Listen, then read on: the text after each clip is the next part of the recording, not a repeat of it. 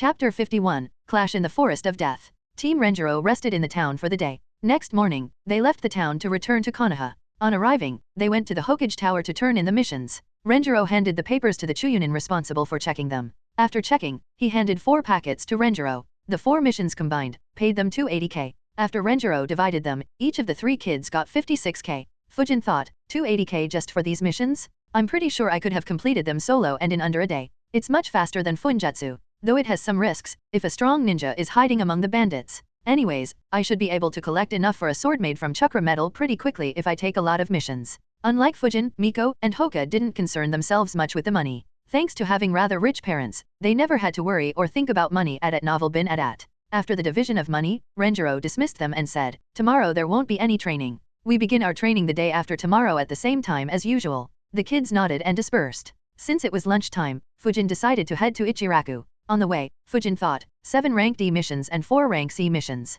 Isn't the requirement for Chuyunin exam just 8 missions? I wonder when Renjiro will make us take the exam. Will it be the next round, or will it be like Terra's squad? Thinking about Terra created new thoughts in Fujin's mind. Yeah, isn't Terra's squad participating in the Chuyunin exam? I wonder what has happened with that. Did the Chuyunin exams already start, or is there still some time? This question resulted in Fujin realizing something very critical. He thought, now that I think about it, I am really clueless in regards to what is happening around me. Other than what I remember about what will happen in the future, I have no idea about what is exactly happening. I need some means of gathering information. But, how to do it? He thought for a bit and decided, well, the least I should do is start getting newspapers delivered to my home. Though it won't contain any crucial information, it'll still keep me updated. Apart from that, I should probably make my own information gathering network. While I don't think I'd be able to make something as complex as what Jiraiya has, I don't really need it to be that good either. Just getting unfiltered and timely news would be sufficient. Oh well, I'll leave this for the future too. It'll take a lot of effort, time, and money to actually create it.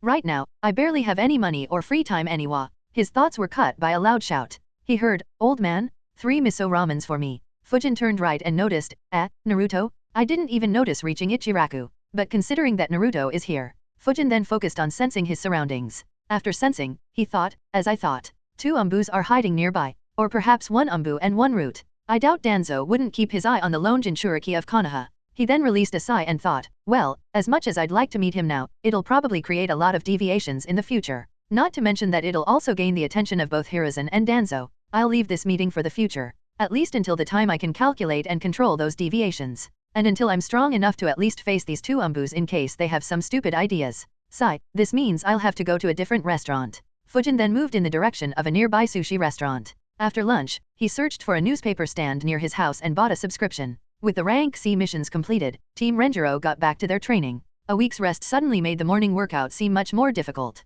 When Renjiro returned after the team's break was over, Miko asked, "Sensei, when can we go on the next mission?" Hoka looked over with interest. Renjiro replied casually, "Rank C missions take a lot longer time than rank D missions. So we'll only do 1 monthly. Rest of the time will be focused on your training." Miko's shoulders slumped on hearing that. It meant that there was no escape from this deadly training. At the same time as Fujin and his teammates were training, 2 genin squads faced each other deep within a forest. Both squads consisted of 3 boys. However, one squad only had 10 to 11 years old genins, while the other squad had 3 genins who were almost 17 years old. The younger squad was from Konoha, while the older squad was from Kusa. Yori looked at his opponents. They were much older than him, but he wasn't worried. After all, they weren't Uchihas. Yokota Minoru, one of the Kusa genins, said arrogantly, "Looks like we are in luck. Konoha sent little babies for the exam." Yokota Yoshiaki chuckled and added, "Why don't you little kids hand us your scroll and run to your mommies?" The comments riled Yori up. He angrily said, "Why you? I'll show you the might of A." However, he was cut short by his teammate.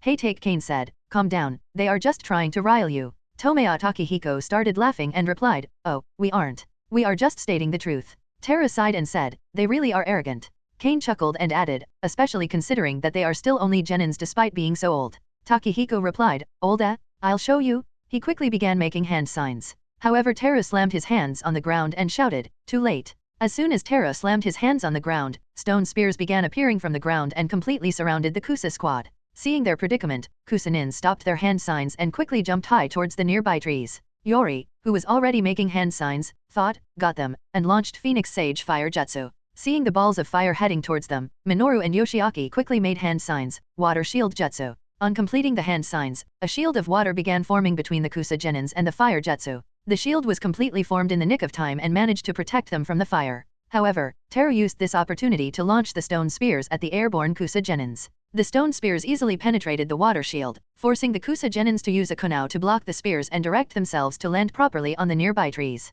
As soon as they landed on the trees, they began making hand signs. However, before they could complete their jutsu, a Tanto appeared behind Yoshiaki and stabbed through his heart. Kane, who had appeared behind Yoshiaki, whispered, "Game over." He pulled his Tanto out, and a lifeless body fell from the tree. Seeing their teammate die was very shocking for the Kusa Genins, especially for Minoru, who was his cousin. He yelled, "I'm going to kill you." Seeing Minoru lose his calm alarmed Takehiko. He quickly shouted, "Minoru, wait." However, the shout fell on deaf ears. Minoru completed his hand signs, water pellet jutsu. He launched the water pellet straight at Kane. However, Kane simply moved behind the trees, completely avoiding the attack. Seeing his attack missing enraged Minoru even further. He jumped towards Kane. Sensing the opening, Teru quickly made hand signs. Seeing Teru preparing a jutsu, Takehiko completed his hand signs and launched a water pellet straight at Teru. But Yori noticed it and thought, "Not on my watch." He quickly launched fireball jutsu to intercept the water pellet. At the same time, Teru launched a water pellet straight at Minoru. The jutsu hit Minoru on his left rib cage, and knocked him off course.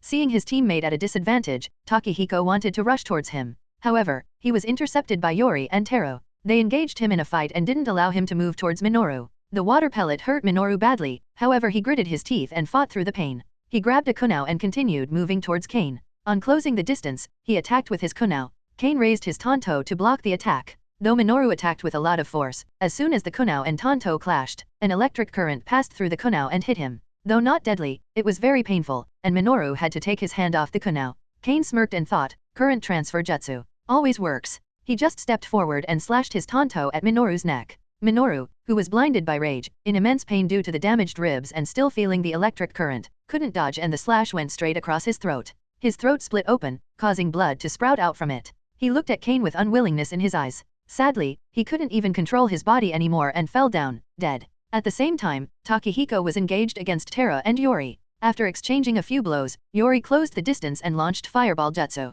Knowing that Takehiko will dodge, Teru threw shurikens in such a manner that Takehiko couldn't dodge the fireball. Not having any option, Takehiko used water shield jutsu to defend. On seeing the water shield, Teru thought, all three have water affinity? Well, sucks to be them. He quickly made a hand sign and slammed his hands on the ground. At that moment, the fireball had engulfed the water shield. However, Takehiko was completely safe due to the shield. Sadly for him, at that very moment, a stone spear appeared from the ground. It easily penetrated the water shield and headed towards Takehiko. The spear alarmed him. He grabbed a kunao and attempted to block the spear. But the spear pushed him backwards, throwing him out of his water shield, and into the fireball, burning him alive. On seeing him die, Teru sighed in relief. He said, all done. Yori nodded and said, yeah, that was easier than expected. Teru chuckled and said, yeah, let's just hope that this guy wasn't carrying the scroll. Yori looked at Teru with confusion. But he quickly realized and cursed, damn, that scroll will be ashes if he has it. At that time Kane appeared from behind. He said, no need to worry. The crazy guy had it.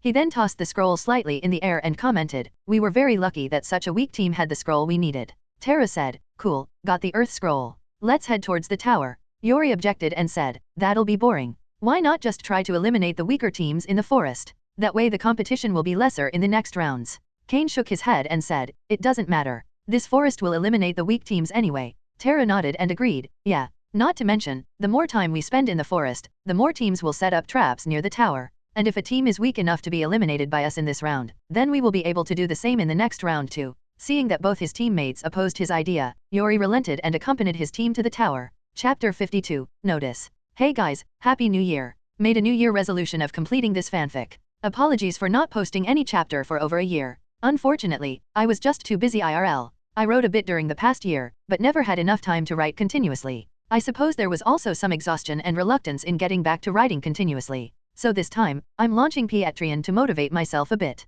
Thanks in advance to all who decide to support me. Link, www.patreon.com/devilhacks. Instead of at. I'll start uploading chapters soon, we'll do a small mass release later today. Anyways, there has been a break in writing, so the next few chapters might not be that good. Apologies in advance for that. Criticism and tips are always welcomed as usual. I'll be making some changes though. Writing chapters worth 2-3k words was very taxing. So I'll be reducing chapter length to 1-1.5k words. If I have to write any around 800-1000 words, I'll release an additional chapter. I did go through the fanfic and realized that the character interactions are just way too little. So are the emotions displayed by MC. so I'll try to increase character interactions. And will show MC enjoying his time more rather than just covering his training routine. I did read all the comments and complaints by the readers who read the FIC when it was on hiatus. So clarifying a few things. 1. MC is giving too much importance to Danzo/MC is too worried about him. See, he just has one chance at life. And he has no interest in depending upon luck or hoping some plot supports him to avoid their radar or to get him out of trouble once he has been noticed. I don't plan on making MC behave like a moron just to get himself in trouble and then giving him insane luck or power boost to get him out of trouble. P.S. He may fall in trouble later on, but it'll be due to circumstances out of his control and not due to stupidity. 2. MC isn't talented. True. He isn't talented at anything. No system, no godly talent. Later on in the story, some of his skills and talent will increase exponentially. P.S. He's just 10 right now. The title of the FIC and MC's name should give you an idea. But it'll happen slowly over years. His only real advantage is that due to being such a fan of Naruto and other manga/novels, he really yearns for becoming strong. Not something a random kid from the Naruto world will have. His time in the academy pretty much showed this. Of course, even this drive might not really compare to the kind of training guy did. 3. MC is cowardly at novel bin at. That he is, lol. He is just a normal guy who transmigrated into a world of deadly killers. Just cause he transmigrated and has some information regarding future plot, won't suddenly increase his courage. In fact, this has the opposite effect, as he knows how powerful the enemies will be and he knows how the leaders of the village can fuck you up. In addition, so far, he has had real battles only against bandits. And that too when an elite jounin was watching over him. He will have his character development slowly, to shed off this habit and be more brave.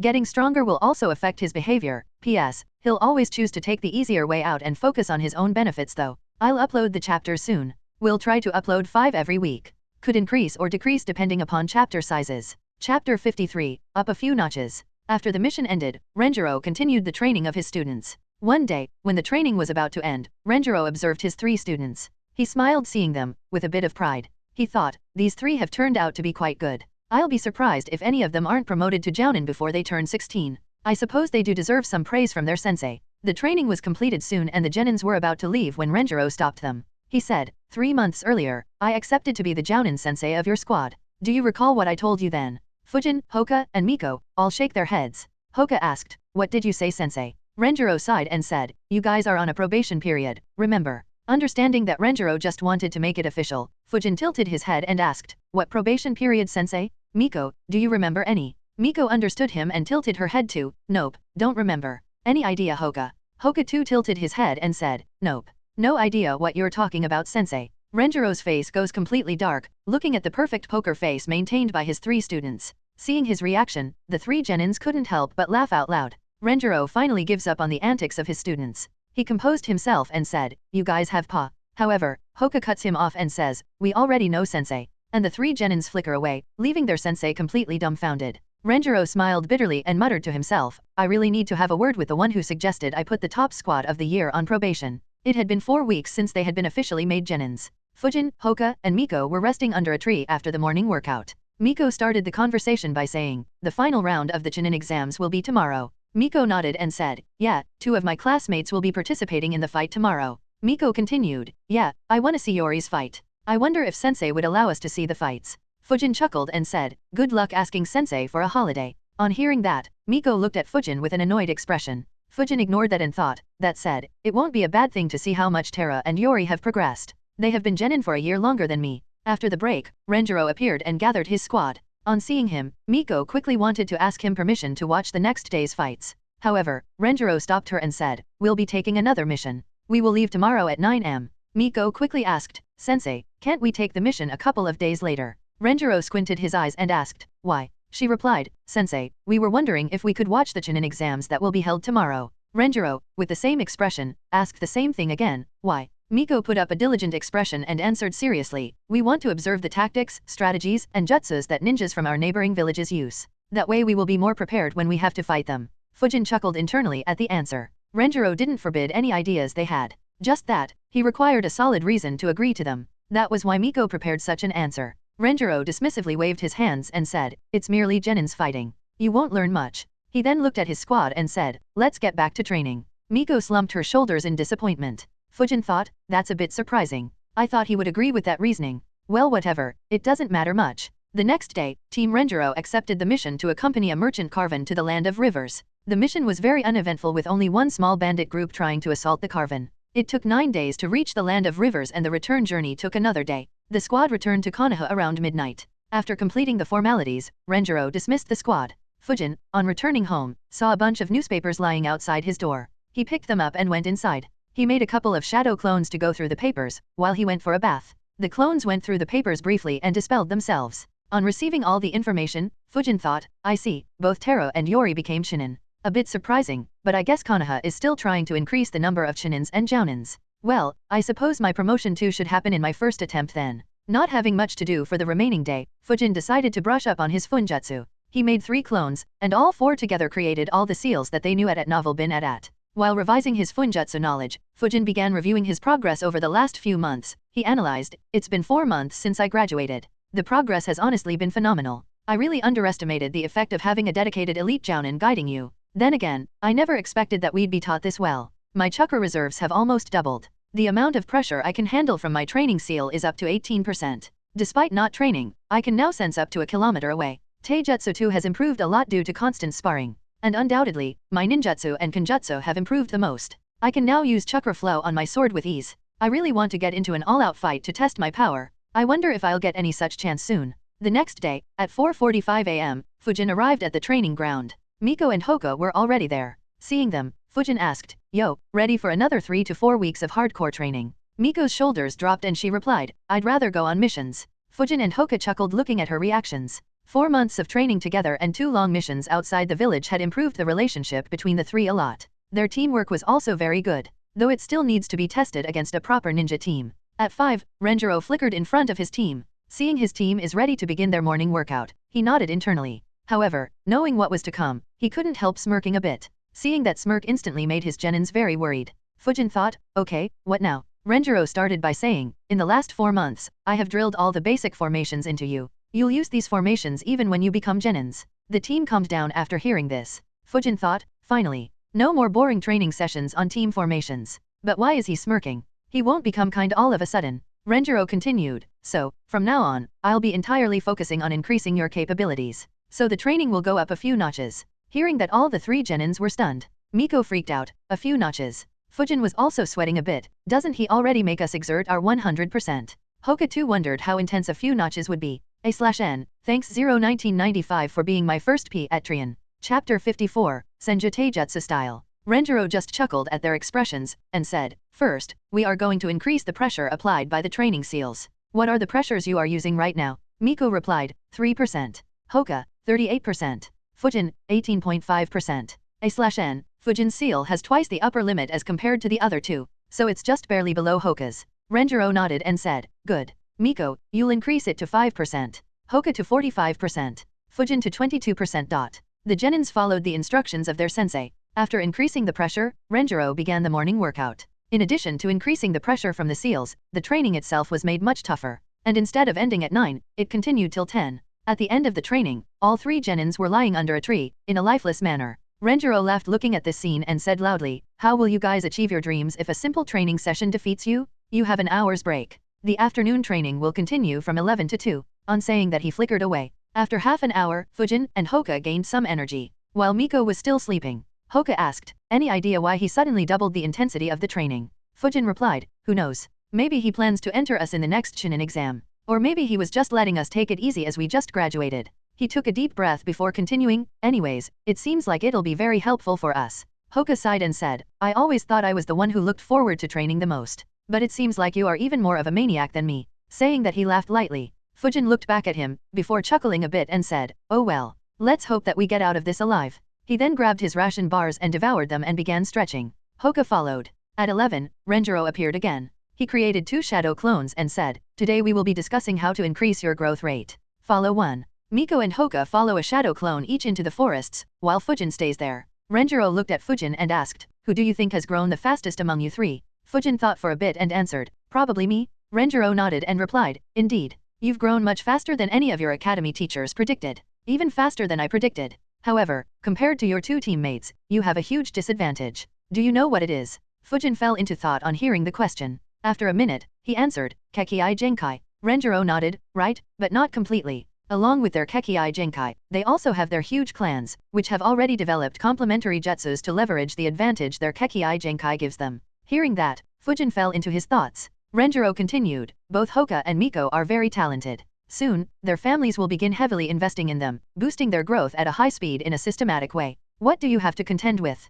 Or will you be left behind by them? At novel bin at. Fujin replied seriously, that is why I invested time into becoming a sensor and learning swordplay. I don't have any Kekkei Genkai, so obviously I won't get any sudden boost to my powers. But as long as I keep training my skills to the limit, I'll surpass the ninjas who depend on their Kekkei Genkai. Renjiro maintained a serious face and asked, what makes you think that the ones with Kekkei Genkai won't train to their limits? Do you really think that you can surpass them despite all the advantages they have over you? Fujin smiled and put his hand gently on his sword handle. I've heard that the strongest samurai in the Land of Iron can go head to head against a cage with nothing but his sword. Even in Konoha, despite having so many people with Kekkei Genkai, the second, third, and fourth Hokage are all ninjas who didn't have any Kekkei Genkai. Similarly, no member of the Sunnins has a Kekkei Genkai. So as long as I keep training hard, I don't think I'd lose to anyone with a Kekkei Genkai. Renjiro was surprised to hear this answer. More importantly, he was surprised to hear the confidence in Fujin's voice. He smiled wryly and thought, oh well, this one has no need of any encouragement or confidence boost, though he might need a reality check. At the same time, Fujin was thinking, was he planning to give me a pep talk or something? Anyways, while Kekkei Genkai is good, it's not something that would churn out rank S ninjas. Other than Eternal Mangekyu Sharinon, Rinnegan, and maybe Tenseigan, others aren't really overbearing. I guess the Senju treat the wood release with the highest respect, but in all honesty, it was Hashirama who made wood style overpowered and not vice versa. Besides, of my two teammates, one is about to die soon, while the other has a cursed seal put on him. Not really something I'd be jealous about. After a short pause, Renjiro began talking again, that's a good perspective to have. But don't forget that whether it's the second, third, and fourth Hokage, or the three Sunnins, all were extremely talented and hardworking. So while it's a good thing to take inspiration from them, don't forget that you'll have to train extremely hard to even dream about reaching that level. Fujin nodded and replied, yes sensei. Renjiro smiled and added, there's one another thing I want to tell you about Kekkei Genkai, but you are not ready for it yet. I'll tell you when you complete your first B rank mission as a Chunin. Fujin wondered what Renjiro wanted to tell him. He replied, alright sensei. Renjiro then asked, I did already make some attempts of infusing chakra in my punches. To think this is the Senju style. Tsunade's fighting style probably represents the Senju Taijutsu style used by someone who's reached the peak of chakra control. Anyways, this is very good. Finally, a Taijutsu style that can allow me to compete, or even overpower others. After analyzing, he said, let's start sensei. Renjiro nodded and began the training. He said, first, we will start by getting you to completely infuse your chakra in your whole body. Once you can do that, we will begin concentrating on infusing it with individual body parts only. Display your entire chakra first. Fujin obeyed, and released his entire chakra. Renjiro looked at Fujin. He could see a blue chakra completely cloaking Fujin. His first thought was, marvelous. Fujin too was in thought, actually, I do have some basic understanding of this. While I never exposed it for obvious reasons. Now will be a good time to use it to just show it as natural talent, hee. Following Fujin's expectations, Renjiro gave his next command, now try to contain that chakra inside your body, such that it flows through your entire body. Think of it as similar to you doing chakra flow on your body rather than just your sword.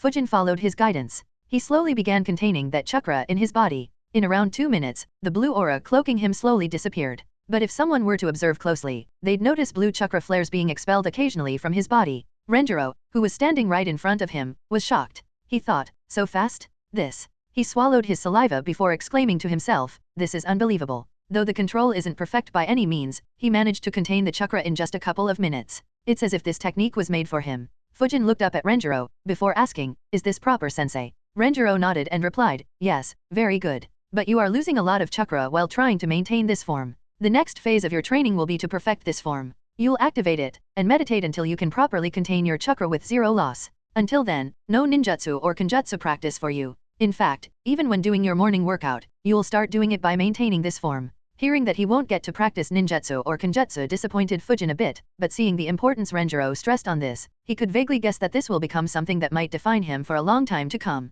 It might even be what breaks him apart from the normal ninjas, and pave his way into becoming an elite. Renjiro's thoughts too were along the same lines, now that I've seen your potential in this, no way I'd allow you to not raise this aspect to the peak. Apart from a short lunch break, Fujin ended up training alongside Renjiro till 8 p.m. Finally, at 8, the training ended and Fujin was allowed to leave. Before leaving, however, Renjiro said something that left Fujin tongue-tied. He said, tomorrow, increase the pressure on your seal to 30% during the morning workout. Fujin looked at his teacher skeptically, but seeing the serious look on his face, he just nodded helplessly. On reaching home, Fujin ate a few ration bars and straight away dived into his bed thinking, damn, my entire body is sore. It's as if each and every cell in my body is screaming in pain. This is nuts. No wonder Renjiro asked me to double my ration bar intake. Still though, the progress that I made just today is crazy. If I managed to keep up with this training for months, I have no idea how strong I'd become. Not having the energy to do anything, he fell asleep. Chapter 56, Rapid Improvement? A/N, the fanfic has crossed 100k words.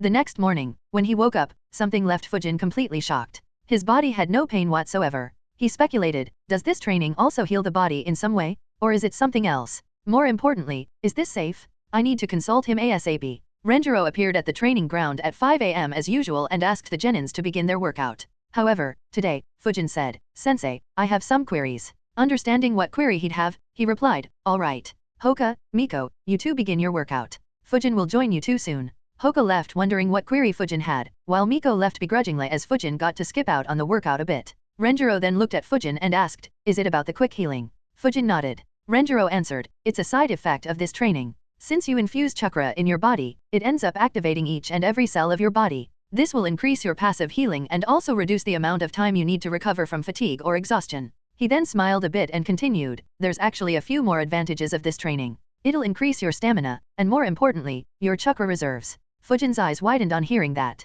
He quickly asked, isn't it too much of a hacks? At novel bin at. Renjiro smirked and said, not really. The passive healing, while good, isn't really groundbreaking. As for chakra increase, it is only visible when you start this training and if your chakra reserve isn't already very high. So while you may see a huge boost to your chakra and stamina in the next few weeks, later on, the effect won't really be that obvious. That killed Fujin's excitement a bit as he sank into his thoughts, oh, then it's not that big of a hacks. But still pretty good though. After all, the very requirement to learn this style is having high chakra. And if the effect of learning this style was a boost to your chakra reserve, then it just doubles down on that advantage. He looked back at Renjiro and asked, is there any harmful side effect to using this technique? Renjiro was a bit surprised by that question. After all, any other 10-year-old genin would just be too happy with such a huge buff. He remembered that he himself had been lost in delight when he had learned this technique. He answered, don't worry, this is a very old senju technique. There are no harmful effects. In fact, considering the long lifespans of my clan members, it might even be having a good effect on your health.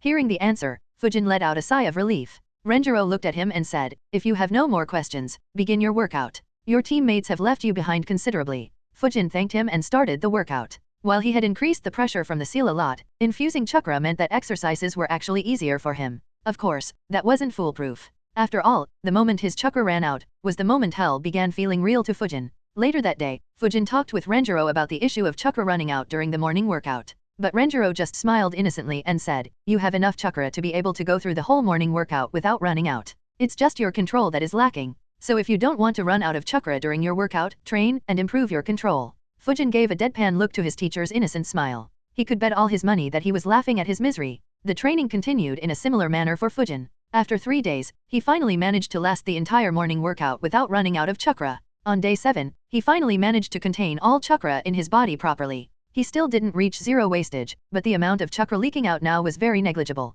These 7 days, however, had blown Fujin's mind. The result of this training was phenomenal. He muttered to himself in disbelief, just 1 week of this training has increased my chakra reserves by 50%. In addition to the chakra increase, Renjiro made Fujin increase the pressure on the training seal from day 3 onwards. Right now it was up to 40%. The next month was spent on properly mastering chakra control for the Senju Taijutsu style. At the end of the training, Fujin could finally freely control his chakra and employ it in a spar against Renjiro. This training increased his chakra by another 35 to 40%. In just over 5 months since he graduated, Fujin's chakra reserves had a 4-fold increase. His thoughts were, incredible. I now have more chakra than even Genki, and he was an elite Chuunin for 4 years at least. Damn, I really want to test out my ninjutsu right now. Unfortunately, he was still denied permission to train ninjutsu. With all 3 students training intensely, Renjiro didn't take any missions for a couple of months. Renjiro spent a few more weeks drilling all the basics of Senju Taijutsu style in Fujin. The process of increasing pressure from the training seal continued during this time. At that moment, it was at 55%.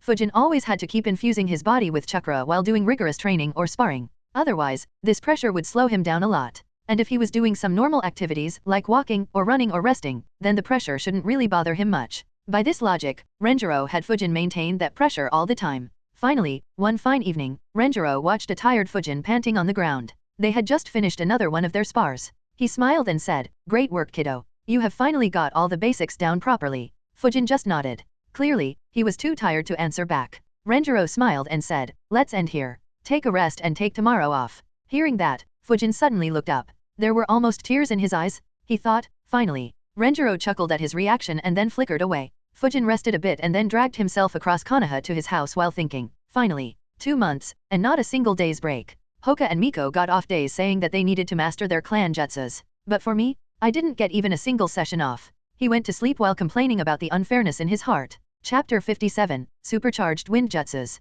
The next day, Fujin, for the first time in years, slept like a log till noon. On waking up, there was no soreness from the earlier day. He thought, got to admit, I really love this aspect of this training. I always wake up in full health and stamina. Anyways, no more ration bars today. After freshening up, he left home. While talking he thought, I really miss the advanced technology. In my previous life, I could never imagine myself being without a smartphone for years. Heck, I would have most likely spent today on the net, while lazing on my sofa and ordering all the food home, haha. Soon, he arrived at Ichiraku. He sat there and said, old man, give me one of each bowl you have. Tuka was surprised at the order. After all, it's not daily when someone would overeat ramen. He smiled and said, you've come here after a long time, Fujin.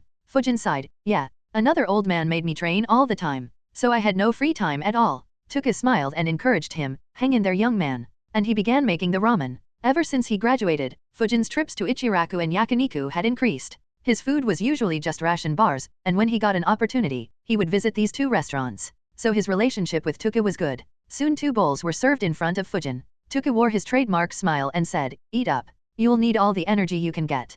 Fujin wasted no time in digging in. Soon, he ended up eating all 7 types of ramen in Ichiraku. Once done, he said, they were delicious, old man. Give me 2 more miso and tonkotsu ramen. Tuka smiled and yelled, coming right up. After lunch, Fujin went into the forest he used to train earlier in. He smirked while thinking, finally a break. Now let me test my jutsu. On reaching the deepest part of the forest, he stood in front of a tree. Well, here goes nothing, and he uses his great breakthrough jutsu at novel bin at. The jutsu uproots the tree, as well as a few more trees behind and adjacent to that tree. In addition, the winds created by the jutsu created deep slashes in many nearby trees and stripped them of all their leaves and most of their branches. Watching the scene, Fujin grinned, excellent. This is almost 40 to 50% stronger than it was 2 months ago, and now, Fujin's grin grew wider. He suddenly exerted his chakra, causing a blue aura to form around him. He began preparing another great breakthrough jutsu. Only this time, instead of releasing it, he began pouring a lot more chakra into this jutsu. In 30 seconds, he managed to pour 10% of his chakra into the jutsu.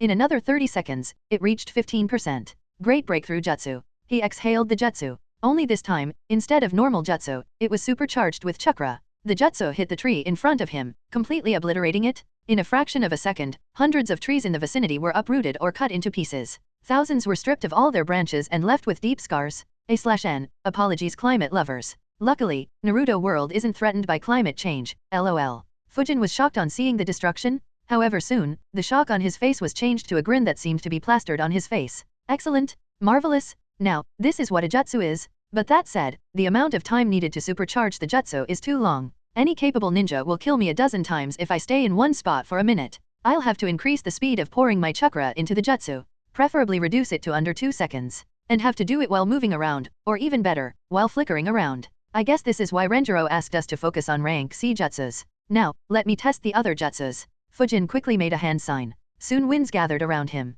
He infused chakra into his jutsu for 30 seconds. The winds then spun around him in a dome shape at a very rapid speed. The wind kept spinning around Fujin for a couple of minutes. Even before the wind dome dispersed, Fujin made a hand sign. The winds turn into 2 wolves. They are 3 meters in height, and almost 7 meters long, looking incredibly ferocious. They ran towards the nearby trees and shredded a few of them with their claws and teeth before disappearing. Next, Fujin once again gathered his chakra and poured it into Wind Dragon Jutsu. He managed to pour a little over 20% of his max chakra into it. It resulted in a 50-meter-long dragon forming in the forest. The dragon opened its mouth, forming a huge wind explosion jutsu, and launched it toward the trees. The sphere traveled in a straight line and exploded on hitting a tree, snapping it into 2. It then traveled in a zigzag way through the forest, slashing many trees with the winds in its large body. It managed to travel 200 meters through the thick forest cover before dispersing. Soon after, 2 spheres of wind appeared in Fujin's hands. Their size quickly increased to around 50 centimeters in radius. Fujin launched it at the same time on a boulder. They exploded on the boulders and created a few scars all over them.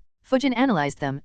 The damage increase is kinda unnecessary. After all, it's just slashes of wind. Any random slash can give a fatal blow to a normal ninja anyways. And if someone does create a strong defense, then it'll end up blocking the enhanced wind explosion jutsu with ease too. Yeah, it's unnecessary. Let's just increase the speed of launching. At the very next moment, Fujin began spamming the wind explosion jutsu. In just a minute, he ended up launching 84 wind explosion jutsus. Fujin grinned, excellent. And it cost me around 7% of my chakra. This will be a very annoying tactic at mid-range, haha. Next, Fujin looked around himself to look for an appropriate stone. He finally found one, a few dozen meters from him, which he guessed would weigh around 15 kilograms. He concentrated on the stone. Immediately, strong winds began blowing around the stone, trying to get underneath the stone. After a few seconds, the stone started getting lifted into the sky. After around half a minute, Fujin was able to raise the stone to a height of 1.2 meters. He then raised his arms towards the stone. Wind retrieval jutsu. The stone slowly began moving towards himself. He brought the stone to him and caught it in his hands. The amount of power I can exert with these two jutsus has increased too. I wonder if I'll be able to fly with the help of these two jutsus. Though I guess I'll need much more chakra and much better control. And probably, even then it might not be useful for long-distance travel. Chapter 58, Analysis and a Weird Situation. Tossing the stone away, Fujin put his hand in his bag and tossed 12 shurikens one after another in the air.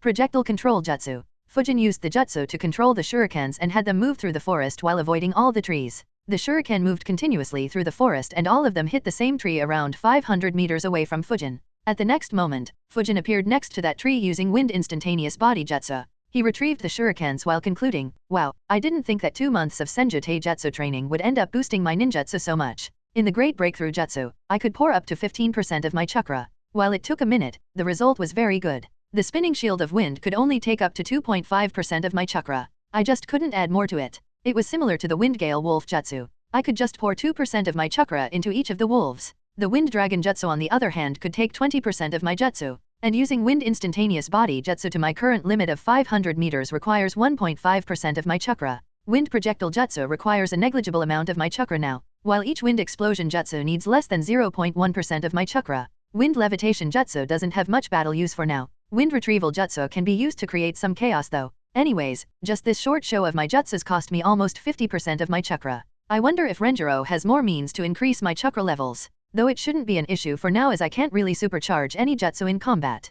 Fujin began gathering chakra again and slammed his hands on the ground. A rock shield appeared in front of him. Seeing the shield, Fujin sighed, no wonder it is just a rank E jutsu. It has already long reached the limit for me. There's no scope to improve it anymore. The size of the rock shield was no bigger than what Fujin could do 2 months ago. That said, I need to discuss with Renjiro and see if he could have any method to release the jutsu by stepping on the ground rather than slamming hands down. Oh well, I'll ask when he restarts ninjutsu training. After concluding, Fujin made a hand sign and disappeared underground. While underground, he sighed, I've been so busy with everything, that I never really practiced this jutsu after graduation. He kept moving underground for a bit, before suppressing his chakra signal and making another couple of hand signs. In an instant, he disappeared and reappeared around 150 meters in the direction he was facing.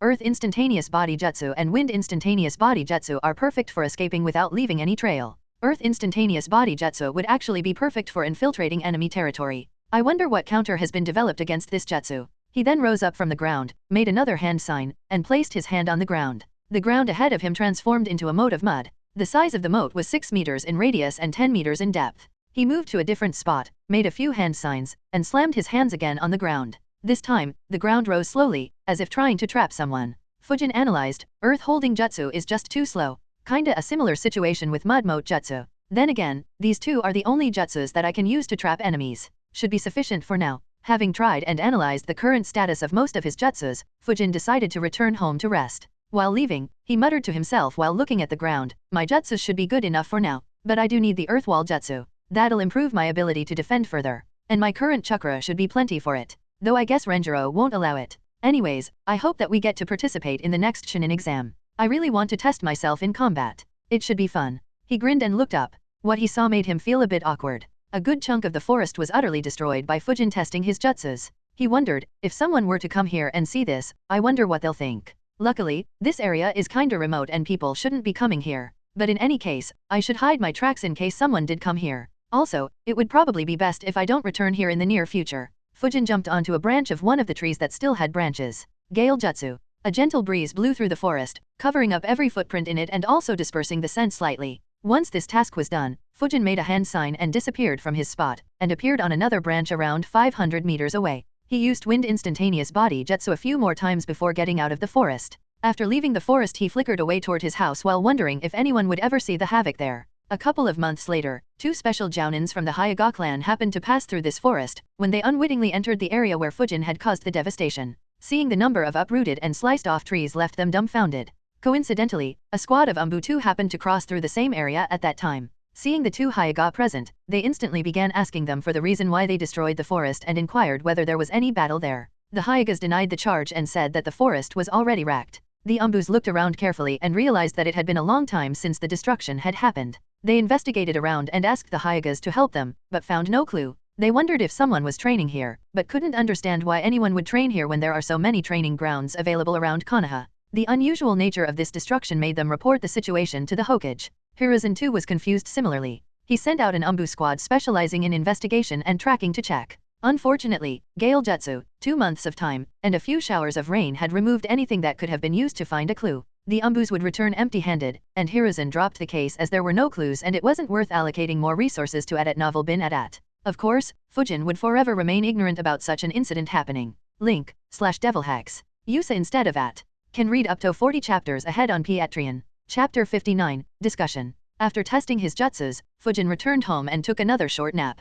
Later he revised his funjutsu skills before having dinner at Yakiniku. The next day once again started with an intense morning workout. In the afternoon, the team again broke up to train with Renjiro and his clones. Renjiro looked at Fujin and said, I have taught everything I know about Senju Taijutsu style. How much you manage to master depends on you now. Fujin bowed a bit and said, thank you sensei. Seeing his humility, Renjiro's face softened. He said, you had once said that the Sunin's too don't have any Kekii Genkai. One of the Sunin, Lady Tsunade, uses an advanced form of Senju Taijutsu. She modified the style to complement her perfect chakra control, making it much more deadly. Your own talent with this style too is very high, so work hard on it. Fujin nodded and said, yes sensei, I'll keep improving it. Renjiro continued, regardless, it's time to focus back on ninjutsu and kenjutsu. We will practice all your jutsus once, and then we will begin working on supercharging your jutsus. Fujin instantly got excited upon hearing that. Renjiro noticed and squinted his eyes. He asked, it's going very well. I want to spar with you once again.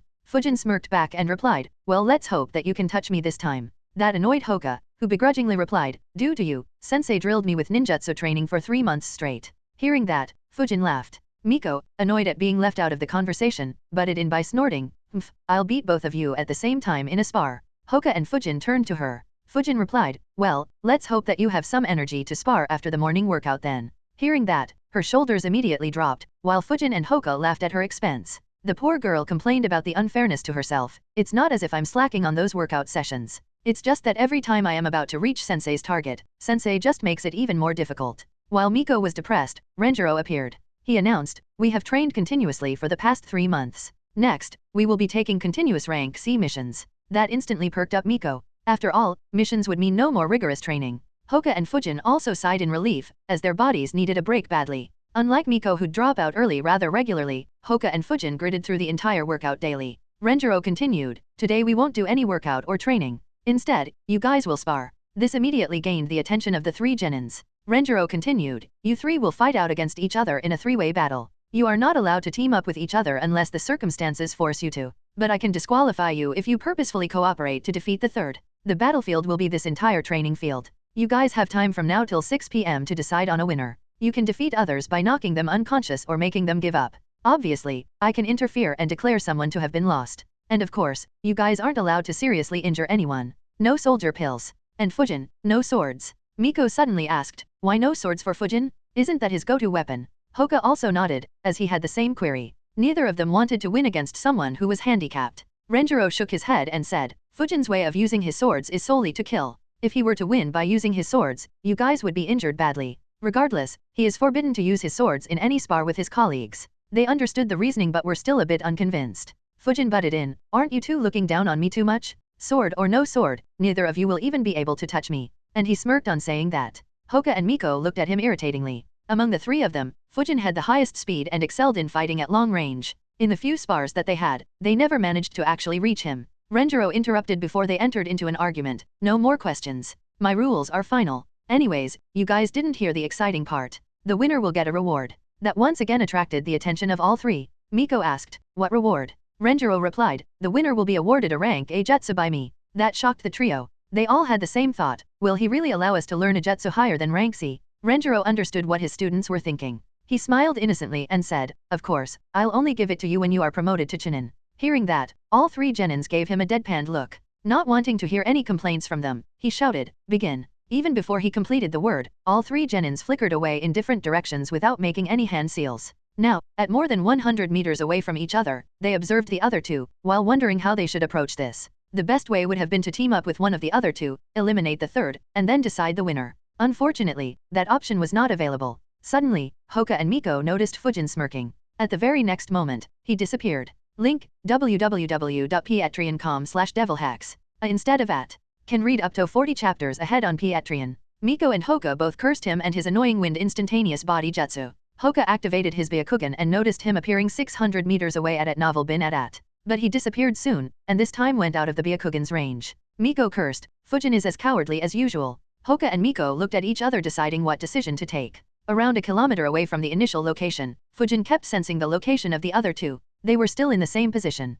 He smiled thinking, the duration of the fight is 13 hours. I guess Renjiro analyzed that we won't be able to decide the winner in a few fights. So the winner will depend on who has the most amount of chakra, much higher than Hoka's though. So she regained her advantage. Not able to keep up with Miko's flickers, Hoka gave up chasing her and stood his ground. Knowing her arrogance, she'll come close to fight me anyways. So I don't need to chase her. Seeing that Hoka had stopped chasing her, she came close to him instead while weaving hand signs. However, unlike what Hoka predicted, she stayed at mid-range and uses Fire Dragon Jutsu. Not having anything to counter, he flickered away from the line of Fire Dragon. Finally sick of trying to engage her in close combat, Hoka used Stone Shuriken Jutsu. The jutsu surprised Miko, but thanks to her Sharingan, she was able to dodge or block all of them. Unfortunately for her, she overlooked Hoka, who using this time, appeared right in front of her and stabbed 2 fingers toward her. Seeing that, Miko freaked out a little. "Damn, I have to block." In a hurry, she put her arm in between, and Hoka hit a chakra point on her arm. As soon as her arm gets hit, she flickered away. Hoka expected her to return, but instead, she just ran away, surprising Hoka. Never thought she'll run away.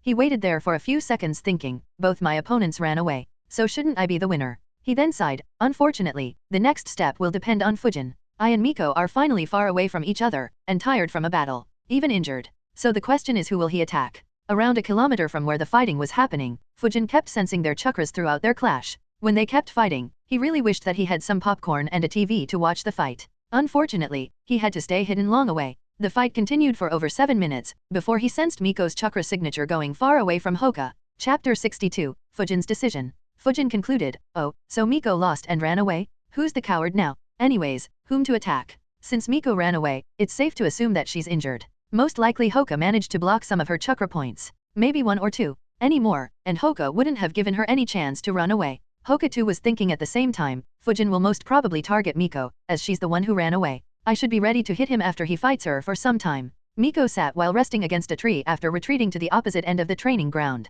She was very annoyed with herself. I put my guard down, that's why I got hit. Otherwise, I could have beaten him as I was suppressing him throughout the fight. She looked at her left arm. It was swollen. He blocked the chakra point on my left arm. I won't be able to create hand signs. Even moving this arm is very painful. She began applying first aid on her left arm. She didn't bother hiding, as she knew that both Fujin and Hoka wouldn't have any issue tracking her. While applying first aid, she thought, Fujin will most likely attack me soon, I need to be ready. Hoka kept his Byakugan activated. He kept an eye on Miko while waiting for Fujin to make a move. Soon, he noticed something moving at a very rapid speed. In the next second, he noticed Fujin approaching him. So fast? Why is he moving towards me? He's already here. Hoka looked straight ahead. Fujin was already standing on a branch. He took his fighting stance. Unfortunately for him, as soon as he reached there, Fujin released a supercharged 5% Great Breakthrough Jutsu toward Hoka. Hoka quickly erected a rock shield to protect himself. He was shocked by the power of the Great Breakthrough Jutsu. Why is this so strong? Did he learn any rank B jutsus?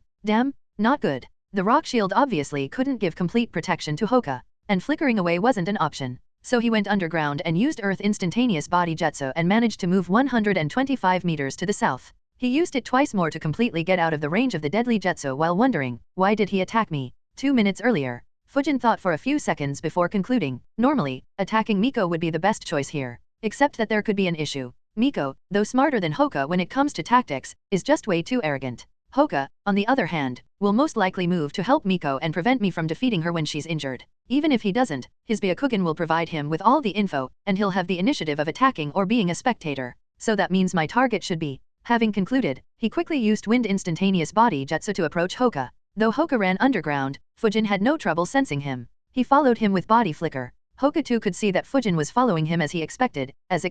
He can track me with ease. I need to get out and engage him in close combat. I don't think he can use that strong jutsu again. However, before he could get out of the ground, Fujin landed on top of where Hoka was and punched the ground with his full power chakra enhanced punch. Since Hoka sensed Fujin building up chakra, he didn't completely get out of the ground. However, how could he have imagined that Fujin would punch the ground? The impact created a shockwave that traveled through the ground toward where Hoka was. While the shockwave was harmless, it caused the entire underground to become a mess. The random movement of the ground hit Hoka many times while he was underground, even injuring him. He tried using Earth instantaneous body jutsu again, but as the underground was a mess, he couldn't perform it. As a last effort, he hardened the walls next to him by using a rock shield. It provided him with some cover, but he was already injured. His right elbow and shoulder had taken hits. Many rocks also hit his chest, abdomen, and his back. Later, even despite the protection of the rock shields, his left ankle got injured, rather badly. Finally, the tremors died down and Hoka managed to get above the ground. That's exactly where Fujin was, but unfortunately, he didn't have a choice.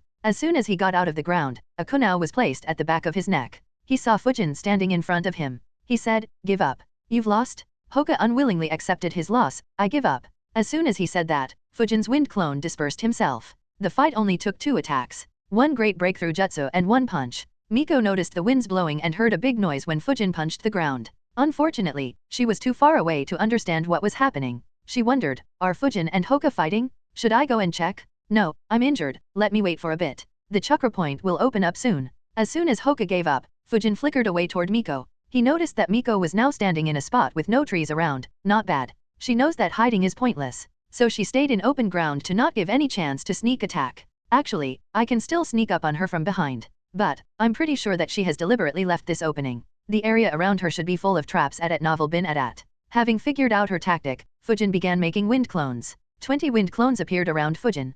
Fujin then suppressed his chakra and hid behind a tree. His wind clones dispersed through the forest, surrounding Miko from all sides while still hiding. One clone moved to a path that allowed him to sneak up on her. En route, the clone noticed that there were a lot of strings on the ground. He smirked, having guessed right. Chapter 63, Fire Release, Aerial Explosion Jutsu. Fujin's wind clone tried flickering behind her quickly while avoiding all traps, but Miko realized it and quickly turned around. When she did, Fujin's clone noticed that Miko was holding 2 strings in her right hand. Seeing Fujin heading toward her, Miko smirked. I knew it. She flickered behind while releasing the strings. As soon as those strings went slack, a couple of dozen shurikens rained toward Fujin's clone. At the same time, Miko activated her Sharingan and observed Fujin. She frowned on noticing that Fujin's chakra amount was very low, a wind clone. This guy never fights head-on.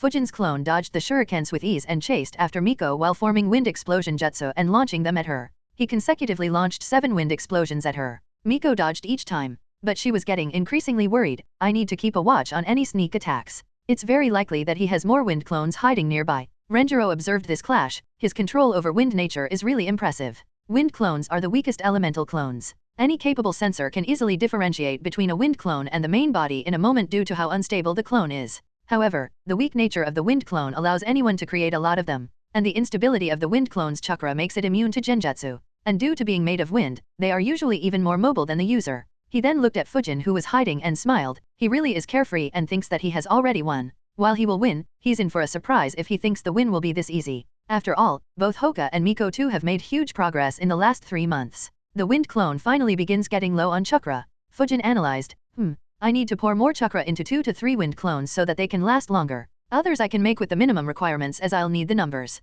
Since he was about to disperse, the clone poured most of its chakra into another wind explosion jutsu. He then flickered towards Miko. Miko flickered away, but the clone followed her with another flicker and threw the wind explosion jutsu right at her. On doing that, the clone dispersed. In a hurry, Miko threw After using the jutsu, Miko dropped to her knees. The jutsu took a major portion of her chakra, and she had to use fireproof jutsu to protect herself from being burned as well. So her chakra level had dropped a lot. Fujin didn't miss this fact. So he created a shadow clone with roughly 60% of his remaining chakra. The clone exited the ground and confirmed that the gas had already dispersed. The clone then made 5 wind clones. They dispersed and approached Miko from all sides, while the shadow clone went back underground. The first wind clone reached where Miko was and looked at her. Her chakra reserves had dropped very low and her whole body was covered in small wounds, many of which were bleeding. She looked back with her Sharingan and observed that it was another wind clone. Fujin's wind clone said, "Give up. You are too injured to continue." Miko snorted and shouted back, as if I'll give up against someone too scared of showing his own face. Fujin's clone chuckled, even if I just hide from you, you'll end up losing consciousness due to exhaustion and perhaps even blood loss. Miko smirked and taunted, I already destroyed all your clones once. I'll do it again until you are forced to fight me yourself. Saying that, she began making the hand signs again. But 4 more clones appeared around her, and all attacked her, disrupting her jutsu. Earlier, only Fujin's wind clones saw her hand signs, so he didn't know the hand signs she does for that jutsu. But it didn't matter, as he no longer wanted to give her any more opportunities. Miko tried her best to dodge, but was hit by winds caused by multiple winds caused by the wind explosion jutsu, and took a breakthrough jutsu head-on, resulting in her flying back for dozens of meters and falling on the ground. She yelled in pain while being cut and flung away. The forest was still burning, so Fujin's winds became very hot, which hurt her even more despite having a high resistance to fire. She tried getting up. Arg, this hurts a lot. But I finally have some distance. I'll use it. She was about to use up all her chakra to use another aerial explosion jutsu, but her Sharingan noticed a chakra signature underground. Is he doing another sneak attack? Wait. His chakra is very high. Finally, he is attacking with his main body. I just need one chance, and I'll win. Her thoughts were cut by Fujin's arm appearing out of the ground. He grabbed her neck, while exiting the ground, and slammed her on the ground while strangling her neck with his right hand and pinning her to the ground. He looked at her and said, You've lost, give up. But Miko smirked despite being in pain. In his moment of carelessness, Fujin looked straight into her eyes. Sharingan Genjutsu. At the very next moment, the scene changed for Fujin. The Miko he was grabbing transformed into flames and escaped his grasp. The burning trees around him began moving and walking toward him at Novel bin at. Miko reformed her body in midair while laughing arrogantly. You looked into my eyes. She laughed even more before saying, It's my win, Fujin. No one can match an Uchiha in a fair fight. Chapter 65, Waterfall Jutsu? The burning ants exhaled flamethrowers on Fujin, but he just ignored the damage. He looked at Miko and sighed, You really need to know when to give up. In the real world, Fujin's wind clones chuckled when they saw Miko using Genjutsu on his shadow clone. One of them softly said, Defend her sensei. He used up all his chakra to create a wind gale wolf, which pounced on the shadow clone and dispersed it. His claw continued towards Miko's abdomen when Renjiro flickered in and dispersed the wolf. In the Genjutsu world, as soon as Fujin's shadow clone said that, he disappeared due to being destroyed in the real world. Not understanding what was happening, she broke her Genjutsu and saw her sensei standing next to her, with 3 of Fujin's clones still watching her. Renjiro announced, Fujin is the winner. Not understanding, Miko asked, What hap? Unfortunately, the Sharingan Genjutsu took the last bits of her chakra. She blacked out without completing her question at Novel bin at. Renjiro checked on her while asking loudly, How long are you going to hide? Hearing that, Fujin exited the underground and flickered next to Renjiro with a smile on his face. The wind clones dismissed themselves. A/N, hey guys. Please let me know your thoughts regarding this fight. Whether anything can be improved, or if any unnecessary stuff was added. The fights in the Naruto series, or any other manga/anime, usually involve too much talking between the fighters or screaming the names of their jutsus. In some cases, they also explain their own abilities. I don't intend to follow that. Honestly feels stupid. The dialogues I add in the fights will only be absolutely needed ones. If any additional is added, it'll either be due to that character being dumb or arrogant or would be in a way that the character uses his words to distract the enemy. Renjiro looked at Fujin and said, Good work. Now pick her up and move towards where Hoka is. I'll douse this fire before it engulfs the entire training ground. Fujin nodded. He picked Miko up and flickered to where Hoka was. He put Miko down next to him. Hoka had already seen the result of this fight. He sighed on seeing Fujin completely unharmed and wondered, what could I have done differently to win this fight? Knowing that Renjiro will most likely use a water jutsu to douse the fire, he kept his focus on sensing Renjiro. He said to Hoka, Keep an eye on where sensei is. Hoka nodded and activated his Byakugan once again. Renjiro had jumped high up in the air. He was almost 100 meters high in the air. And at that time, he began building up his chakra. Fujin and Hoka were both shocked by the amount of chakra gathered by Renjiro. Fujin swallowed his saliva. What chakra? Elite Jounin indeed? I guess this is the first time I'm seeing him perform a jutsu seriously. At 100 meters up in the air, Renjiro made a hand sign. Water release, waterfall jutsu. He expelled a huge amount of water from his mouth. The water fell down right under him like a waterfall, and then flooded out in all directions for around 500 meters. Fujin and Hoka were shocked once again. Hoka asked, Hey Fujin, how did he gather so much water when there's no water nearby? Fujin replied, No idea. Remind me to bug him later about this. Hearing that answer, Hoka smirked, If we could summon so much water, all our opponents would just be washed away. Fujin nodded while adding, Not all, but most yeah. He wondered, isn't this similar to what Tobirama did against Hiruzen? Makes sense that Renjiro's water jutsus are so strong. Tobirama probably left all the details regarding his own water release in Senju libraries. The flood doused all fire, releasing a huge amount of steam up into the air. Renjiro checked whether any fire was remaining. On confirming that none was, he flickered towards his genins. On seeing Renjiro, Hoka for the first time was very impressed with his sensei. While the training Renjiro provided was very good, seeing such a display will always create a greater impression on 10-year kids. Renjiro walked towards Miko and lifted her and put her on his right shoulder. While Hoka was being awestruck, Renjiro walked behind him and lifted him by grabbing the back of his neck with his left hand. That snapped Hoka out. He realized how he was picked up and immediately started flailing his hands and legs in the air, completely losing the famous Hyuga composure. Put me down, sensei. What are you doing? Fujin saw the comical scene in front of him. A huge buff Senju guy had a prideful and arrogant Uchiha girl lying unconscious on his right shoulder, and an aloof Hyuga kid flailing desperately in his left hand. In a mere second, he began laughing uncontrollably. Ha ha ha ha ha ha ha ha ha, damn, this brings memories of guy carrying Kakashi from Suna to leave, ha ha ha ha. The laugh annoyed Hoka and he flailed even more before being smacked by Renjiro. What are you struggling for? I'm taking you both to the hospital. Hoka replied, I can walk there, sensei. Renjiro asked again, on one foot. I don't have time to waste an hour walking with you. Hoka continued complaining, but sensei. Unfortunately, he was completely ignored by Renjiro. He looked at Fujin and said, we will take a mission as soon as these two are healed up. Don't do heavy training till then. Preferably take a complete break from training. Fujin nodded, while still laughing at the sight in front of him. Renjiro was about to leave, but he suddenly recalled a certain memory. He looked at Fujin and said, the reward of rank A jutsu is what I'm awarding you, and not the village or Senju clan. So you can only ask for a jutsu that I know or can easily get. This suddenly put an end to Fujin's laugh. However, before he could complain, Renjiro had already flickered away. Fujin muttered internally, smart bastard. While traveling to the hospital, Renjiro sighed in relief, good thing that I cleared this up. So later on he can't pester me. This brat asked the third for swords worth tens of millions of ryo. Who knows which jutsu he'd have asked me if I didn't clear this up. Chapter 66, Bernal. Renjiro reached the hospital and put Hoka down. They walked into it, and Renjiro asked a nearby nurse to arrange 2 beds for his students. Renjiro was a well-known name, so she arranged it immediately. Seeing Hoka struggling to walk, the nurse asked, do you want to sit in a wheelchair, so that we can take you to the room? Hoka immediately declined, no, I'll walk myself. The nurse seemed to be at a loss as to what to do, when Renjiro asked, should I carry you once again? That question sent a chill through Hoka's body. He reluctantly said, I'll sit in the wheelchair. On reaching the room, Renjiro laid down Miko on a bed. Hoka took the bed next to hers. Renjiro asked the nurse, check if any medical ninja is available. Send anyone who knows mystical palm jutsu here. The nurse nodded and replied, yes sir. She left to check who was available. While waiting for a medical ninja to appear, he looked at Hoka and asked, any thoughts on the fight? Hoka sighed and replied, we lost it the moment we decided to fight against each other instead of chasing after Fujin. At the very least, we should have stopped before one of us got injured. That way we could have still been able to fight. Another issue was the lack of information.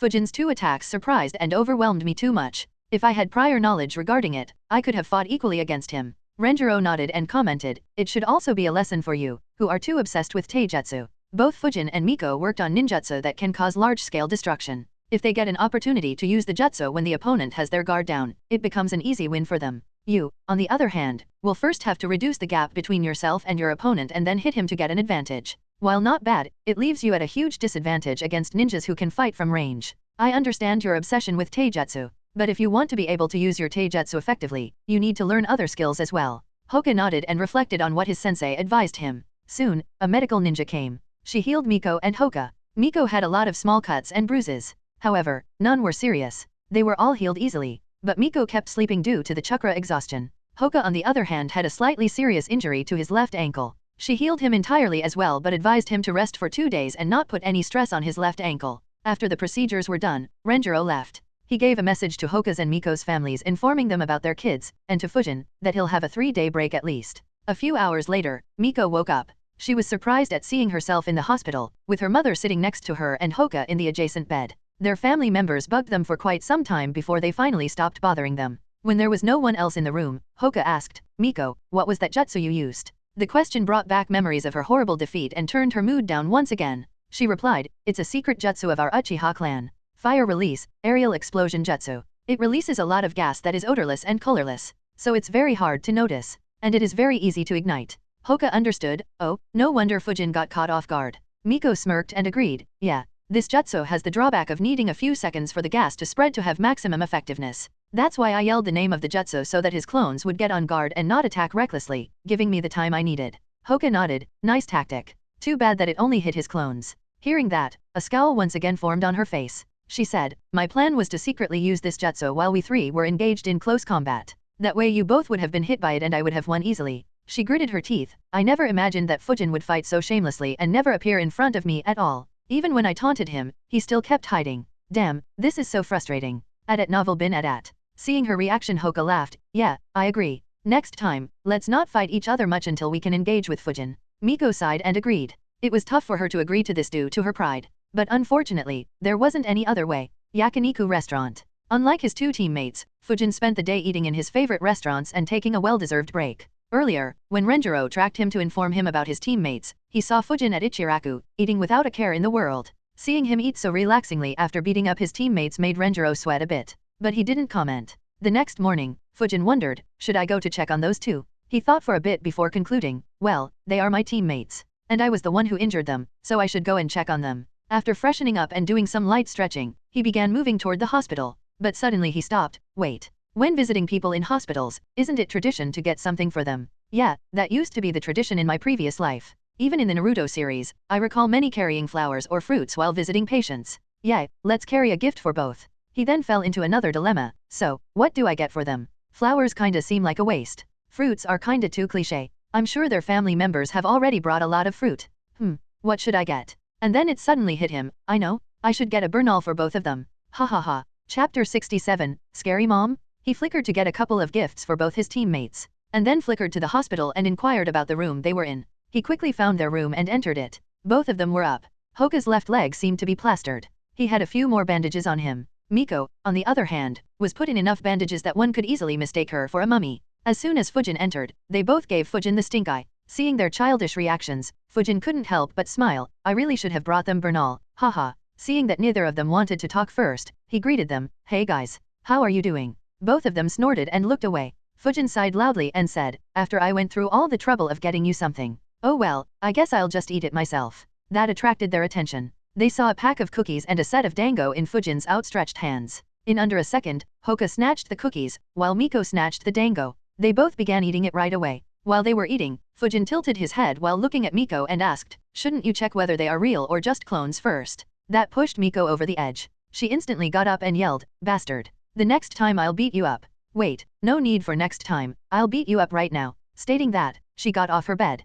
Fujin created distance between them and asked, oh, and are you sure I'm not just a clone? She was about to make a move when a middle-aged lady walked into the room hearing the commotion. Her features were similar to Miko's, just much more mature. She saw Miko standing up and narrowed her eyes and asked, why are you out of your bed? Miko immediately apologized, sorry mom, and jumped back into her bed. Fujin smiled at her antics. Oh, looks like she is terrified of her mother. Miko grabbed her second dango stick and was about to eat it when the dango disappeared from her hand. Miko turned her head to see her mom standing next to her bed, holding her dango as well as all the remaining dango in her hands. Her mom looked into her eyes and said strictly, you are recovering, young lady. Why are you eating dango instead of the fruits that I brought for you? Miko nervously replied, sorry mom, but I have already healed completely, so it should be fine if I eat a little bit of dango, right? Miko's mom didn't reply and just stared Miko into her eyes. The stare down continued for 30 seconds before Miko backed down and apologized again, sorry mom, I was wrong. Her mother sighed, and then began giving her a long lecture. Fujin's eye twitched at this interaction. He was thoroughly amused by this interaction. She spoke thrice. All 3 times she started with sorry mom. This is funny. Hoka had already seen how strict Miko's mother was on the day before. However, instead of finding the situation amusing and laughing secretly, he first stuffed all the cookies in his mouth and gulped them down rapidly. Miko's mom noticed this and stared at him as well. However, he never looked at her and kept looking outside the window. She continued her lecture and lectured Miko for 5 minutes straight. During these 5 minutes, Hoka kept awkwardly staring in another direction, while Fujin awkwardly stood next to him. Miko meanwhile, looked down at the bed the whole time, while trying not to cry at the injustice she was facing. First that irritating guy appeared and teased me. He did make it up by bringing me my favorite dango, but he taunted me once again. And then, my own mother took those dango away. Not to mention, she's also lecturing me in front of my teammates. At novel bin at. After lecturing her, she looked at Fujin and said in a straight voice while staring at him, Fujin-kun, you first beat my little girl, and then you brought her dango to eat. Now Fujin became alert, is she going to lecture me as well? He quickly replied, sorry auntie. Sensei said that she was already healed yesterday, so I didn't think it'd be an issue. Before she could reply, he looked at Hoka and Miko and said, I have some work to do with Sensei. I'll see you around later. Without waiting for anyone's response, he flickered out of the window. Hoka looked enviously at the window, at least he could run away. I'm stuck here. Miko, on the other hand, was too embarrassed to think about anything. Miko's mom was surprised. She said to her, your teammate can lie with a straight face without any embarrassment. You were right about him. Hearing that, Hoka looked toward Miko's mom and saw her staring at the empty pack that had his cookies. He screamed internally in horror, crap. Fujin was walking on the streets while thinking, well, that was awkward. No wonder she acts like a stuck-up bitch all the time. She probably spends all the time back home being embarrassed. Anyways, both of them have pretty much healed. So we should start taking missions on the day after tomorrow. So how should I spend these 2 days? After thinking for a while, he sighed, other than training, I really haven't gotten any hobby in this world. Perhaps Funjutsu, but that too is a part of training. After thinking for a bit more, he had an amusing idea, should I recreate some of the famous manga or novels from the past world in here? After all, the literature here is pretty underdeveloped due to constant wars and the lack of a safe environment. So those manga and novels should be a complete hit. He analyzed the idea more. But soon he shook his head, while I remember their general stories and plot, I don't really remember all the details. It's just been way too long. Not to mention, it'll take a lot of time. Not something I can spare right now. Not having anything to do, he explored other restaurants around Konoha and later visited and relaxed in the famous hot spring bath in the village. A couple of days later, Team Renjiro assembled outside the Hokage building. Team Renjiro entered the Hokage building together and went to the mission room. On seeing the Chunin in charge of distributing missions, Renjiro said, give us all the C-rank bandit elimination missions in the area between Konoha and Tanzaku area. The Chunin nodded and handed 7 missions to Renjiro. Renjiro read the missions while thinking, I haven't been taking any missions for the last 7 months. I know the old man wanted to give me a break, but I have had a long enough break. He declined to give me an S-rank mission. So, I should at least clear out some basic issues. These bandits would be a good start. Hopefully, some of these C-rank missions will get upgraded to B-rank. That'll also provide some good training for the kids. All 3 of them are already ready to be promoted to Chunin. He stored the mission request forms. Then he looked at his squad and said, let's move. The Genins nodded and everyone flickered towards Konoha's entrance gate. In the next week, 7 bandit camps were completely decimated. In that month, Team Renjiro slaughtered 18 bandit camps in the Land of Fire. The team started taking these missions with excitement. But by now, they were sick of it. Hoka, Fujin, and Miko waited outside the Hokage building while Renjiro was selecting more missions. Miko complained, why are there so many bandits in our country? Also, why aren't they stronger? Hoka sighed and said, yeah, 18 camps and there wasn't a single bandit as strong as us. Fujin added, I think our missions are purposefully chosen so that we don't end up fighting anyone strong. Miko commented, that's even more frustrating. Fujin sighed and nodded, yes. I had heard that many rank C missions go wrong and get upgraded to rank B or even A. I thought that it was a rather common occurrence. But it seems like I was wrong. Hoka replied, they don't happen that often. But they often cause serious injury or death. That's why you hear about them very often. Fujin said, oh, that makes sense. I didn't think about it that way. Miko interrupted, you guys are getting off topic. Think how we can get a better mission. Should I yell at that mission-giving guy again? Last time he gave us a rank C mission. So maybe he might give us a B rank mission. Fujin looked at her and asked in a bored tone, last time I threatened him with you burning a baby. I don't think he'd really mind us burning bandits. That comment made her face a bit red due to embarrassment. They were about to talk more when Renjiro walked out of the building. He announced, today, we won't be taking a bandit hunting mission. Hearing that the team was excited, Miko asked quickly with a lot of expectations, can we do a B rank mission sensei? Renjiro was amused by her question. Her expectations came crashing down as Renjiro shook his head and replied, no, we will be escorting a merchant to Digarashi port in the Land of Tea. Hearing that, all 3 genins gave Renjiro a deadpan look. Fujin asked, what will we be protecting him from, sensei? Renjiro smirked and answered, bandits, of course. He enjoyed the look of betrayal on his students' faces for a few seconds and then said, this will be a long trip. We will need around 2 weeks to reach there and around 3 days to return back. So pack your stuff, we will be leaving at noon. The genins dejectedly replied yes and left. While leaving, Miko asked Fujin, do you think threatening that mission guy with the life of the merchant might work? The team hadn't walked far away. Renjiro immediately sweated a bit as he heard it properly. He said slightly loudly so that his students could hear him, it won't. I'll just take you to do bandit extermination missions for. Not wanting to hear their sensei's threat, the genins just flickered away while laughing. Renjiro just sighed at the antics of his students and muttered, I'm too old for this shit. Konoha's main gate. At noon, Team Renjiro gathered here. As usual, Fujin arrived last. Renjiro, Hoka, and Miko were standing here, alongside 8 merchants and 2 carriages filled with goods. Each of the 2 carriages had its reins attached to 2 bullocks. Fujin walked towards Hoka and Miko who were standing behind Renjiro while he was talking with the most well-dressed merchant. On seeing Fujin, Renjiro said, this is Fujin, Tashio-san, the last member of our group. Fujin looked at the guy and said, hello. The merchant smiled, slightly bowed towards Fujin, and replied, I am Iha Tashio, a merchant from the Land of Tea. We will be in your care Fujin-kun. Please take care of us. Fujin nodded while thinking, this guy is awfully polite. Did he say this to all 3 of us? On a serious note, however, though he seems very carefree, he is actually very tense. At novel bin at. He looked at Renjiro and stared at him while wondering, is there more to this mission than he said? Now that I think about it, why did he suddenly take such a long mission? Earlier he seemed rather obsessed with making Land of Fire bandit free. Renjiro saw Fujin staring at him and wondered, has his sensory skills become so acute that he can even sense worry? I knew he could detect lies from chakra fluctuations, but has his sensor skills improved to this degree? Very few outside the Yamanaka clan can detect worry, and most of them are very experienced and veteran ninjas. Not wanting Fujin to catch on to anything, Renjiro stated, the path that we are taking has a number of bandit camps. We have eliminated most of the bandit camps between Konoha and the lands of River and Rain. Through this mission, we will exterminate the bandits en route from Konoha to the land of Tea. So keep your guard up, as there are at least 17 known bandit camps in our way. The genins nodded on hearing this. Miko and Hoka sighed internally, while Fujin wondered, is he just worried due to the bandits? Or is it something else? Oh well, we should find out soon. I should stay on guard though. Renjiro then did an inventory check, while Toshio checked whether all his goods were packed. In 15 minutes, Team Renjiro left alongside the merchants of Land of Tea. Chapter 69, Trade Boom. 2 carriages pulled by bullocks, 8 merchants, and 4 ninjas traveled on the road, steadily moving away from Konoha. They traveled until evening without a break and then set up a camp. No bandits were encountered as all bandits in this area were exterminated by 3 of those 4 ninjas not long ago. While having dinner, Hoka sighed and said, they move just way too slowly. Fujin agreed, yeah, we spent the last 4 months training and just hunting on our own, so we pretty much always moved at top speed. Miko joined the conversation, yeah, at least this one is a bit faster than the previous one though. That last escort mission to the Land of Rivers had 12 carriages, and their wheels broke off so frequently. Hoka smirked and said, yeah, we remember how frustrated you were. Fujin added, yeah, I suspect the main reason Sensei kept standing next to the carriages at that time was that he was worried you'd burn them yourself. Haha. Hoka joined in the laughter, while Renjiro ignored their antics. Miko just snorted and ignored them. After dinner, Renjiro said, we will begin moving tomorrow at 4 AM. Tomorrow's traveling speed will be faster than today. Tonight, we will all keep watch turn by turn. Fujin, you are first. Wake Hoka up after 2 hours. After Hoka, it'll be Miko and last me. The genins nodded. Renjiro had a word with Toshio. Soon Hoka, Miko, Renjiro, and the merchants went to sleep. Fujin sat on a branch and began meditating. Soon, he could sense all chakra within a 1.2 kilometer radius.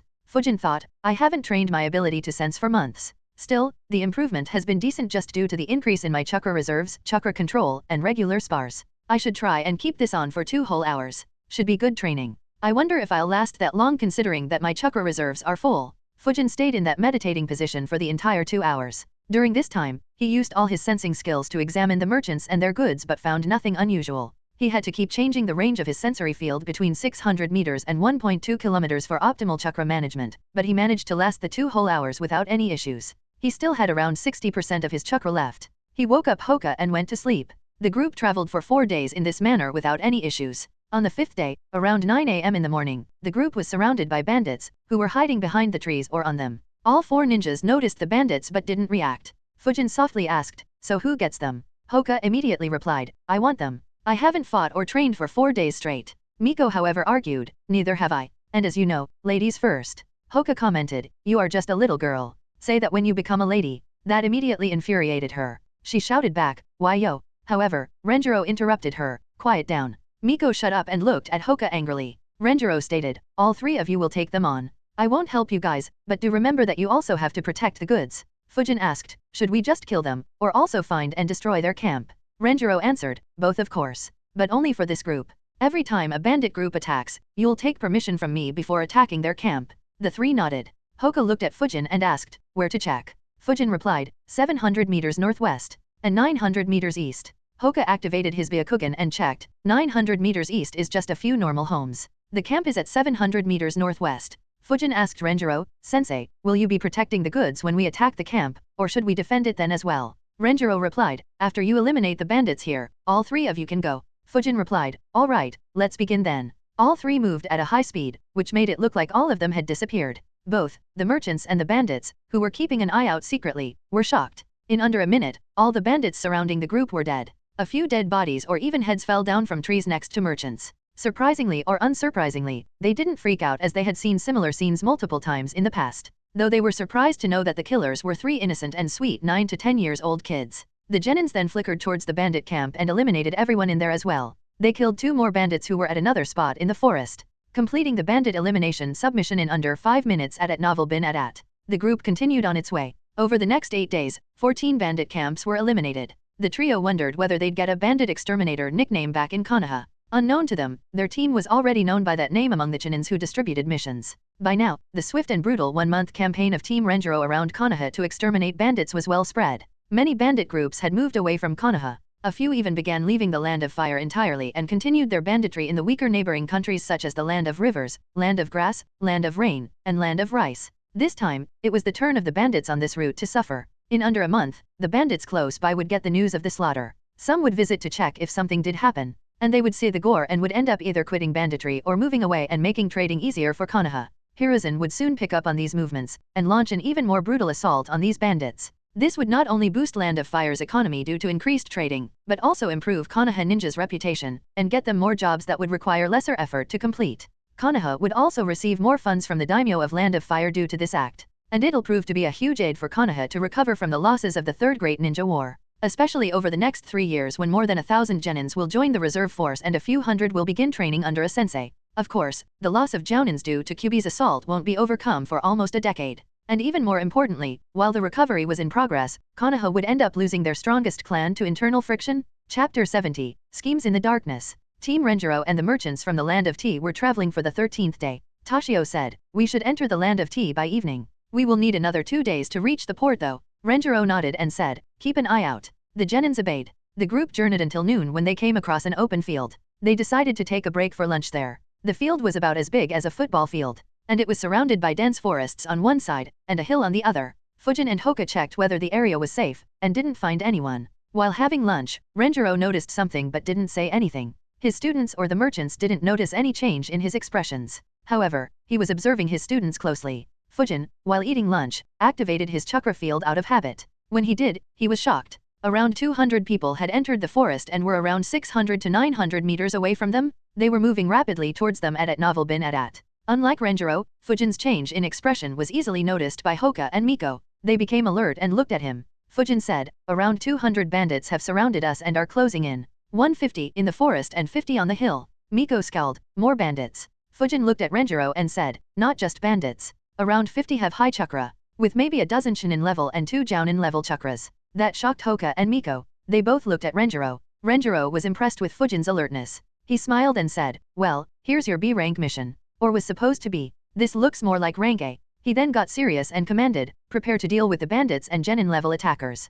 I'll deal with the stronger ones. Don't worry about the goods. Give main priority to your and your teammates' lives, and then to the lives of the merchants." The team nodded and got up. Seeing them get up, the merchants understood that there was an issue and got alert too. Toshio in particular became very worried. They all immediately got up and hid behind their carriages. 2 days earlier, 2 people stood and observed the open field in the middle of nowhere. Both of them were jounins. One of them was Waigarashi Tomio, who was from the rival family of the Wasabi family. The other was Tamanaha Norio, who was a rogue ninja from the Land of Rivers. He had a bounty of 5 million ryo. Waigarashi Tomio said, "From the information that our spies sent, 5 escort teams were moving from Konoha toward Digarashi port. One of them will be passing through here. When they do, they are bound to rest here." Tamanaha Norio asked, "Who is escorting them?" Waigarashi Tomio replied, "The weakest team. A genin squad." Tamanaha Norio was surprised, and then began laughing arrogantly. "Just genins? They'll be dead in no time." Waigarashi Tomio was annoyed by his arrogance. He warned him, "Don't underestimate them too much. They are led by Senju Renjiro, an elite jounin. The Senju clan has a strong relationship with the Wasabi family, so it's a possibility that they are trying to sneak him in with this team. Also, their genin team has a Byakugan user, so we will have to be very careful." Tamanaha Norio frowned upon hearing that. He thought for a bit and said, "Elite jounin will be tough to kill. The only way will be if he desperately defends the genins. As for Byakugan, I have a way. One of my men has a rat summon. He can use them to keep an eye out from a long distance. Once they have their guard down and rest, we can make a move." Waigarashi Tomio nodded. This plan was appropriate. They might not be able to kill Renjiro, but killing the merchants shouldn't be an issue. As his genins were about to engage in battle, Renjiro recalled his meeting with the Hokage before accepting this mission. Hokage's office, 2 weeks earlier. Renjiro entered the Hokage's office and saw the Hokage and another old man. Hiruzen said, "Renjiro, meet Wasabi Daiichi." Renjiro looked at the old man and asked, "Wasabi? From the Land of Tea?" The guy nodded and replied, "Yes, from the Land of Tea." Hiruzen continued, "There's a power struggle in the dark in the Land of Tea.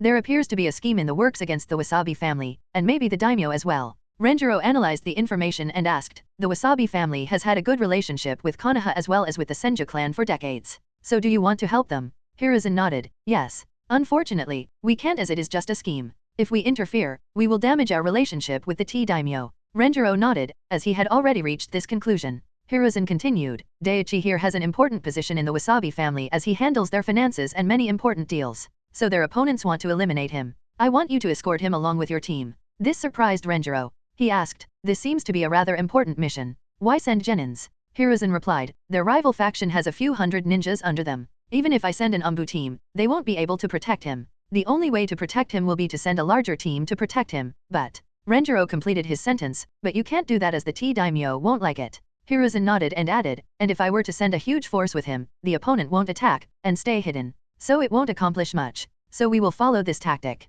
First, we will split up the enemy forces. There are 5 routes from here to the land of tea. You will take Wasabi Daichi with you while going on a rank C mission to escort merchants. You'll leave through the 5th route, as it's farthest from the sea and will prevent any interference from Kiri. Soon after, I'll send 3 Chunin squads on such escort teams along 3 other routes. Finally, a squad of Umbu will escort a decoy along the central path. They will send the majority of their forces against these decoys as they have the stronger teams assigned to them. This way, we will split their forces into 5 and have a legitimate reason to kill the ones attacking them. The other 4 teams will be allowed to retreat after killing as many of them as they can or engage in a hit-and-run tactic if they can. You, on the other hand, will need to move to Digarashi port at a fast speed, so that their remaining forces don't regroup and target you guys. Renjiro and the Hokage then discussed the strategy more and fine-tuned it and took action to implement it. Back to present. The bandits at the front were just around 100 meters from the edge of the open field.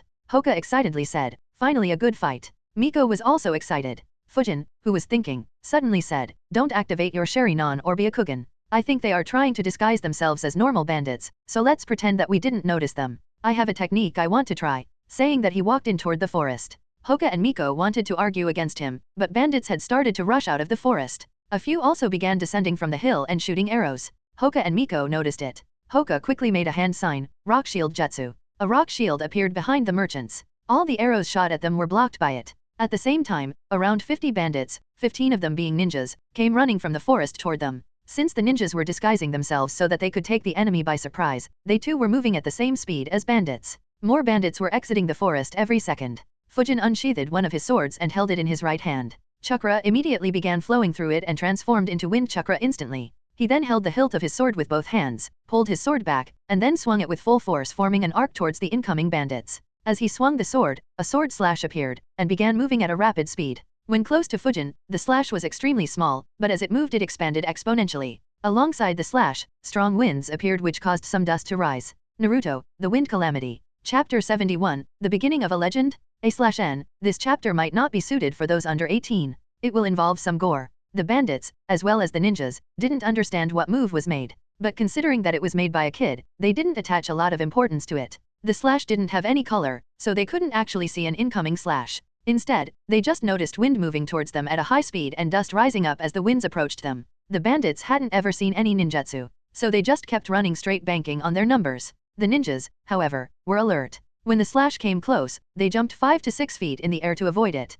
When the slash reached them, it was around 50 meters wide. It first hit the bandits who were running like bulls. It immediately cut them in half at their abdomens. The bandits who were following them didn't get any time to react and were cut in two as well. Next, the sharp winds that were generated by the slash hit the jumping ninjas. It created shallow cuts all over their body. The unfortunate ones had their throats or wrists slit open. A few had winds cutting through their nails and skin, causing them to scream loudly in pain. Almost all had their eyes getting cut by the winds. In all, only 4 genins and 2 chinins were lucky, or perhaps unlucky, to survive. 1 chinin and 2 genins lost both their eyes, while the remaining 2 genins lost an eye each. They were horrified. The entire first wave of 50 bandits and ninjas was defeated by a single swing of the sword. And it still wasn't over. The bandits in the second wave, who had just reached the edge of the forest, were terrified of what they saw happen to their fellow bandits. Color drained from their face at that sight. The sword slash, which was initially colorless, now had a tinge of blood-red color to it. In no time, it hit the forest and flew through it, cutting down bandits and trees alike. Unlike the bandits, the ninjas in this group reacted quickly.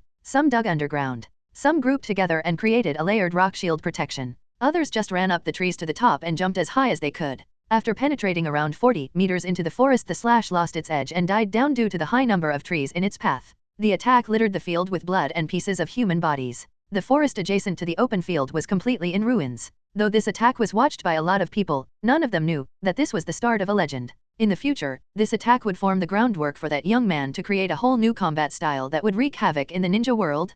Hoka and Miko were stupefied on seeing the result of a single swing of Fujin's sword. Their mouths were wide open in shock. Unlike them, who were just shocked due to Fujin's attack, the 50 bandits on the hill who saw the attack were terrified. The scene seemed like an extremely bad nightmare. A few bandits fainted due to fear and trauma. One bandit yelled in terror. That woke up the rest and they began scurrying away. Even the ninjas were terrified and began retreating along with the bandits. Taminoha Norio, who was leading them, wanted to stop them, but he realized that there was no point in stopping them as their morale had hit rock bottom. So he decided to retreat and regroup. While retreating, he looked at the kid who swung the sword and thought, that's a genin. Seeing them about to retreat, Renjiro sighed and created a shadow clone. I knew Fujin's attack would create such an impact. He looked at the scurrying bandits and smirked, these guys are really unfortunate. He and his clone slammed their hands on the ground, pouring a huge amount of chakra into it. Earth release, rock avalanche jutsu. Earth release, mud river jutsu. As soon as they slammed their hands on the ground, a rock avalanche formed and began rolling down the hill. The ninjas were about to run away, when the ground under their feet turned into mud, making them lose their balance and fall. One of them fell into the mud river, including the jounin. And a few seconds later, the rock avalanche went down the river. The bandits as well as the ninjas saw the terrifying scene in front of them. They couldn't move, as their legs were stuck in the mud river. The river began dragging them down the slope, toward those murders down the hill. And, in front of them, huge rocks were rolling down the hill towards them. They yelled in despair, but in a mere few seconds, they were all crushed to death. Only one survived. Taminoha Norio, too, freaked out seeing the huge rocks rolling toward him. He was about to jump when his legs got stuck in the mud river that suddenly formed under him. The mud then began moving down the hill at a quick speed. He quickly made a few hand signs, water prison jutsu. A water barrier soon formed around him. At the next second, a rock rolled down on him. It hit the water bubble and pushed it to the bottom of the mud river, but it couldn't pop it. The rock was about to roll over, so Norio sighed in relief. Unfortunately for him, in the next second, a stone spear appeared at the bottom of the mud river and penetrated through it. It quickly penetrated the water prison bubble. Norio noticed the spear at the last moment and tried to get out of the way. It still stabbed through his body, but he was able to avoid getting hit on any vital body part. Renjiro was surprised when he sensed that the guy was still alive. However, he wasn't worried, he is just extending his own misery. At novel bin at. While he managed to stay alive, getting stabbed by the spear disrupted his control over the water prison. It collapsed and he got buried under mud. Norio gritted his teeth, with blood flowing through his mouth, and forced himself against the flow of the river, trying to remove the stone spear from his body. Unfortunately for him, his struggle, grit, and determination for survival will never be known to anyone. At the next moment, small spikes began growing out of the spear that stabbed him. That stopped his attempt to move immediately, causing him to yell in pain and vomit more blood. When he yelled, the mud from the river entered his mouth. Soon the small spikes grew into spears, poking out of his body. His struggle finally ended, as he died, with a dozen stone spears poking out of his body and he was buried 10 meters deep in a mud river. I/N initially wanted to name this chapter, Life is Fragile due to all the deaths in it. Just couldn't resist naming it what I did though. Chapter 72, First Real Battle. While Renjiro cleared up the rear, Fujin, Hoka, and Miko made a move on the injured ninjas. Of the 15 ninjas from the first wave, only 6 were alive, with just one Chunin being in a state to fight. They were terrified by their wounds and were running towards the forest. And of the 10 ninjas from the second wave, only 2 had jumped high up in the air, and hence were on top of the ruined forest. The remaining 8 ninjas, though unharmed, were buried under a ruined forest. Hoka activated his Byakugan and said, those 8 ninjas are trapped, they'll need some time to get out. Let's attack. At novel bin at. In an instant, all 3 flickered toward the retreating ninjas. Miko flickered behind the Chunin who could still fight and tried stabbing him with a kunao. However, he turned around and defended himself in time. He shouted aggressively, I may be injured, but don't you brats look down on me. However, his thoughts were the exact opposite, just one opportunity, I'll regroup with others and be safe. Unfortunately for him, while shouting, he looked into Miko's eyes. Miko didn't miss the chance and cast genjutsu on him. Hoka engaged the blinded Chunin. That Chunin had lost his sight, and his right leg was badly cut. However, even in that state, he still aggressively attacked Hoka with every weapon he had. This fight back was a testimony to his experience and desperation. Hoka, however, stayed calm and took his stance. He said, you are in range. And attacked, 8 trigrams, 16 palms. All of Hoka's attacks hit on point, with the last one hitting his opponent's chest and stopping his heart. That Chunin dropped dead. Unlike Miko and Hoka, Fujin went for the weakest ones first. He flickered behind the 2 blinded genins and killed them both with one strike of his sword. He quickly flickered to the remaining 2 genins one by one and killed them as well. Neither of the 4 could even block one attack from Fujin. Just one of those 4 managed to raise his kunao to block Fujin's sword, but his kunao got cut into 2, just like his body. Of the 2 ninjas who were above the debris, one was Chunin, while the other was Genin. They were still fearful of that sword slash that wrecked the forest as well as of the rock avalanche. So they didn't react when the 3 kids they were looking at flickered. When they noticed, the Chunin quickly moved to aid his comrades. But even before he took a couple of steps, Fujin had killed 2 of them. That halted his steps. In the next few seconds, he saw Fujin kill 2 more and look straight at him. He quickly retreated behind thinking, what a bunch of crazy kids. Are they even kids? Did Konoha send their feared Umbu under disguise? He looked down at the debris and screamed internally, where are the rest? Get out quickly. The genin also retreated. Fujin stayed back after killing his opponents. Around half a minute later, Hoka killed his opponent. And soon after, Miko's opponent stabbed his own throat. Fujin flickered next to Miko right after she was free and said, let's do it. She nodded and made a few hand signs. Fire Wind Dragon Jutsu. Both Fujin and Miko could see the chakra of the ninjas making their way to get out of the debris. A 50-meter huge dragon, mostly made of extremely hot air and having 4 claws and many teeth made of fire. Seeing that dragon, those two began running even faster toward the third wave. The dragon moved rapidly and got above the debris. It then dived down right where 6 ninjas were making their way up. They were just about to remove the last log blocking their way when the dragon dived down right at them. Fortunately for them, they had one novice sensor who screamed, cast defensive water jutsu above us, hurry. Fortunately, the group had a Chunin whose nature affinity was water. He quickly made hand signs, water shield jutsu. A water barrier appeared above him. It curved like the surface of a sphere and had a thickness of 6 inches, and was growing thicker as he poured more chakra into it. When the dragon was 10 meters above the group, it opened its mouth and launched a wind explosion sphere, made of extremely hot air. It hit the barrier and exploded. The barrier protected the group from the winds, but it got dispersed. In the next second, the dragon slammed into them and exploded into flames, which moved rapidly due to assistance from the winds. The ninjas saw the dragon coming toward them and tried to disperse. Unfortunately, the debris around them blocked any escape route. They all took a direct hit. The fallen trees around them were also set on fire. The fire began spreading quickly. Not having any path, they jumped through the hole created by the dragon. Fujin saw that the attack hit successfully, but sighed thinking, it's a shame that wind dragons don't have intelligence like wind clones. This jutsu will become very formidable if that happens. All 6 ninjas managed to jump out of the debris and run away from the fire. The water affinity Chunin made hand signs and created a water barrier around him, and dropped it on himself to douse the fire. He then spat water jets on the other 5 starting with the sensor. He managed to douse all fire on them. Both he and the sensor had first-degree burns, while 2 had second-degree burns. The last 2 had fainted and were in very bad shape. They would need immediate medical treatment. Around that time, the remaining 2 ninjas who were buried under the debris managed to get out. All the ninjas from the second wave finally managed to regroup.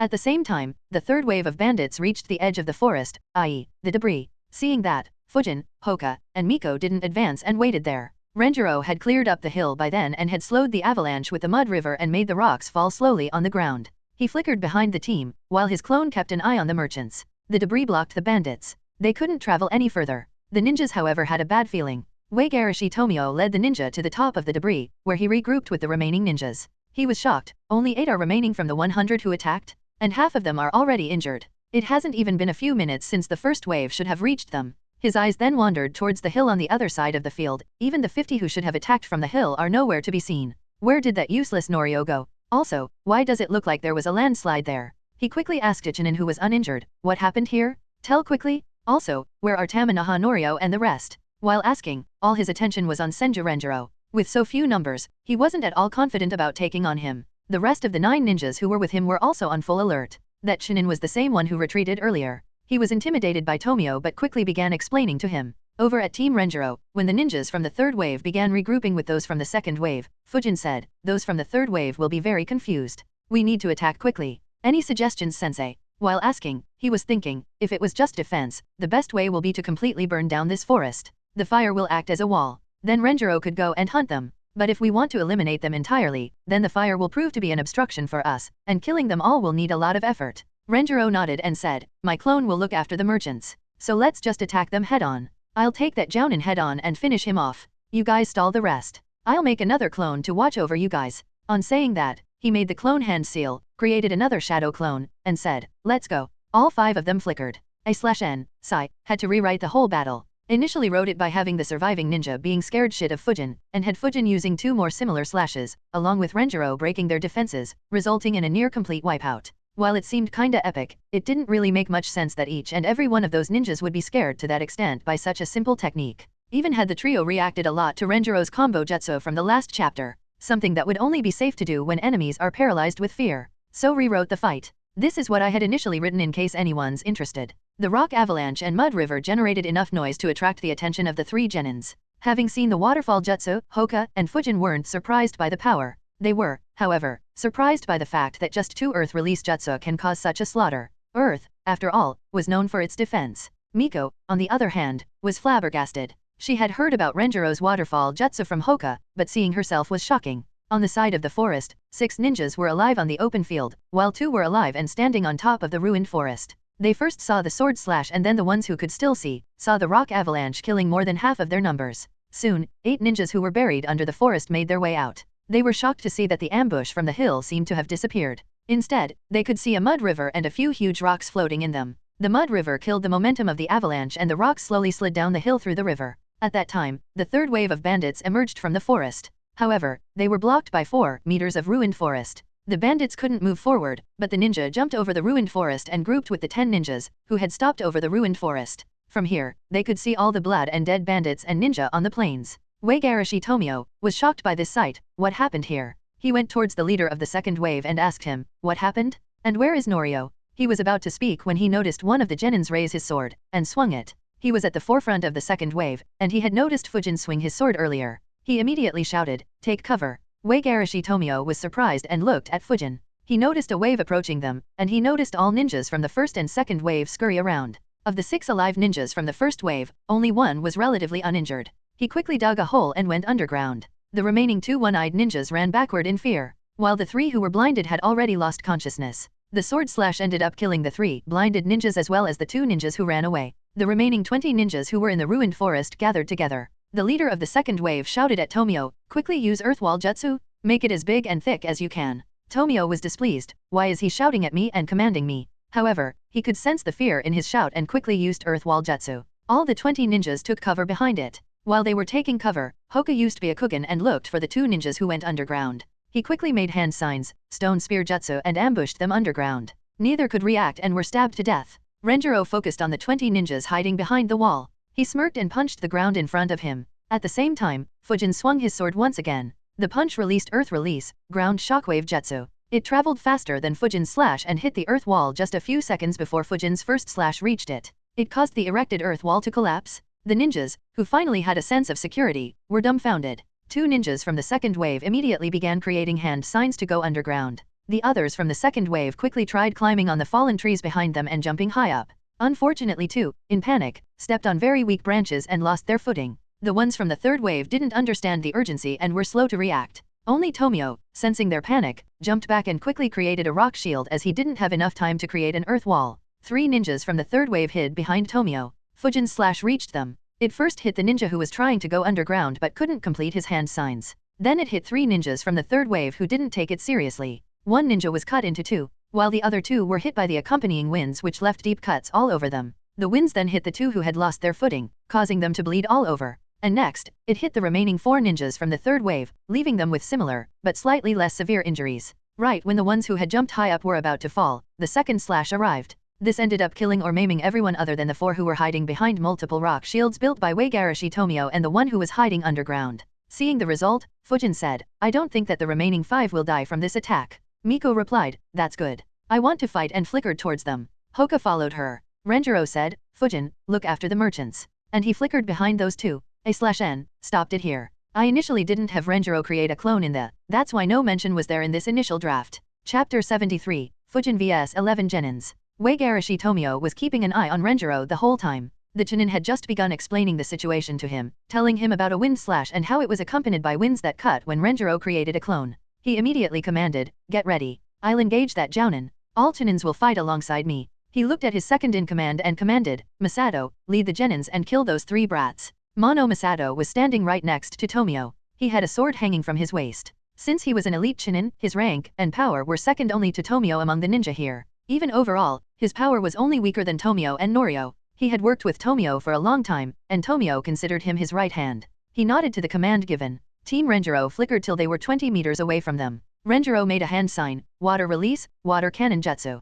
Tomio too made a few hand signs while shouting, scatter, and dodge. Water release, water wall jutsu. On hearing his command, all of the enemy ninjas moved back a bit. Renjiro spat a jet of water on them. In response, Tomio created a water wall between them. The wall stopped the jet for a mere fraction of a second. However, that was enough for his ninjas to see the trajectory and dodge the attack. The water jet penetrated the water wall with ease and then sliced it in 2 as Renjiro moved his head from left to right. The water jet was dodged, however, it kept traveling, hitting the trees in the still undamaged forest. The water jet cut through a few trees with ease before it ran out of energy. The enemy ninja noticed the damage caused by just one attack. Their face became grim. They prepared themselves for a bitter battle. They regrouped into 2 groups in a few seconds. First with Tomio as the leader and 5 Chunins, and the second with Masato as the leader and 11 Genins. Renjiro noticed this and assaulted Tomio and the Chunins. The trio of Fujin, Hoka, and Miko moved towards the Genins. Renjiro's clone followed them at a distance and kept a close eye. Konoha Genins vs Masato and Genins. All the 3 Konoha Genins had noticed that Masato's chakra level was the second highest in the whole group. While moving towards them, Miko stated, "I want the strong guy." However, Hoka argued, "No, I want him." Fujin said, "He seems strong, both of you take on him. I'll eliminate the rest and join you." Masato and the rest also ran toward the kids running towards them. The group had mixed feelings regarding the 3 kids running toward them. The ones from the third wave thought, "We need to eliminate them quickly and then aid in killing that Jounin from Konoha." While the ones from the second wave hoped, Masato-sama should be able to handle those demon kids. Among the 11 Genins, one had seen Miko use Sharingan earlier. He shouted, "Don't look in her eyes, she has Sharingan." That alerted Masato. He wasn't aware of this. He unsheathed his sword. Miko was faster than Hoka. She reached Masato first and instantly used Fire Release, 4 jutsu that she had already prepared. Masato kept his eye on her hand and raised his sword to block the heat ray. The attack heated his blade but didn't make the handle much hot. At that time, Hoka flanked him and attacked with gentle fist. He smirked, he is in range. However, Masato moved slightly so that the 4 jutsu won't hit him and then slashed his hot sword at Hoka. Hoka was caught off guard and dodged backward. Unfortunately, he wasn't fast enough. The tip of the sword touched his chest. It cut through his shirt with ease and left a thin line across his chest. Luckily, since he had moved backward, the cut was very shallow. Masato moved forward to chase him, but Miko threw a few shurikens at him, which he blocked with his sword. While he dodged them, Miko flickered and stood next to Hoka. They prepared to fight him. At the same time, the 11 Genins wanted to join in the fray and aid Masato. However, Fujin flickered in between them and Masato and created 11 wind clones. One kept eye on Masato, while the rest engaged 1 Genin each. One of the Genins rushed toward Fujin. Fujin too took a step and moved toward him. While moving, he grabbed a sword in his right hand. His opponent had a kunao in his hand. On closing the distance, Fujin slashed his sword. The enemy Genin saw it and smirked. He stamped hard on the debris below and jumped back. When he suddenly stepped back, Fujin's sword slashed through empty air. The opponent kept smirking, "Ha, these inexperienced newbies always fall for the simplest trick in the book." He pulled his arm behind him and was about to throw his kunao at Fujin when something hit his body.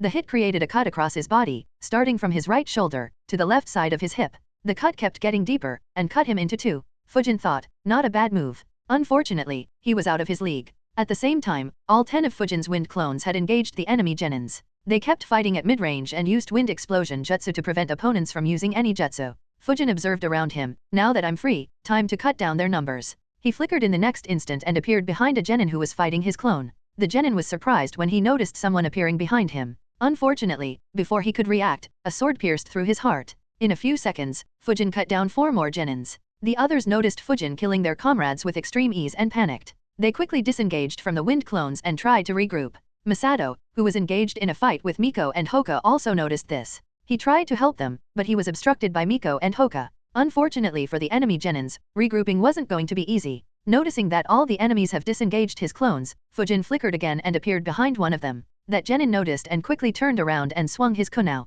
In response, Fujin slashed with his sword. Both the kunao and the sword clashed. Fujin's opponent wanted to use this clash to jump behind and get away from him. Unfortunately, Fujin's sword cut through his kunao. It continued ahead and cut the unsuspecting Genin into 2. Fujin noticed the shock plastered on the enemy's face when he noticed his kunao being cut in 2. At the same time, another opponent was ganged upon by 4 of Fujin's clones. 2 of the clones used all their chakra to form wind explosion jutsu and scored perfect hits. The other 2 beheaded him when he was very injured. The remaining 3 Genins managed to regroup, but they were instantly besieged by Fujin's 8 wind clones, while Fujin stood slightly behind his clones at Novel Bin Adat. The 3 Genins stood with their backs to each other. Fujin saw it and analyzed, "I guess I can't flicker behind them now. Anyways, time to end this," he said in a low voice, "Wind breakthrough jutsu everyone." Fujin's clones heard him, and all used great breakthrough jutsu at the same time. The 3 Genins, who were at the center, instantly became trapped and slammed against each other as they couldn't move due to being hit by strong winds from all sides. They began yelling loudly. Fujin observed the wind patterns and then swung his sword. A slash flew through the strong winds and reached the trapped Genins. In an instant, all 3 were beheaded. With all 10 Genins killed, Fujin turned his attention to the Chunin. Miko and Hoka were fighting. Chapter 75, Masato vs Genins. Masato vs Miko and Hoka deshed at Novel Bin Adat. While Fujin had engaged the enemy Genins, Hoka and Miko were fighting against Masato. Masato had dealt with the initial attacks from Miko and Hoka with extreme ease and even injured Hoka slightly. Miko noticed the cut on his chest and asked Hoka without taking her eye off Masato, "Can you still fight?" Hoka replied, "Of course. Let's attack." However, before they could attack, Masato moved forward, was about to attack again when he noticed Miko making a few hand signs. He quickly moved out of the way. Masato too noticed the hand signs. Miko finished making her hand signs, fireball jutsu. A huge fireball moved toward Masato rapidly. Hoka followed the fireball from the left. If he dodges here, I'll get him. Masato, noticing Hoka, dodged to the other side. The fireball reached his original location and exploded. Since the debris underneath was mainly wood, it set off another fire. The explosion also sent a lot of burning wood flying in every direction. Masato, even after dodging, had to use his sword to block a couple of burning logs flying toward him. The smoke and dust created by the explosion and fire engulfed him. Noticing the opportunity, Miko threw a few shurikens at Masato. Hoka got back to Miko's position, as fire blocked his straight route to Masato. Masato heard the sound of shurikens flying. He quickly jumped to his left, while frowning. I need to get out of this smoke screen. Both of them have Jujutsu. I'll be severely disadvantaged here. However, even after moving, 3 shurikens came at him. He blocked one with his sword, and barely dodged the other 2. One of the shurikens left a cut on his right cheek, while the other shuriken missed his abdomen from the left by a few inches. He sighed in relief after dodging them when he suddenly felt a sense of crisis. He felt 2 strings, one touching right where the cut was left, while another on the left side of his abdomen. Fuck. The shurikens had strings attached. Masato quickly made a hand sign. Miko smirked on seeing that Masato fell for the strings. She pulled them so that they trap him and the shurikens returned to hit him in the back. Hoka too observed with his Byakugan. He saw that Masato got trapped by the strings and the shurikens hitting his back. However, he changed into a log the next moment. Hoka and Miko noticed his chakra reappearing outside the smoke screen. He had a cut on his right cheek and his expression was very grim. He said, "You brats are very good." As he said it, he was analyzing. It's very difficult to fight them here. I need to move to the ground. However, if I move, those genins will be all dead. While thinking, he turned his head to look at his genin underlings. He was shocked as his eyes met Fujin's eyes. All dead? So quickly? Fuck it. Having realized that Fujin would attack him too, he decided to move to the normal ground. The only worry now is if they attack Tomio and other chinins instead of following me. But if they do that, I can sneak attack them. On concluding his thoughts, he quickly tried moving out of the debris area and into the open field. Miko and Hoka noticed it and thought, not good. He is trying to attack the merchants. Miko quickly made a few hand signs and launched another jutsu, Phoenix Sage Fire Jutsu. Small balls of fire were fired on Masato's path, preventing him from getting away. Hoka used the distraction created by the fireballs to close the distance and attack Masato again. This time, Masato counterattacked fiercely, making Hoka retreat. However, at the next moment, he felt the wind on his back. He quickly turned around and used his sword to block the incoming sword. Fujin, noticing Masato's attempt to run away, used Miko's and Hoka's attacks as a distraction to attack. After blocking the slash, Masato looked around and became worried.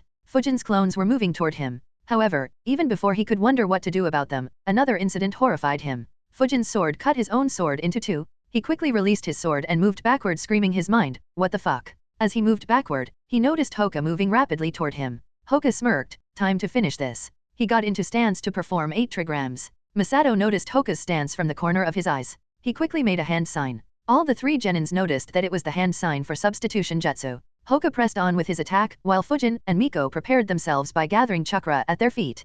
Hoka and Masato finally were about to make contact, when Masato substituted with another log of wood. As soon as he substituted, Miko threw a bunch of shurikens so that he couldn't retreat anymore, while Fujin sent a flying slash at him. Masato was on guard and moved out of the way. Unfortunately, the only way available for him was towards Hoka. He had a bitter expression on his face. These brats are relentless. I have no openings at all. Masato prepared to take Hoka head-on as Hoka rushed towards him. However, before he could engage Hoka, 2 shurikens stabbed him in his back. Fujin smirked. Projectile control jutsu is really handy. When Masato's attention was occupied on Hoka, Fujin used projectile control jutsu on the shurikens Miko had thrown and changed the direction of a couple of shurikens to hit him. While the hits weren't lethal, they caused Masato great agony. And it finally provided Hoka with an opening. He immediately used 8 trigrams, 16 palms on him, closing a lot of his chakra points. As soon as he was done, he moved behind. Miko and Fujin both stepped in for the kill. They both flickered in. Miko used fire release, 4 jutsu on his chest, right where his heart should be, while Fujin slashed his sword towards his neck. In his final struggle, he tried stepping towards his left, so that he'll move away from Fujin's sword, and Miko's jutsu wouldn't hit his vitals. Miko's jutsu hit the center of his chest, piercing through the elite chinin's body. Fujin's sword missed Masato's neck by a few centimeters, but at the next moment, his head still flew off in the air due to the increased range from wind chakra flow. Fujin, Hoka, and Miko finally sighed in relief and were excited about managing to kill someone this strong without any aid from their sensei. Masato, however, died in grief. He never got to use the jutsus he was most proficient in. Renjiro's clone had observed the whole fight. Good. Though they made a few mistakes, overall their performance was very good. They were also very lucky though. That guy's nature affinity was probably Earth, and he couldn't use it due to the terrain. A/N, probably the last battle where Fujin and others fight under the supervision and complete protection of Renjiro. Need to stop babying them, lol. Chapter 76, The Formidable Renjiro, Renjiro vs Tomio and Chunins. While his students were engaged in combat, Renjiro himself was fighting against the main enemy combatants. Just like Masato, Renjiro too was restricted here due to not being able to use the majority of his earth jutsus. Renjiro observed his opponents, 1 Jounin and 5 Chunins. Been a while since I had to fight against these odds. I wonder if they can put up a fight though. His opponents too observed him. They were very tense. Tomio thought, he specializes in earth and water jutsus. This terrain should void most of his earth jutsus, and I can cancel out his water jutsus. And he won't retreat due to his students, and might even be distracted by them. We have a chance. After concluding his thoughts, Renjiro threw 6 shurikens at his opponents. Immediately, he made a couple of hand signs. Shuriken Shadow Clone Jutsu. The enemy ninjas were amused when they saw that only 6 shurikens were thrown at them, but seeing them suddenly increase to over 100 freaked them. Tomio once again used water wall jutsu to block the shurikens. Renjiro smirked. He was aiming exactly for this. While the water wall protected them, it meant that they couldn't see Renjiro. He grabbed his sword and rushed towards them. Unfortunately, one of them was a censor and he yelled, "He's running toward us." He was the same ninja who had earlier detected Firewind Dragon Jutsu. The shout put them on guard and they prepared for a fight. The very instant the water wall collapsed, Renjiro flickered and appeared behind the Chunin who shouted. Before anyone could react, he attacked him with his sword, aiming to cut him in two. Knowing that he couldn't move fast enough, he made a hand sign. Renjiro ended up cutting a log of wood. The enemy ninjas sighed in relief and immediately moved toward Renjiro to attack him right when they saw the censor use substitution jutsu. However, Renjiro still smirked. Though Renjiro's sword cut through a log of wood, his sword emitted chakra that traveled in the form of a slash. It was the samurai saber technique. Though it didn't have the lethal wind chakra that Fujin's slashes had, it was still very lethal. Waigarashi Tomio was the one to notice it and he quickly shouted, "Careful," and moved out of the way of that flying slash. That alerted all 4 Chunins. 3 of them jumped out of the way successfully. However, the last one was the closest to Renjiro. He too tried jumping but was too slow. The slash hit his knees and slashed halfway through his kneecaps. He collapsed and began yelling in pain. All of the 5 enemies were now at least a few dozen meters from Renjiro, so he just stepped forward and beheaded the injured ninja. He looked at the T-ninjas and coolly said, "Just 5 more to go." That statement put a lot of pressure on them. Tomio understood that Renjiro was trying to crush their morale. He shouted, "Behind me," while retreating away from Renjiro and making a few hand signs. The remaining Chunins quickly moved behind Tomio. Water Dragon Jutsu. Renjiro noticed the hand signs Tomio was making and recognized them. He just waited for him to be done with it. Soon, Tomio expended quite a bit of his chakra to launch Water Dragon Jutsu on Renjiro. However, Renjiro just flickered a few times, completely avoiding the trajectory of the jutsu while muttering, "What a waste of chakra." In an instant, Renjiro was now behind those ninjas, while the Water Dragon Jutsu hit nothing but debris. Renjiro wore the dead bodies of the ninjas in these scrolls. Fujin nodded and made the clones, who immediately got to work. Renjiro himself made a couple of shadow clones and a few mud clones, who began doing the same in the mud river. He looked at Hoka and Miko and said, "You two should learn Earth Clone Jutsu later. Once your chakra reserves grow, learn Shadow Clone Jutsu. Both will be very helpful." Miko and Hoka nodded, "Yes sensei." While the bandits, valuables, and dead bodies were being cleared, they moved towards the hiding merchants and asked them to come out. The merchants sighed in relief and stopped hiding between their goods and rock shields. However, when they came out, they were shocked looking at the condition of the hills and forest around the area. They were also disturbed by the dead bodies and blood around them. Iha Toshio walked to Renjiro and requested, "Renjiro-sama, can we please move away from here soon?" Renjiro replied, "We need some time to rest. We will move soon. You guys can get ready to move." Hearing that, all the merchants immediately began to prepare to move. Renjiro looked at Hoka and said, "Take your shirt off." Hoka took his shirt off, and Renjiro disinfected the cut on his chest and wrapped it in bandages. Fujin's clones first checked the ninjas from the first wave. They didn't have anything valuable as all their scrolls were destroyed by Fujin's first attack. Next, they checked and sealed all the genin and Masato. The genins didn't have much. Masato, on the other hand, had a lot of ryo and weapons. Next, they checked the Chunins and Tomio. They all had a decent amount of money and weapons. Tomio also had a scroll that listed some water release jutsus and another scroll explaining the mission parameters. Fujin's shadow clone quickly schemed through the water jutsu scroll. However, at the end of it, he was disappointed. "I thought I'd get lucky and get some opjutsu. Unfortunately, these all are rather lame. I can probably get them all from the library." Next, he went through the mission scroll, understanding what exactly their mission was. He was surprised. These guys sent 5 teams of similar size to intercept all 5 squads that were sent from Konoha? Aren't they a little too courageous? Also, how the fuck could they enter into the Land of Fire so easily? And that too without being detected. Fujin sighed at the state of Konoha and Land of Fire. If all countries have such a weak border force, even I won't have any difficulty in moving around. No wonder the Akatsuki were pretty unobstructed. I thought it was a testimony to their power, but it seems like even a genin wouldn't have much of an issue. In around 10 minutes, Fujin and Renjiro were done. Renjiro's clones were also done cleaning up the bandits and dispersed. Renjiro then sorted all the gains and said, "Not bad. We got over 1.6 million ryo, 500 shurikens and 100 kunaus." He stored everything in his scroll and said, "I'll divide the weapons equally among us. The money, half will be given to the village, remaining will be divided among us in the same way as we divide the mission rewards." Hoka and Miko didn't care about money, so they just nodded. Fujin didn't care much either, but thought, wow, 1.6 million ryo just from one fight? No wonder so many ninjas go rogue. The merchants too heard what Renjiro said. They were shocked. He got so much money just with a few minutes of fighting? We risk our lives traveling from one country to another, and don't even make half that amount? Not to mention, we have to split it between twice the people. They were very envious, but seeing the state of the forest and hill, they didn't have a single evil thought in them. While resting, Team Renjiro ate a few ration bars. Fujin wondered while eating, since it's so easy to get money, and since there are so many rogue ninjas trying to earn money, should I form an organization similar to Akatsuki, but for the sole purpose of earning money? He kept analyzing the viability, advantages, and disadvantages of the idea he had. Around the same time, Team Renjiro was attacked. All the other 4 teams were attacked as well. The force that attacked the Umbus was the strongest. However, they also got annihilated the quickest. Of the 3 Chunin squads, 1 managed to defeat their enemy. The remaining 2 caused a lot of damage to their enemy and retreated safely. They would later coordinate with Konoha forces placed on the borders of the Land of Fire and exterminate those forces by multiple ambushes.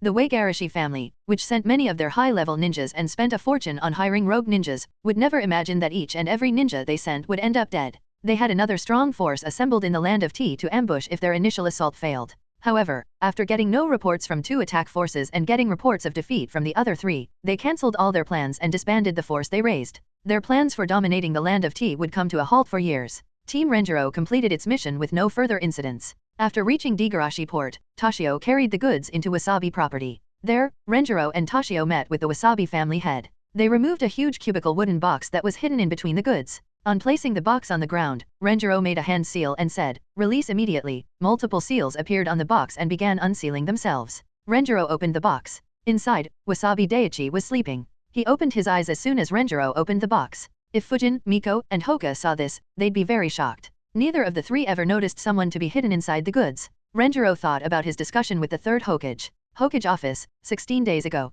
Hiruzen looked at Daiichi and stated, "Daiichi, escorting you normally wouldn't be possible with just 1 squad. So we will be sealing you and transporting you along with other goods of merchants." Daiichi thought for a bit and asked, "The trip to Digarashi port will take more than 2 weeks. So how will I be sealed?" Hiruzen answered, "We will seal you inside a box. Inside it, we will inscribe seals that'll ensure a fresh supply of air to you. It'll also make you undetectable by any means. Your water and food will be stored inside scrolls, with enough to last a month. As for your excretions, you'll have to do that inside storage scrolls as well." Hearing that, Daiichi frowned. He asked, "Is it necessary to do all this? Can't I just disguise as one of the merchants and join them?" Renjiro shook his head. "No. Your chakra level is higher than a normal civilian. Any sensor would be able to detect you with ease. If detected, all the enemy forces will attack us only. I can't guarantee your safety if that happens." Daiichi sighed and put forth a couple more ideas, but Renjiro stated the flaws in them. Reluctantly, he agreed at Novel Bin at Wasabi family mansion. Daiichi finally saw sunlight after over 2 weeks. He tried getting up, but his legs trembled. Renjiro grabbed him, got him out of the box, and said, "You have barely moved for over 2 weeks. You'll need some time and might need to do some exercises before you can move properly." Daiichi sighed on hearing that. The Wasabi family head just laughed and patted his back. "Don't worry.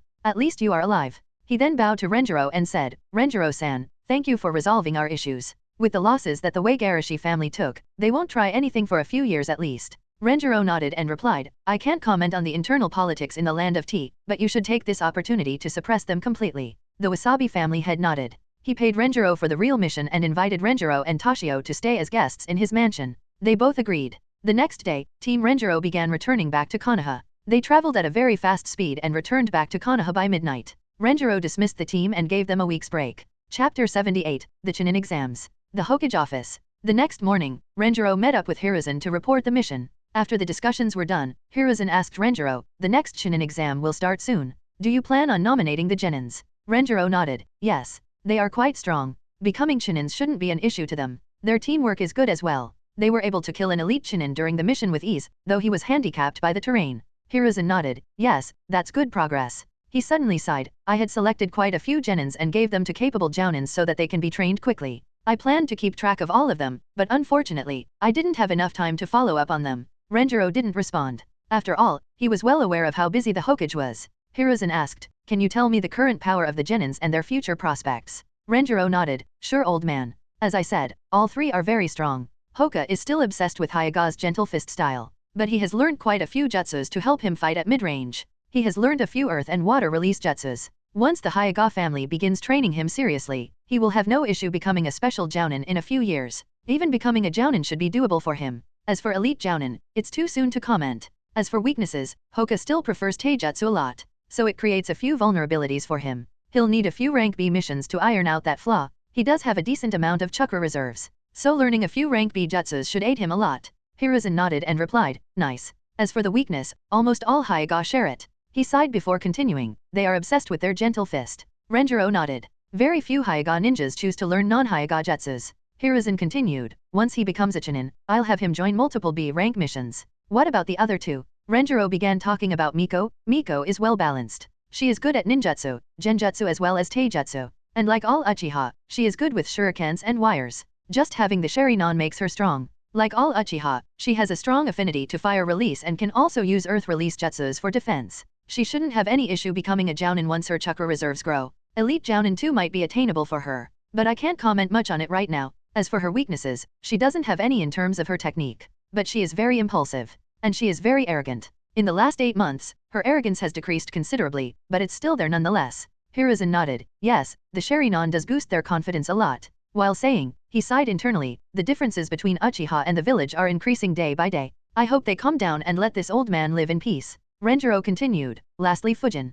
Surprisingly, his growth has been the fastest in his team. He has become a very capable sensor. If we consider just that aspect, he is already as good as jounin rank sensors. His chakra reserves are already at the jounin level. He has learned samurai saber techniques and is very good with wind release. He has also learned Senju Taijutsu style and has very good chakra control. He can also supercharge wind jutsus with ease. He also learned earth release jutsus for defense." Hiruzen's eyebrows rose when he heard that Fujin had learned Senju Taijutsu style. This was something he didn't expect. He wondered, does Fujin have Senju or Uzumaki ancestry? Renjiro continued, "Also, he is very fast, and can perform body flicker and wind instantaneous body jutsu without any seals. In fact, the way he operates is quite similar to our Umbu. I'd recommend you recruit him into Umbu. In fact, I'd recommend you to break the tradition and not wait till he turns 13 to recruit him. Regarding his future prospects, I'm confident that he'll become a jounin at the very least. Likely even become an elite jounin. I'd recommend you give him wind vacuum style jutsus when you think he is ready. It will make him much more lethal. As for his weaknesses, he is way too careful,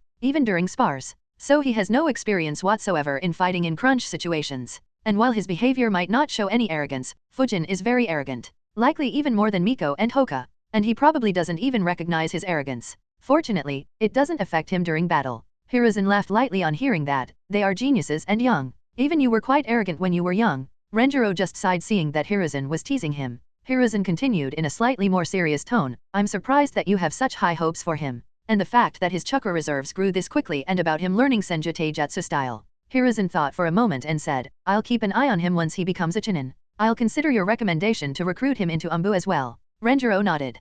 Hiruzen continued, "Anyways, you have done a great job with the kids. Now ensure that they captivate the daimyos in the exam." Renjiro replied, "All right." He discussed some more matters with Hiruzen before leaving. Fujin, Hoka, and Miko took a week's break, resting and reflecting on their performance. Fujin analyzed his performance and concluded, "There isn't anything I'd do differently. The mission kinda went way too well, to be honest. The only issue I could consider is that I didn't fight any Chunin level ninja head-on. But again, there wasn't really any opportunity to do so, and forcing it to happen would have been idiotic at Novel bin at a genjutsu on the second floor." However, there was no commotion on the second floor. They entered 301 without any issue. On entering the room, they saw hundreds of other genins there. Hoka and Miko were surprised, while Fujin pretty much expected it. As soon as they entered, they got weird looks from everyone. After all, they were the only 10-year and 9-year-old genins here. The trio didn't bother looking for anyone as none of their classmates were participating. While some other Hyaga and Uchiha were participating, Hoka and Miko didn't bother looking for anyone. They just grabbed a few empty seats and sat down together.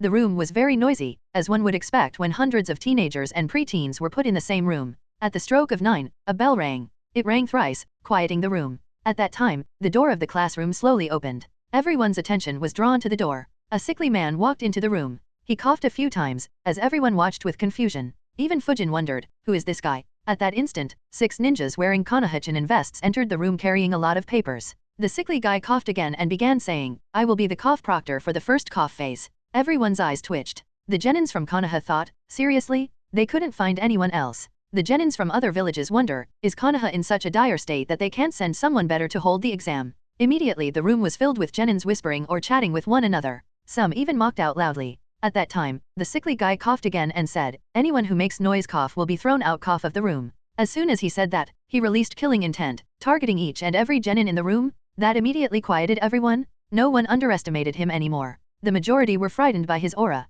Even Fujin, Hoka, and Miko had grim expressions. Fujin wondered, how many did he kill to develop such a killing intent? He continued, "All of you, cough sit one on a cough bench." The entire room rearranged quietly, occupying one seat each. Since he didn't say anything regarding seating arrangements, everyone sat close to their teammates. Once everyone was seated, the genins began distributing the papers. They kept the blank side up so that the genins couldn't read the questions. The sickly guy announced once more, "Don't touch the papers. Cough at 9:15, you will cough turn the papers over." On saying that, he coughed continuously for a minute. He then looked up and said, "Each paper has 10 cough questions. You have 5 cough minutes to answer all cough questions. To pass, all cough 3 in a squad cough need to score full." That immediately made everyone even tenser. Fujin thought, just 5 minutes? And a 100% score? The only way that would be feasible is if the questions are too easy. He however kept wondering, and so did many others. They all were wondering only one thing, what exactly is this old man up to? Something is off here. The room was completely silent, other than the proctor coughing occasionally. At 9:14, that sickly guy announced once again, "Copying is not allowed."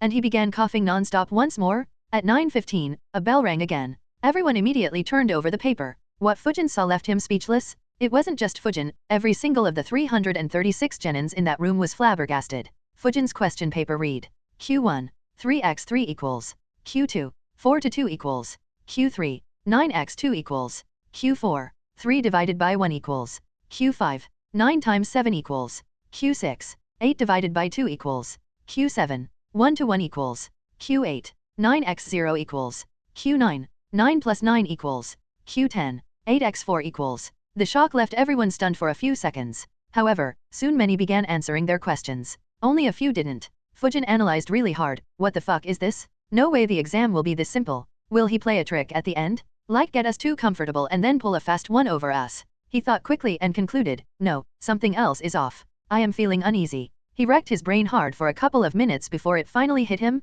I'm feeling uneasy. Actually, it's not just due to this paper. It's my chakra. On realizing this, he finally calmed down and closed his eyes. He observed his chakra, it was flowing very smoothly. He took a deep breath, and suddenly, disrupted his chakra entirely. With his entire chakra disrupted, he opened his eyes and looked at the question paper. Every single number had changed. Fujin immediately began sweating due to how easily he had fallen into genjutsu. He lifted his head and looked at the sickly proctor. Surprisingly, there was no sickly man at all. Instead, a tall, healthy, and handsome man with long hair stood. He looked at Fujin, smiled, and nodded. Fujin thought, Karema Illumi? No wonder. A/N, he was shown earlier during the graduation exam. He put his head down, and secretly disrupted his chakra again, to ensure that there wasn't any multi-layer genjutsu. He then quickly began answering the questions. Though the numbers changed, the questions were still extremely easy. While writing, he lightly kicked Hoka, who was sitting in front of him, and poured his chakra into him, disrupting his chakra. That broke the genjutsu on him. He noticed that the numbers had changed, and all his answers were wrong.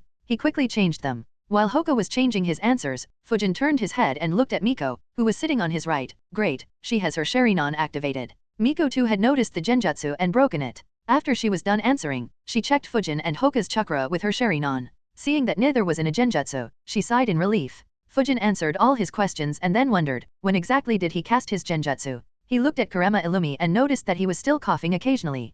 Fujin smiled bitterly on understanding, his coughing is causing genjutsu to happen in this room. Maybe not just coughing, even those bell ringing cast genjutsu on us. Sound-based genjutsu, applied in very small amounts to ensure that we don't notice any sudden altercations in our chakra, and since it only changed the question paper that we never saw, we all thought that everything is real. While analyzing, Fujin realized, wait, he actually gave us many clues. His continuous coughing was suspicious. And what was the most suspicious were these questions. If the questions were difficult, I'd have never realized the genjutsu. Fujin sighed, I didn't expect to learn anything here. But this exam shows that I'm not as careful and on guard as I need to be. If this was a battlefield, I'd be long dead. By 9:20, everyone, irrespective of whether they figured out the genjutsu or not, was done answering. A few seconds before 9:20, Illumi announced in a steady and commanding tone, "Everyone, put your pencils down. Anyone who holds the pencil after the bell rings will be disqualified." The steadiness in his voice surprised many. Right after, the bell rang loudly. Only this time, instead of casting genjutsu, it broke the genjutsu. As soon as the genjutsu was broken, the eyes of many genins widened. They noticed that the questions changed, meaning that their answers were all wrong. Even the sickly proctor suddenly turned into a healthy guy. Some immediately began creating a ruckus, but Kurama Illumi leaked his killing intent once again. This instantly quieted down the room. Overall, only 31 genins managed to write all answers correctly, and only 8 squads had all 3 members answer correctly. Among the remaining 7 genins, one was sitting far away from his team, while the other 6 recognized the genjutsu at the last minute and couldn't communicate with their team members in time. Fujin sighed in relief, lucky that Hoko was sitting right ahead of me. Once the results were known, Kurama Illumi smiled and said, "In battle, many times the enemy will subtly cast genjutsu on you. That will result in you making one horrible move that'll put your whole squad in danger. Enemies could also use such methods to pass you misleading information. If you were to fall for it, you might put your entire village at risk. So always be careful and on guard while doing your missions. After all, one wrong move and you could be finished." While saying the last sentence, he released his killing intent once again. He then announced, "All those who failed, leave.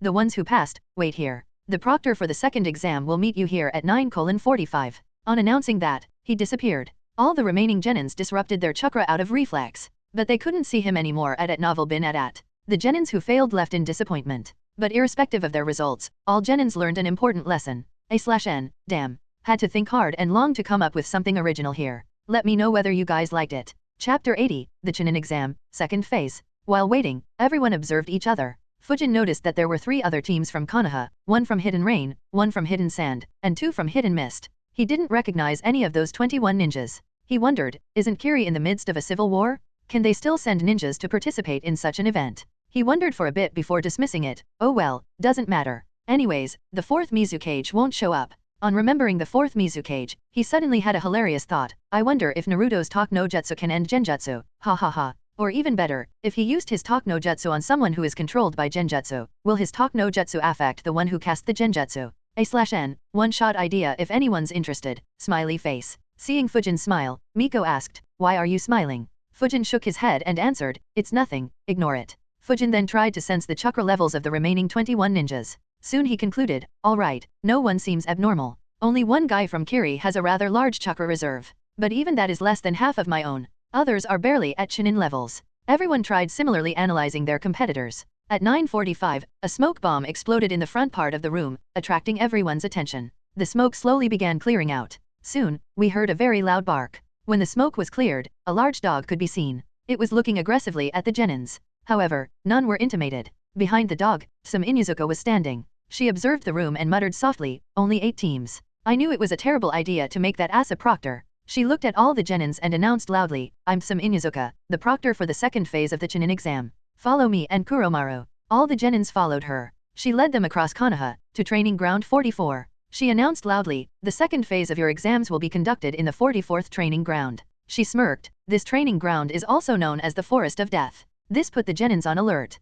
At the same time, they also wondered, why is she yelling all the time? She continued, "Before I explain to you the details and the rules of the second phase, you have to sign these consent forms." A genin asked, "What are we consenting to?" She grinned and replied creepily, "Your deaths." This unnerved the genins. She continued, "Death is a common occurrence in this training ground. That is why it is called the Forest of Death. You may be killed by the wild beasts in the forests, or your competitors. By signing this form, you state that you are voluntarily participating in this exam, and injuries or death caused in this training ground have nothing to do with Konoha, and Konoha won't be held responsible." A genin under her then distributed the forms. She said, "You have to enter your name, signature, and fingerprint in the form. If you are a scaredy cat, then don't sign. You and your team will be disqualified." Hearing this, some genins were excited, while some were worried. Fujin, Hoka, and Miko didn't react. Everyone signed the consent forms without much delay and submitted them. After verifying all the consent forms, some began announcing the details of the exam. "I'll now explain the details to you. Every team will be given a scroll. 4 teams will be given a Heaven Scroll, while the remaining teams will be given an Earth Scroll. To qualify for the next round, you will have to reach the center of this forest with both the Heaven and Earth Scrolls. So, you will have to seize the scroll that you don't have from other squads. There is a tower at the center of this training ground. You have a 5-day time limit to collect both scrolls and enter the tower. Once you enter the tower, there will be no more fighting. If anyone leaves the training ground or enters the tower without both scrolls, you will be disqualified. Also, all 3 members of your team need to be alive. Even if just one of your members dies, you will be disqualified. She waited for half a minute for the genins to digest the information. Then the questions began flowing. One AIM genin was the first to ask, what about the food inside the forest? We can't stay without food for 5 days. Before Tsum could answer, the Kiri genin, whose chakra level Fujin had noticed to be high, grinned and asked, can we take more than just the 2 scrolls to the tower? This made everyone look at that genin. Tsum answered, there are plenty of animals, plants, and bugs in the forest. Find and make your food. She then looked at the Kiri nin, you can collect as many scrolls as you want before entering the tower, so it is possible that less than 4 teams pass. Fujin heard all the instructions and thought, same as canon. No one asked any more questions. Soon the scrolls were being handed secretly. Fujin wondered, we don't get a day's break. He looked at Hoka and said, activate your Byakugan and check the type of scroll all squads get. Hoka nodded and activated his Byakugan. Miko went to take the scroll. She received a heaven scroll. After the scrolls were distributed, Tsum once again yelled, now, a Chunin will guide your team to the gate you will enter from, follow them. 7 Chunins approached 1 squad each. Fujin observed the approaching Chunin. He wondered, is this Ebisu? Ebisu approached their squad and said, you 3, follow me. He turned around and began walking. The trio followed him. Fujin wondered, I guess he gets promoted sometime in the next 3 to 4 years. Anyways, there are only 8 teams, so it seems like we will be quite far away from each other. He calculated for a moment and sighed, assuming we get placed at an equal distance and cover the entire forest, then the closest one to us will be almost 8 kilometers away, much farther than we can sense or see. Soon they reached their destination. Ebisu said, the exam will start in 7 minutes, so wait here obediently.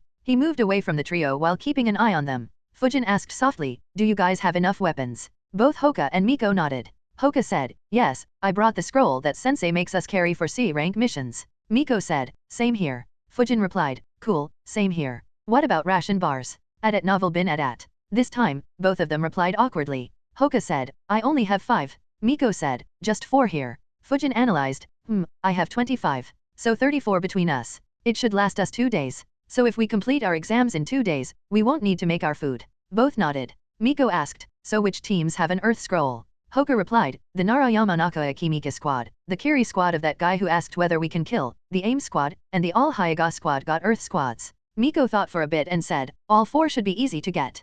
Fujin and Hoka nodded. Hoka commented, I don't think any squad is as strong as us. Should we try to collect more scrolls and eliminate other teams? Miko quickly stated, yes, let's do that. It'll be fun.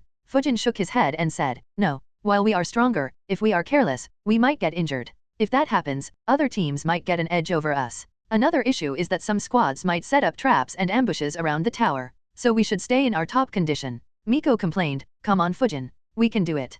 Fujin sighed and said, the last round is usually a tournament between us. If we eliminate everyone, how will we show off our capabilities? That made Miko give up. Her shoulders dropped comically and she sighed, all right. They were about to discuss more when they heard the gate opening. Ebisu said, your exam has started. Go in. Chapter 81, Target Located. Team Renjiro entered the Forest of Death. After going in, Miko asked, so, where should we go? Hoka replied, we moved around 8 kilometers from where we were instructed. And I noticed that the Nara Yamanaka Akimika squad wasn't approached by any Chunin instructor, so they should enter through the gate there. Let's make a move on them. Fujin replied, all right, let's go. On deciding, the 3 begin moving quickly towards the route between the spot where they had a meeting and the tower. While moving, Fujin wondered, Nara Yamanaka Akimiki, the famous Inoshikajo combo. This fight should be interesting. I should be wary of the Yamanaka though. Don't want anyone in my head. They look to be around 14 to 15 years old, so they should have been together for 2 to 3 years, meaning that their teamwork should be good. Now, how to fight? Other than sparring, in all fights that I have been in, I have fought purely to kill. And killing them would probably not be a good idea. Should I leave the fighting to these 2 and just provide long-range backup? He looked at Hoka and said, Hoka, the Nara are known for their intelligence. Keep activating your Byakugan occasionally to see if there are any traps. Hoka nodded. Fujin asked them, anyways, any thoughts on how to assault them? Miko and Hoka too were thinking about how to approach this fight. Miko said, these 3 clans are known for their teamwork, so I can put genjutsu on one of them and completely disrupt their teamwork. As long as we can knock one member out, the other 2 will fall easily. Hoka replied, yes, but we shouldn't leave ourselves open to the other 2 while knocking one out. He frowned and continued, both the Nara clan and Yamanaka clan jutsus are annoying, especially to a taijutsu master. Fujin and Miko both nodded. Fujin thought for a bit and said, the Yamanaka clan are known for being censors, so we may not have the surprise element, but I think the best way to start will be with a Firewind combo jutsu from a range. It should catch them off guard even if they notice us, and if the attack causes them to split, then it'll be easier for us. Hoka nodded and said, yeah, if they split up, then I can defeat the Akimichi easily. Miko said, I can take on the Yamanaka. he won't get a chance to use his jutsus against me. Fujin replied, alright, I can take on the Nara from a distance. Hoka asked, what if they don't split up? Miko said, then we will just have to fight while keeping an eye on shadows and the Yamanaka. Should be easy for you. Fujin might have difficulty though. Fujin replied, yeah, I could just stay back and provide you long-range support. Hoka said, no point in thinking so much, let's go and fight. Miko said, yeah, no matter what, we will win easily. After saying that, both smirked and looked ahead. Meanwhile, Fujin had a deadpan expression, just because you can't think of a good strategy doesn't mean that you shouldn't think of one. While Team Renjiro was moving rapidly, the team they were moving towards was also strategizing. As soon as the exam began, they rushed around 1.5 kilometers from their location. However, instead of taking the straight route to the tower, they moved diagonally into the forest and hid there. They took a lot of care in not leaving any tracks behind. After finding a hiding location, they all hide there. Yamanaka Kaoru said, now that we are hidden, what's the plan Minori? On hearing this, Nara Minori sighed. He looked up at the clouds wondering, why do I have to take the Chunin exams? That too for the third time? Can't I just stay a genin? Yamanaka Kaoru saw his teammate looking up at the clouds and said, well, other than sighing, do you have any other plans? Akimichi Yutaka said sorrowfully, last time we had a day's break in between the first and second phase. That's why I didn't pack any lunch. I'm already hungry. Yamanaka Kaoru saw both his teammates ignoring him and acting childish. He immediately got annoyed and yelled, enough wailing, focus on the exam. I don't want to fail the third time. This attracted the attention of his teammates. Nara Minori sighed, if I ignore him any longer, he might take over my body and do shameful acts again. He said, this time, only 8 teams have passed into the second round.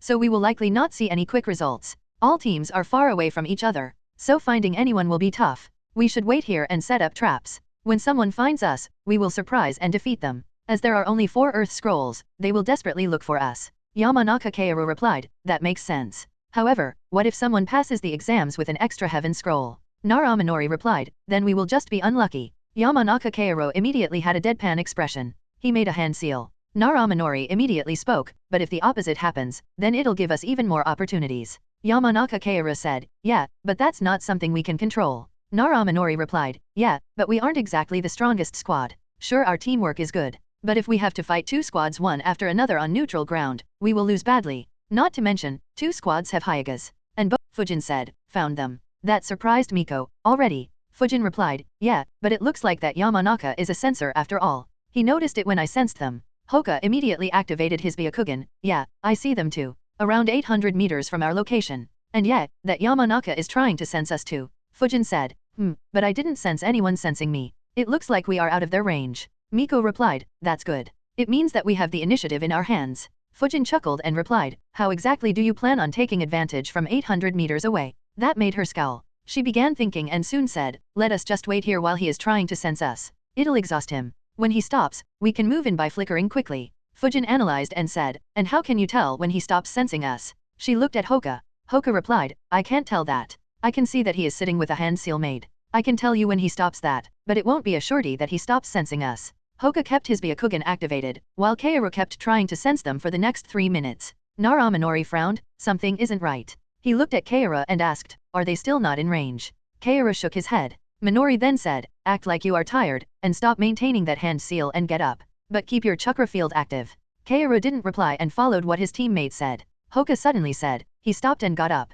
Fujin replied, too soon. It looks like they are baiting us. However, Miko got impatient. She said, it doesn't matter, let's go. And she flickered. Both Fujin and Hoka followed her. Fujin said, prepare your jutsu. Miko began supercharging her jutsu. Fujin did as well. At around 400 meters, Fujin said, he sensed us. Miko frowned upon hearing that, and then snorted, it doesn't matter. Let's hit them with a big one. Yamanaka Kaoru said, found them? 400 meters to our south. Nara Minori smirked, fell for it. They must have a Hayu. Kaoru shouted, they are coming here very quickly, and have built a Hu. However, before he could complete it, a massive fire appeared.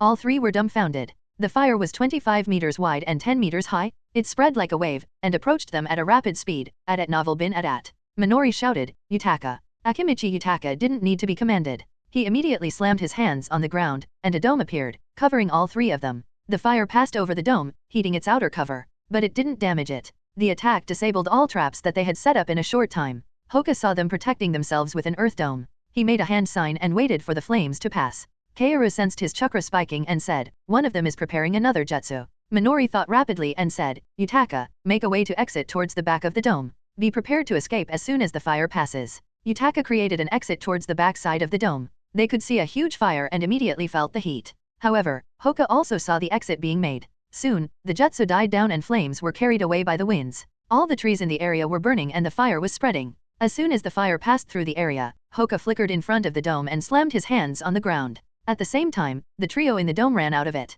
However, instead of the stone spears forming inside the dome, they formed right on the path they were running in. They immediately jumped. They managed to avoid lethal injuries, however, they were still slashed by the spears in many places. Especially Yutaka, who was slashed at 7 spots and had a bad injury on his foot. They finally managed to jump away from the stone spears, however, their misery wasn't over yet. When they were still in midair, Miko launched Phoenix Sage Fire Jutsu on them. Fujin too was in a position to use Wind Explosion Jutsus on them, but he didn't as that might kill them. They didn't have any opportunity to dodge or defend and were hit head-on by the jutsu and fell to the ground. They were burnt. Even worse, their clothes caught fire. Even before they could extinguish the flames, they all felt a kunai placed at the back of their necks.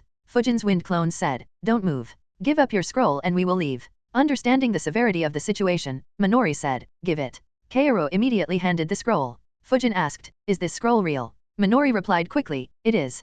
Fujin looked at Hoka and Miko, and they both nodded. Fujin did too and they all flickered away. Minori, Kaoru, and Yutaka immediately doused the fire on them and ran away from the area. After moving around 500 meters west, Yutaka slammed his hand on the ground, Earth Release, Camp Jutsu. He created an underground cave, where they hid and began treating their wounds. Yutaka smiled bitterly and said, "We lost to the youngest squad." Minori sighed, "They were too swift and brutal. We didn't even have a chance to retaliate." Kaoru was depressed, "This is depressing. We lost to 10-year-old kids this time. I don't think I'll ever become a Chunin." Minori and Yutaka felt bad on seeing him. He was almost in tears. However, they knew that, with their wounds, getting 2 more scrolls would be impossible. They both decided to train seriously for the next 6 months and become Shunins. Yutaka said, "Sorry Kaoru. Next time we will train even more and become Shunins." Kaoru didn't reply. Elsewhere, Fujin, Hoka, and Miko gathered together 500 meters north of where the fight happened. Fujin said, "Well, this was easy." Miko grinned and said, "Yes, our surprise attack always works." Hoka sighed and said, "I too want to join in on your combo jutsu. It's so devastating." Fujin said, "Sadly earth and water don't mix up well with fire wind. Anyways, now that we have our scroll, let's rush to the tower. It has only been 15 minutes since the exam started. We may become the fastest squad to clear this round." Hearing this, both Miko and Hoka got excited. They both said, "Let's go." The trio ran at a very fast speed towards the tower. Fujin thought, there are only 6 more teams.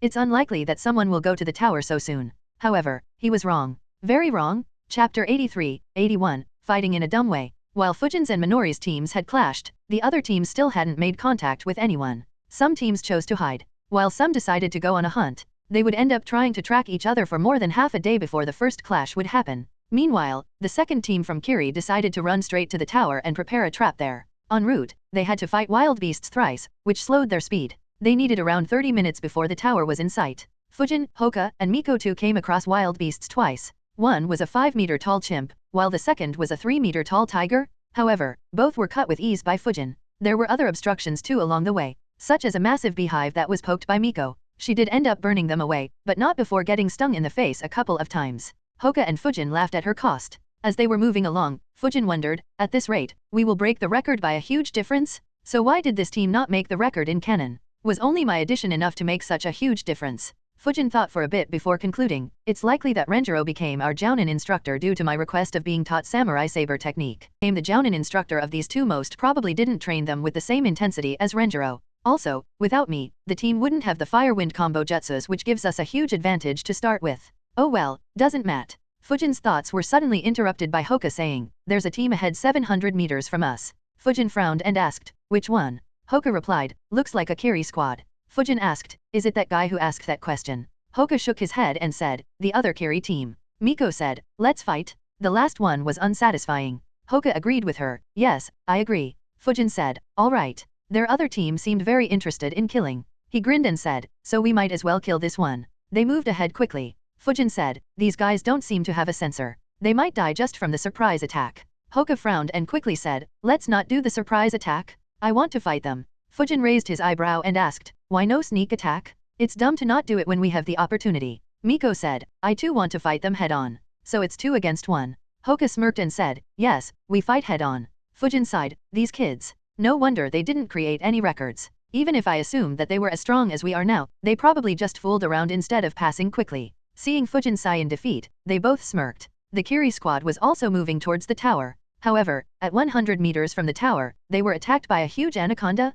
They quickly dodged and threw shurikens at it, but it had no effect. So they tossed a few kunaos with explosion tags in its huge mouth and ran away. The anaconda exploded into flesh and blood, littering the nearby area. They sighed in relief. Unfortunately, another calamity was heading their way. Fujin, Hoka, and Miko were now within 100 meters of them. They flickered. Fujin guessed, I guess another team will go down quickly. Renjiro's training made us too strong against genins. The three Kiri genins had just put their guard down, when Miko and Hoka suddenly appeared right in front of them and shouted, fight me. The genins were very startled. And they moved behind in fear as both of them suddenly yelled. Their misfortune wasn't over though. Fujin had flickered silently behind them, and they were moving towards him with their backs facing him. Fujin sighed internally on seeing that and just slashed his sword in the air. Though Fujin was quiet, they still sensed someone behind them. They turned behind, only to see that ninja swing his sword from about 10 meters away from them. Suddenly, one of them yelled loudly, duck. Hearing her, both of her teammates ducked immediately. Sakai Yumi, who yelled, immediately ducked. Her two teammates were slightly slower.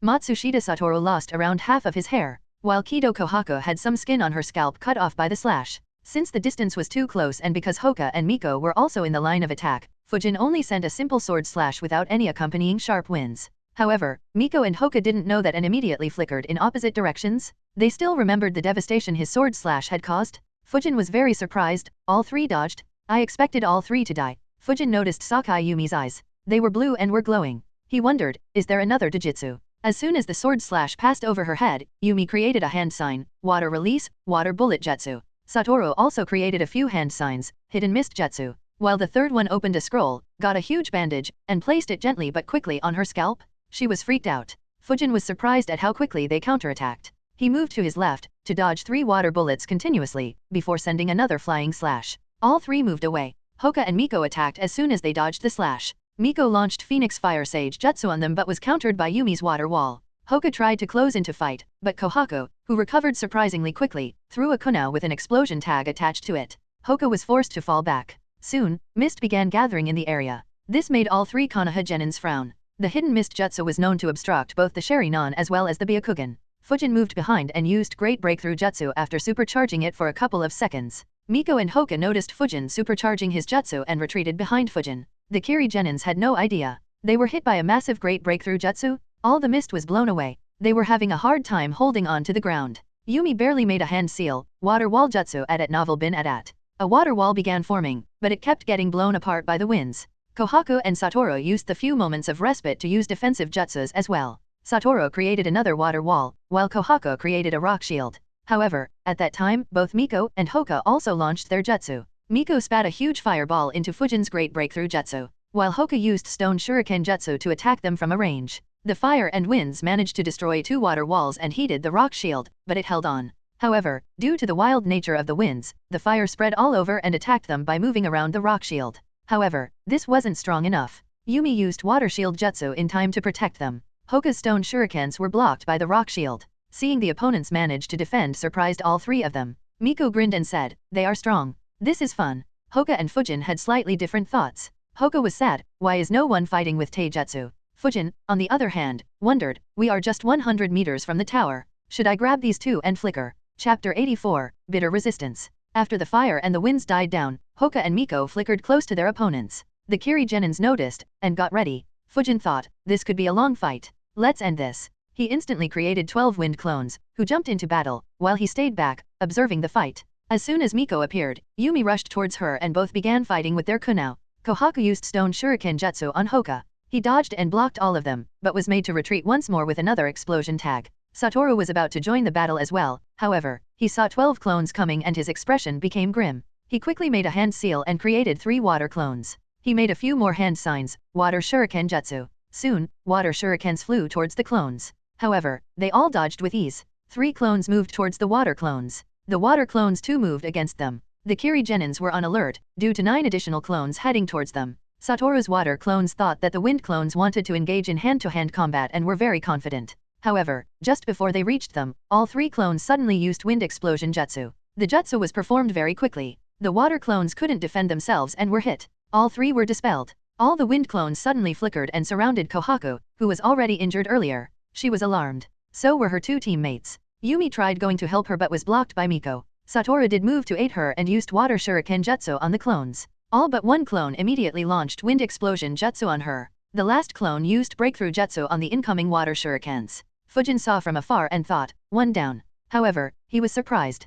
Kohaku made a hand sign and disappeared underground. Hoka, who was annoyed by Kohaku, immediately made his move. He slammed his hands on the ground, rock spear jutsu. Soon, spears began forming underground and targeting Kohaku. However, she dodged them all underground and appeared a few dozen meters away. Her exit spot was close to Yumi. As soon as she appeared, Fujin's clones launched another round of wind explosion jutsu on her. However, she ignored them and slammed her hands on the ground. Stone shurikens were immediately launched on Miko. She moved back to defend herself. Yumi thought, I need to be fast. She rapidly made a hand seal, and a water wall formed in time to protect Kohaku. Fujin, who was observing from a distance, wondered, are they really just genins? The clones were about to attack again, when Yumi shouted, retreat. Immediately both Satoru and Kohaku retreated along with Yumi. They retreated towards the tower. Miko and Hoka immediately followed. So did Fujin and his clones. The Konoha genins were faster and caught up several times. However, the mist genins always managed to defend. After 4 minutes of chase, the mist genins had a lot of cuts on their bodies due to sharp winds, but none were lethal. The mist genins were very worried. Yumi shouted internally, why are these 10-year-old brats from Konoha so strong? We have no chance of winning whatsoever. Also, why are they so bloodthirsty? All their attacks are aimed to kill or maim us. These bloody Konoha hypocrites. They look down on us for being so bloodthirsty but train their own kids to be relentless killers. But, what should we do? We can't escape forever. She focused chakra in her eyes and looked around her, praying to find some hope. And she did. She noticed 3 chakra signatures heading rapidly towards them, which were about 400 meters to the north. She recognized them and instantly her spirits were lifted. She shouted, follow me. Both Satoru and Kohaku followed her lead.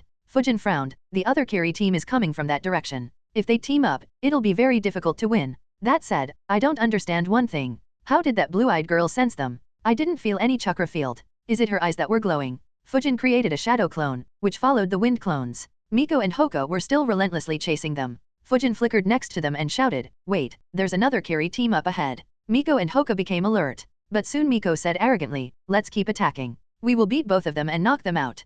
Hoka too supported her, yes, this is getting exciting, let's do it. Fujin once again had a deadpan expression, these cocky brats. Seeing that Fujin wasn't replying, Miko and Hoka turned and were about to chase. However, Fujin had enough of their antics. Before either Hoka or Miko could flicker, Fujin grabbed their shoulders. They both turned their heads and looked at him. Miko asked, what?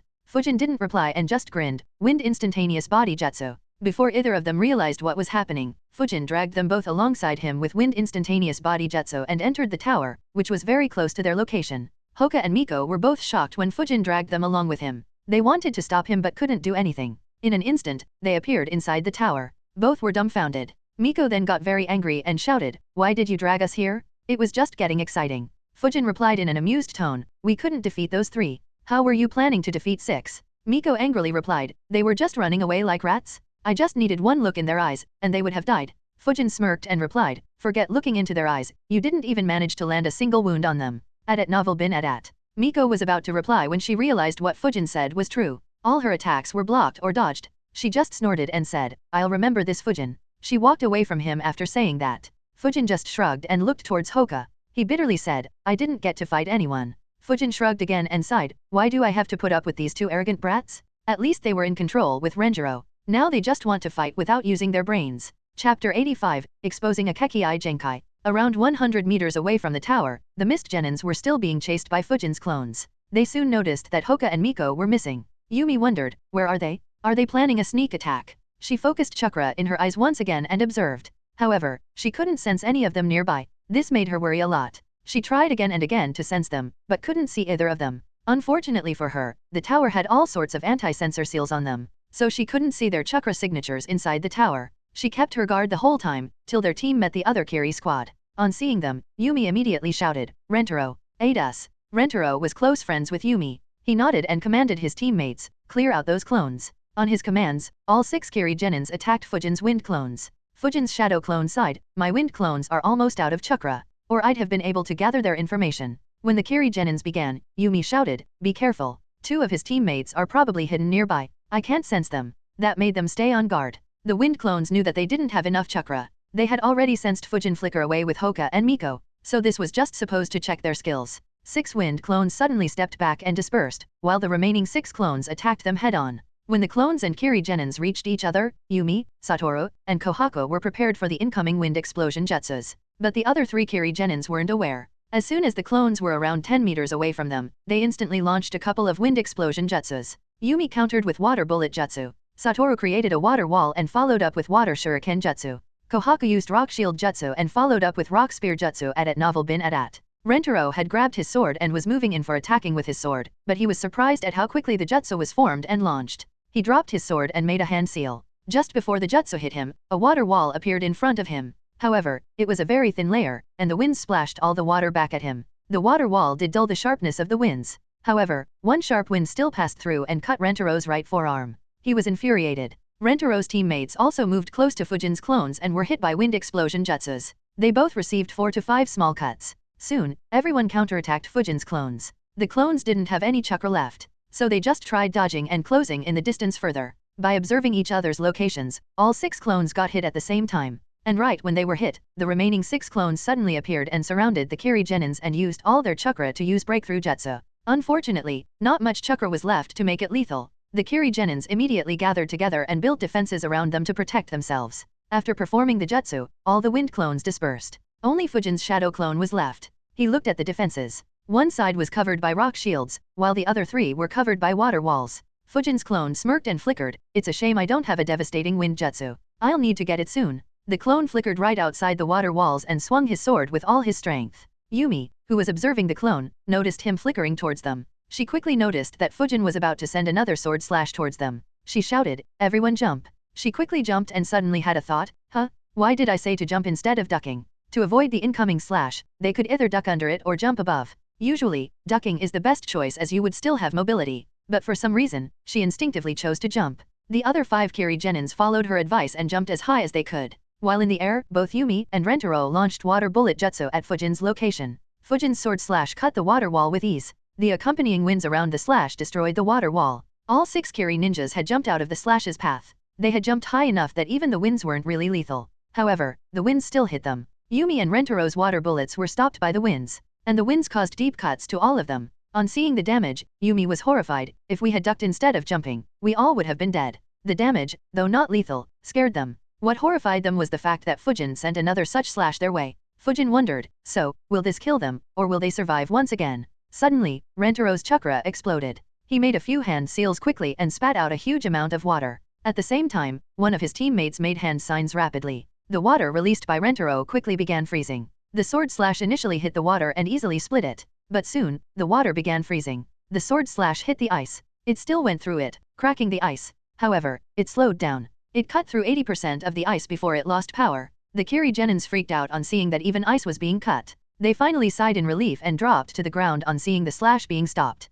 The winds accompanying the slash were also blocked. Fujin was shocked. Ice Kekii Genkai? Aren't the bloodline clans being hunted in Kiri? Does that mean that these guys came from Mei's faction? He quickly analyzed while keeping an eye on them. Is Mei trying to get some help from Hiruzen? Also, has she begun the rebellion so soon? No, since she has Kekii Genkais, it makes sense that she would have already begun the resistance. Though it should be a long war before she wins. I don't think Hiruzen would help out though. There's no mention of this in the manga. And Konoha is suffering from less manpower. So joining a war will be stupid. Not to mention, Uchiha and the Hokage faction are in a power struggle. So Konoha shouldn't have any resources to spare. While he was analyzing, the Kiri genins finally landed back on the ground. Rentaro's face was ugly. He said, I didn't expect Konoha to have such a strong genin. Fujin replied, I didn't expect Kiri to send an ice Kekii Genkai ninja. I wonder if any more of you have Kekii Genkai. While speaking, he looked at Yumi. He continued, nor did I expect you guys to survive despite being in a crunch so many times. You guys are strong too. Yumi asked, do you want a truce? We won't attack you guys during this second phase as long as you won't attack us. That way, we will all have a good chance to proceed to the next round. Otherwise, we will just injure each other. Rentaro frowned on hearing it. Fujin was surprised as well. Not only do they have excellent survival skills, but she is also smart enough to ask for a truce. I wonder if they have already participated in some war. Fujin's analysis was on point. All 6 of them had engaged in multiple clashes with the 4th Mizukage faction. They had real war experience. And a lot of it. Which is why they managed to survive the onslaught. Yumi was someone they were trying to develop into a leader. Fujin smirked and said, my teammates wanted to fight even the 6 of you head-on. So a truce is out of the question. Hearing that, Yumi sighed, I am worried that they will ambush us again and again. Also, where are his 2 teammates? Fujin continued, anyways, I'm out of chakra. See you later. and the clone dispelled himself. The Kiri Genins were shocked to see that they were fighting a shadow clone. Chapter 86, Record and Reward. Yumi quickly analyzed, all three of them retreated when Rentaro's squad got in range. And they only sent a clone to check us out. But, how did they get away so quickly? My eyes can look at chakras up to 520 meters. Rentaro said, if they escaped, it means that they were afraid of us. Yumi shook her head and said, they have a high ga. His range should be greater than mine. I suspect that the guy we were fighting is a sensor too. And all three of them are experts at flickering. So they can continuously ambush us for the next 5 days. The worst will be if they ambush us when we are fighting. We will be at a huge disadvantage. The expressions of the Kiri Genins became grim. It was never a good feeling to be hunted, especially considering how relentless their opponents were. Yumi looked at Rentaro and said, let's team up. Otherwise, we may be attacked one by them. Rentaro unwillingly agreed, alright. But who gets the scroll? Yumi asked, which scroll do you guys have? He replied, Earth Scroll. Yumi said, we have a Heaven Scroll. If we find a Heaven Scroll, you guys take it. If we find an Earth Scroll, we will take it. If we don't manage to get any, then you can take our Heaven Scroll and advance to the 3rd round. On hearing that, Satoru and Kohaku complained. But Yumi said, if Rentaro's squad didn't appear, then we may have died to that Leaf squad. So we owe them one. Rentaro's squad agreed to that condition, and they began treating their wounds. Once healed, they moved together until they found the required scrolls. The entire time they were in the Forest of Death, they were highly alert to any ambushes. But they were never attacked by Fujin's team. After all, they had already passed the exam even before Fujin's clones fought against the 6 of them. Tower. Inside the tower, Fujin, Miko, and Hoka had opened both scrolls. It summoned a Daka Genki. He was quite happy to see Fujin and Hoka, and was shocked at how quickly the exam was cleared. He said, Fujin, Hoka, good to see you two again. Miko as well. I didn't expect you guys would take the Chunin exam so soon. But how did you manage to clear the exam so quickly? It hasn't even been an hour. Miko looked begrudgingly at Fujin and said, we shouldn't have finished it so quickly. Fujin shrugged once again and said, we came across a team that had the scroll we needed and beat them easily. They handed over their scroll quickly and we moved towards the tower. We did fight a Kiri team afterwards, but they escaped and we entered the tower. Genki was surprised. He asked, that much in less than an hour? All three nodded as none of them felt it was difficult. Genki sighed seeing how none of them thought it was a challenge. He said, well, congratulations then. The previous record was 5 hours 30 minutes. It was made by Uchiha Itachi. You guys broke his record by a huge difference. That surprised Miko and Hoka. Fujin too acted surprised. Miko quickly exclaimed, we beat Itachi's record? Really? She was super excited. And that too by more than 4.5 hours. Fujin wondered, I never saw her talk about Itachi, but she is so excited about beating his record? Is she trying to compete with him? Poor girl. Fujin chuckled and teased her, if you had listened to me, we would have broken it by over 5 hours. But you still insisted on wasting time. This made her give Fujin the stink eye. She was still annoyed at how he brought her to the tower. She unwillingly admitted, if I knew that the record was held by Itachi, I would have agreed. Fujin chuckled and then suddenly sighed, if we had completed it in half an hour, I don't think anyone would have ever broken our record. Now it's still breakable due to you two. Hoka and Miko both looked at Fujin with deadpan expressions. While Genki was shocked, you guys could have finished it faster. Hoka said, alright. You win. Now stop gloating. Miko snorted and said, if you want to create a record, then fail this exam and give it again next year. Now Fujin had a deadpan look. He replied, you know, the 3rd phase is one-on-one fights. You better hope that you don't face me in the 1st round. Or you'll end up being defeated by my clones once again. Fujin smirked on saying that. And Miko was very annoyed, you. However, before the argument could get any further, Genki interrupted them, alright, argue later. You have done an excellent job creating the record for the 2nd phase of the exam. Now I'll explain to you the meaning of the writing on the wall behind me. On hearing that, the Genins gave a closer look at the wall behind Genki. Fujin remembered, oh yeah, I completely forgot about this. Genki then began explaining the same thing Irika explained to Team 7 after they passed. Fujin, Hoka, and Miko heard it, but none were much interested in it. While Genki was explaining, Fujin received the memories of his shadow clone. His mind wandered, oh, Isekeki I Genkai? Also the likelihood of them having participated in actual war. The finals should be fun. That said, she proposed a truce. Meaning that, like my clone, she couldn't sense us inside the tower. So until they pass the 2nd round, they will forever be paranoid of a sneak attack, haha. As Genki was explaining to the Genins, a Chunin instructor ran to the room where Inuzukitsum was. Some looked at him and asked, why are you running? He said, Sama, one team already passed the exam. Some was shocked, what? So soon? Even Kuromaru was shocked. The Chunin nodded while still stunned, yes. They entered the tower after only 47 minutes. Some was stunned. The record was broken by almost 5 hours. She asked, which team was it? The Chunin replied, it was Senju Renjiro's Genin team. She thought for a bit and said, I had heard rumors that Renjiro was training his team very hard. It seems that the rumors are true. I guess the beasts from the forests weren't an issue for them at all. Still, to beat Ataka's record is some feat they can be proud of it. She looked at the Chunin and said, go and give them the instructions for the next 5 days. He nodded and left. Genki was soon done with his boring explanations. His eye twitched when he noticed that none of the 3 genins were interested. After he was done, he asked, do any of you have any questions? Miko asked, do we have to wait in the tower for the other teams? Genki nodded and replied, yes. I think they will send someone to explain the details. Hoka didn't have any questions. Fujin thought for a bit and had a thought. He suddenly asked, Sensei, you said we broke the record, right? Genki nodded, yes. Fujin asked, so do we get any rewards? Sweat immediately appeared on Genki's forehead. He recalled the scene of Fujin asking the 3rd Hokage for swords made of chakra metal. He quickly said, no, there's no reward for this. It might help you be promoted to Chunin though. Fujin frowned and muttered lightly, the village is so stingy. Genki heard it and thought, I don't think Lord Third will ever ask you to choose a reward again. Fujin, however, was thinking, at the end of this phase, Hiruzen will visit and give another speech. Should I ask for a reward then? While he was thinking, Genki said, well, that's all from me. I'll see you later. And he disappeared in smoke. Fujin kept analyzing, if he says no then, it'll be embarrassing for him. To say no to promising youngsters who are working hard for their village, will hit his prestige. Though, he is thick-skinned enough to say no even then. As he was thinking, his eyes moved towards Miko. He thought, right. The elders and Uchiha have bad blood. He might give a reward to show that he is rewarding young Uchiha and is impartial to them. He might even hope that this reduces the bad blood a bit.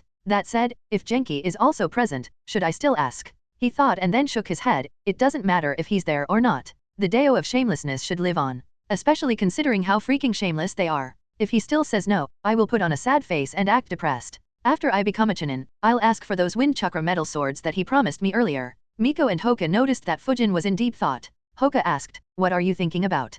Fujin replied, oh, nothing important. What do we do now? A/N, hey guys. Could use some ideas for the following. Please comment on the paragraphs below if you have a decent idea for these. 1 good ideas for rank B missions at Novel Bin at. 2 ideas to train lightning element, no leaf exercise. 3 ideas to train fire element, no leaf exercise. Chapter 87, Training Rooms. As Fujin asked that question, a Chunin instructor appeared in their room. He said, congrats on passing the 2nd exam. You will stay in the tower for the next 5 days until this round is over. Miko complained, 5 days? What will we do here for 5 whole days? Hoka and Fujin too nodded. Making them stay here for 5 whole days was unreasonable. The Chunin replied, that's the rule. If you leave the tower, you will be disqualified from the exam. Miko pointed at the Chunin and said loudly, hey, that's unreasonable. Hoka nodded and said, yes, it is. The Chunin dismissed their complaints and said, there are a lot of facilities in this tower, including many training rooms. You can access them and train there for the next 5 days. This calmed the genins down.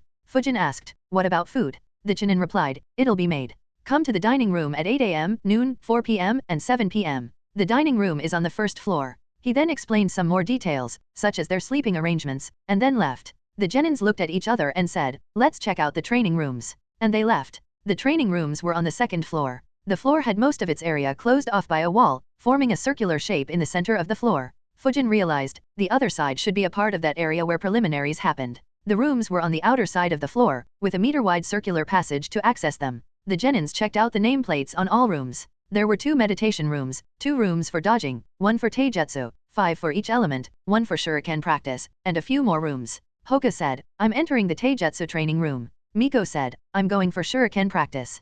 Fujin thought for a bit and said, I'm interested in seeing what the meditation room has to offer. Fujin entered the meditation room. The room was mostly empty. A couple of bulbs were on in the room. The walls had multiple candles at certain locations. And there were a few incense sticks placed around the room too. At the center of the room, a mat was placed. Fujin picked up the instruction manual, which was placed in front of the door, and read. It read, this is a meditation training room. Meditating here will be easier and more effective. For the best effect, follow the following instructions. Light all the candles in the room. Light 1 incense stick from each bundle. Switch off the bulbs. Sit on the mat placed in the center of the room at Novel Bin at. Kindly leave everything in the same spot when you leave. Before you leave, blow out the candles and cut the burning part of the incense sticks. Fujin lit the candles and the incense sticks. They began producing a very fragrant smell. He turned off the bulbs, sat on the mat, and began meditating. After an hour, he woke up from his meditative state and concluded, incredible. Meditating here is almost 5 times more effective than when I meditate at my home or when I did it in the academy. He analyzed a bit and concluded, even though this is good, it still doesn't compare to the gains I get from practicing Senju Taijutsu style. That said, I still meditate a bit daily. So though not significant, it'll still provide me with small boosts if I can get something like this at my home. Now, what to do? He thought for a bit, before coming up with 2 ways. I haven't thought what gift I can ask from Hiruzen. so I could ask him to build such a meditation environment at my home. But this way isn't a guarantee. I won't get this if he doesn't care about his thick face and says no. The better way would probably be to just create such an environment back home. This place has many seals inscribed, which likely aid in meditation. So it should be made with the help of Funjutsu. I should be able to make one too. The only issue is that I don't recognize most of the seals. He thinks for a bit more and decides, I'll draw every seal in this room and record their location. After I become Shinin, our team should be disbanded. So I'll finally have time to learn Funjutsu. If all these seals are available in the library, then I will be able to create such a room too. He immediately drew the entire room on a large drawing paper he had stored in one of his many scrolls. He drew all the seals and recorded the distance between each seal in absolute terms and ratio with respect to the size of the room. He grabbed one of the incense sticks that was lying around and took a bit of wax from one of the candles on the walls. After storing everything properly, he wondered, since this tower had such a room, is it safe to say that every clan has such training rooms? If true, it would explain why the chakra reserves of clan kids are usually higher than civilian kids and why they are able to master their clan jutsus so quickly. Looks like it isn't all just talent and guidance. I should check out the other meditation room and see if everything's the same. And I should also check out every training room, and check the feasibility of creating such rooms. While he was thinking about recreating all the training rooms, he chuckled, well, that's kinda pointless. There's no way my small house can have such rooms, haha. While walking over to the other meditation room, he thought, should I buy a new home? Do I even have money to buy a new home? Or would it be better if I make a secret base? He checked the other room and noticed that everything there was exactly the same. He then began walking over to the dodging practice training room. Having a secret base will be very convenient. Konoha also has a lot of empty spaces to make secret bases. But, in a village full of ninjas, is it possible to hide a secret base? I couldn't sense anything inside this tower from the outside. And, if I recall right, there are seals that can block even the Byakugan. So it might be doable, but still very risky. Should I make one outside the village? No one would check the endless forests after all. But I'll need to be able to sneak out and into the village to actually be able to use it. Oh well, let me learn the seals first. I can then worry about how to make it work. The Uchiha massacre should be happening soon too. I could try to sneak in and use their training rooms if they exist after the massacre. A/N, thanks for the suggestions. Feel free to post more if you get more ideas in the future, smiley face. Chapter 88, Dodging Practice. Fujin entered the dodging practice training room. He noticed that there were multiple mechanisms around the room to launch shurikens, kunao, and senbon needles. But all were made out of wood, and none were sharp.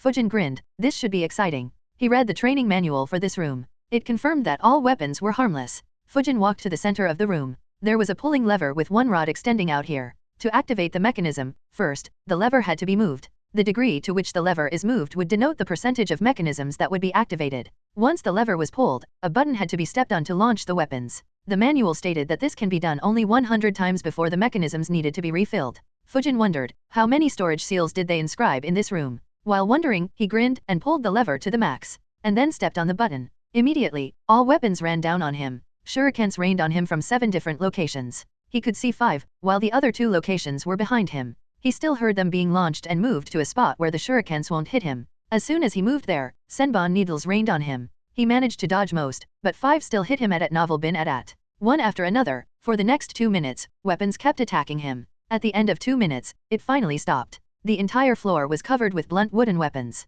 Fujin frowned, I was hit many times. I lost count at 136, and I had to block 7 with my hands as they would have hit my eyes. Is it even possible to dodge them all? Or rather, at what level can you dodge them all? Oh well, this time let me try it while using other weapons to block them. He picked up a few kunaos and senbons and placed them in his pockets. He kept 3 kunaos in each hand. He then created winds, which cleared the floor and pushed all the wooden weapons to the wall. He pulled the lever once again and stepped on the button. He dodged once again, only this time when he couldn't dodge, he used his weapons to either block at the last moment, or throw it at incoming weapons. He was still hit quite a few times. He analyzed, not bad. This time, I was hit only 43 times. Still a lot though. He then grabbed his swords. Alright, this time let's check with my preferred weapons. But without flying slashed. Or this room might collapse. He chuckled on imagining the scene where his flying slashes wrecked the training room. This time, he was hit 82 times. With my swords, I couldn't block at range. So all blocking was last minute. Which is why I got hit more times. That said, had I used flying slashes, I might have never been hit.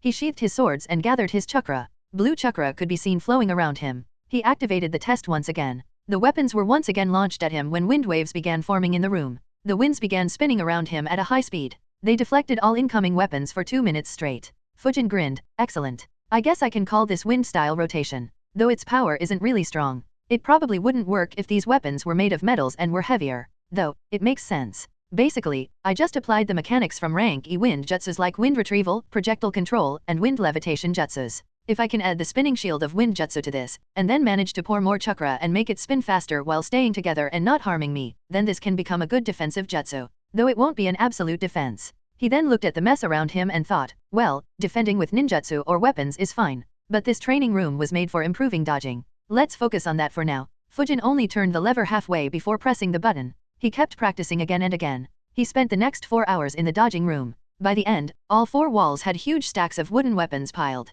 Fujin looked at it and thought, rest in peace the fellow who is supposed to refill these. He left the room and went to the dining room to grab a bite. It's almost 5 p.m. I hope they still give breakfast. After breakfast, he went into the wind element training room while wondering, wind element training in a closed room? I wonder how that works. On entering the room, he saw that the room was rather empty. There was only a meditation mat at the center of the room. He picked up the manual. It read, this is the training room for wind element. To train, sit on the mat at the center of the room, and meditate. The table on which this manual has been placed has a few boxes. Each box has 9 strips. The strips, from left to right, are made of leaf, alder wood, soft maple wood, hard maple wood, aluminium, copper, steel, titanium, and diamond. A/N. I initially wondered whether all these types of metals would be available in Naruto, but considering the amounts of weapons they manufacture and the technological advancements, later on, it's kinda safe to say all should be available. The strips, from left to right, get progressively harder. You can test how strong your wind nature is by trying to cut them. Fujin grabbed a box from the table and opened it.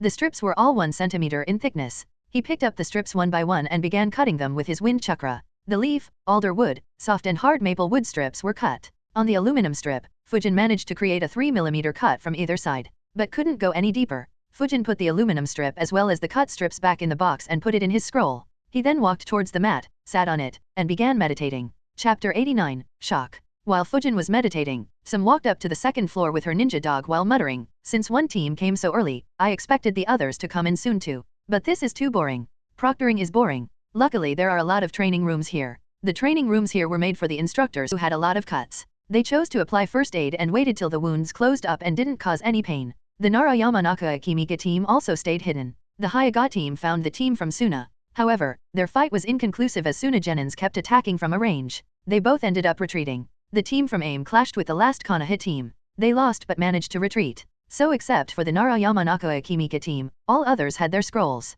Chapter 90, Elemental Crystals. Wind Training Room. Fujin meditated for an hour, before waking up. He kept sitting on the mat while being very confused. What's this strange feeling that I kept getting the whole time? It's as if my wind affinity is increasing. Or perhaps my wind chakra is becoming more potent. Either way, it should be very good for my wind element. But how? At novel bin at. He meditated again, and spread his chakra field throughout the room.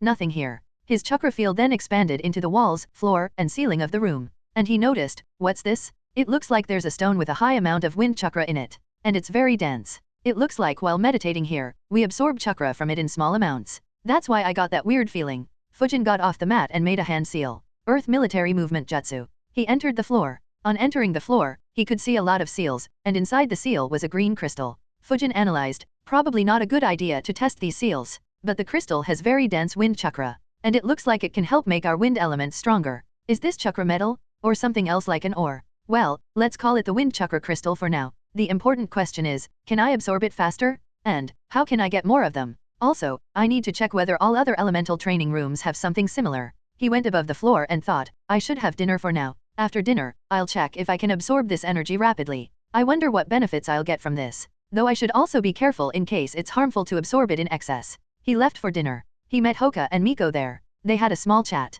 The Chinins in the tower also introduced themselves and had small talks with the Genins. After dinner, Fujin returned to the wind training room. He began meditating and tried absorbing as much energy as he could from the wind chakra crystal. While meditating, his entire focus was on the wind chakra crystal and its energy. In the first 6 hours, he didn't have much success. However, sometime after that, he began steadily absorbing energy from the crystal. He lost himself in meditation, completely losing the sense of time. When he opened his eyes, it was already 7 a.m. Fujin analyzed, I didn't have much success initially, but I think I managed to use up 1% of the energy of the crystal in this meditation session. I wonder if this absorption rate is fast or slow, and how often does Konoha switch or recharge this crystal? That aside, unlike what I previously thought, I don't absorb energy from the crystal directly. Rather, it refines my chakra. I have a feeling that I'll have a slightly easier time performing wind jutsus. He frowned, though improvement would likely be very minimal. I'll need to use up more energy from this wind chakra crystal to get a proper idea. I have a feeling that I might need a mountain of such crystals to get a significant boost.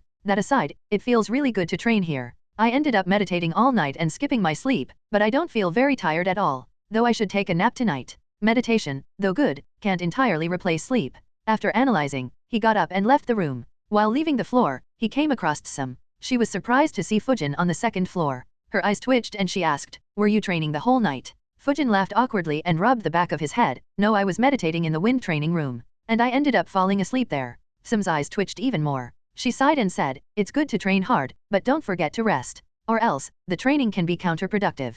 Fujin immediately replied, "Yes ma'am," while thinking, "That's the first time I haven't heard her yell." He left, got freshened up, had a huge breakfast, and returned to the wind training room. After knowing that Fujin returned to the wind training room, Sam realized, he is an orphan. He has probably never experienced such rooms. No wonder he is training in that room. I should report this to the third. He'll be happy to know how hard some kids are training. He spends the next couple of days in the wind training room, though he went out regularly for food and sleep. As he meditated more in that room, he managed to use up the energy at a faster rate. By the end of the third day, he had used up 18% energy from the crystal. He analyzed, "Good, it is getting faster. I have a feeling that it'll be even faster tomorrow. But, it seems like my analysis was right. While this definitely is good, I'll need a mountain of such crystals to actually get significant boosts. I wonder how many crystals Konoha has, and where they are kept." Another point to consider is how much energy from this crystal was already exhausted before I began training here. On day 4, as he predicted, his efficiency suddenly increased a lot. In around 12 hours, he ended up using up almost half the energy from the crystal. However, on this day, he noticed one crucial point. Fujin realized, "My chakra increased. Yeah, I can feel it. Though the increase is very minimal, not even 0.1%, it did go up.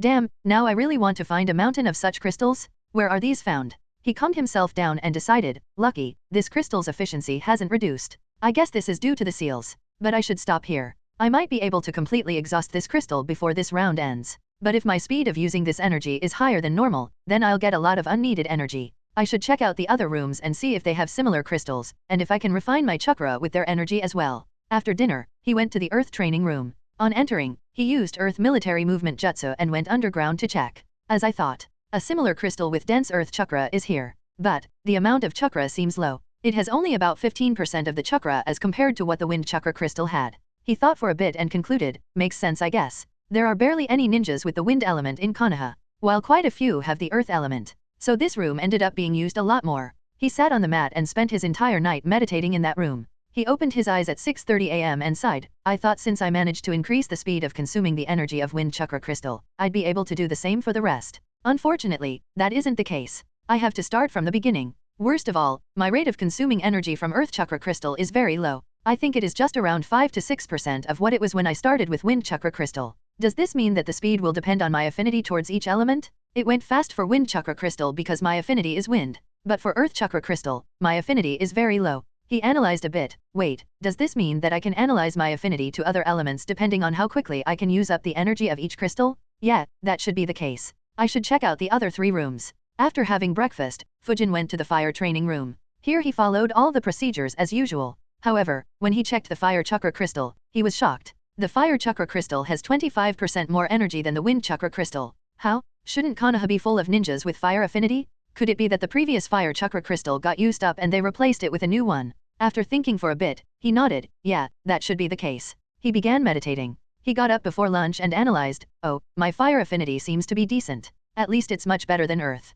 The absorption speed here is at 35% compared to what I could do at the start with wind chakra crystal." After lunch, he went to the water training room. He first checked the amount of energy in the water crystal. It was around 30% of what the wind chakra crystal had. Fujin sat in meditation and meditated till 4 p.m. At 4 p.m., he got up and sweated a bit. "I couldn't refine shit. I didn't manage to use up any energy at all." He sighed, "Does this mean that I have no talent in the water element at all? A shame. I was hoping to have a good affinity for the water element and to take over Tobirama's jutsus." After taking a small break for eating, he went to the lighting training room thinking, "My main affinity is wind, so I don't really have much hope for the lightning element. Oh well, let's test it out. A/N, I'll give the exact details regarding elemental crystals a few chapters later. I don't think these were available in canon, though not sure if movies had something like this. So all this is made up for this FIC. Chapter 91, Second Nature Affinity. The lightning chakra crystal had 80% of the energy that the wind chakra crystal did. Fujin meditated for 4 hours. After waking up, he was surprised. Wow, I never expected to have the highest affinity to lightning after wind.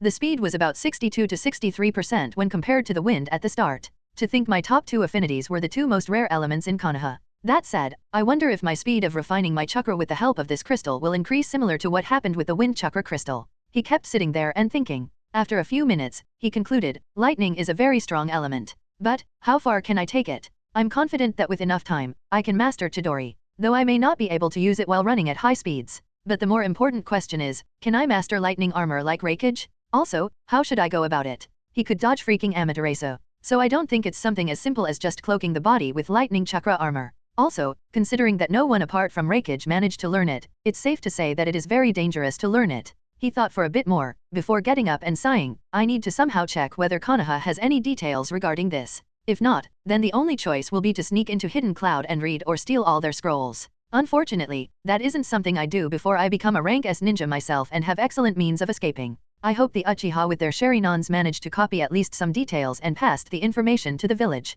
Would be quite a challenge otherwise. Also, considering some of the crazy plans that I made that day, I should keep my lightning element a secret. In the future, that might help more. But, if I keep it a secret, it'll be hard to get anyone's help. So what to do? He kept thinking hard while walking to the dining room. In the end, he decided, my wind element is quite strong. Lightning won't be able to match it at least until I can learn Rankajutsus. So it won't be much help for me in the short term in any case. So let's just hide it. I'll take as much help as the village can give me for my wind element. And my lightning element will be my hidden element, which I'll use when I don't want to expose my identity. I can also use it to catch the enemy by surprise and kill them if there are no witnesses. Fujin entered the dining room while still in deep thought. He grabbed a plate, served himself the food, and sat down at the table while still in his thoughts. After deciding, he was about to think more when he felt, why does it feel like dozens of eyes are staring at me? He looked around him and noticed that the 6 Kiri Genins were sitting opposite him. He noticed that all 6 had dark bags under their eyes, and they all had a lot of injuries to which were given first aid. The Genins, who were incredibly bored over these 5 days, were paying close attention.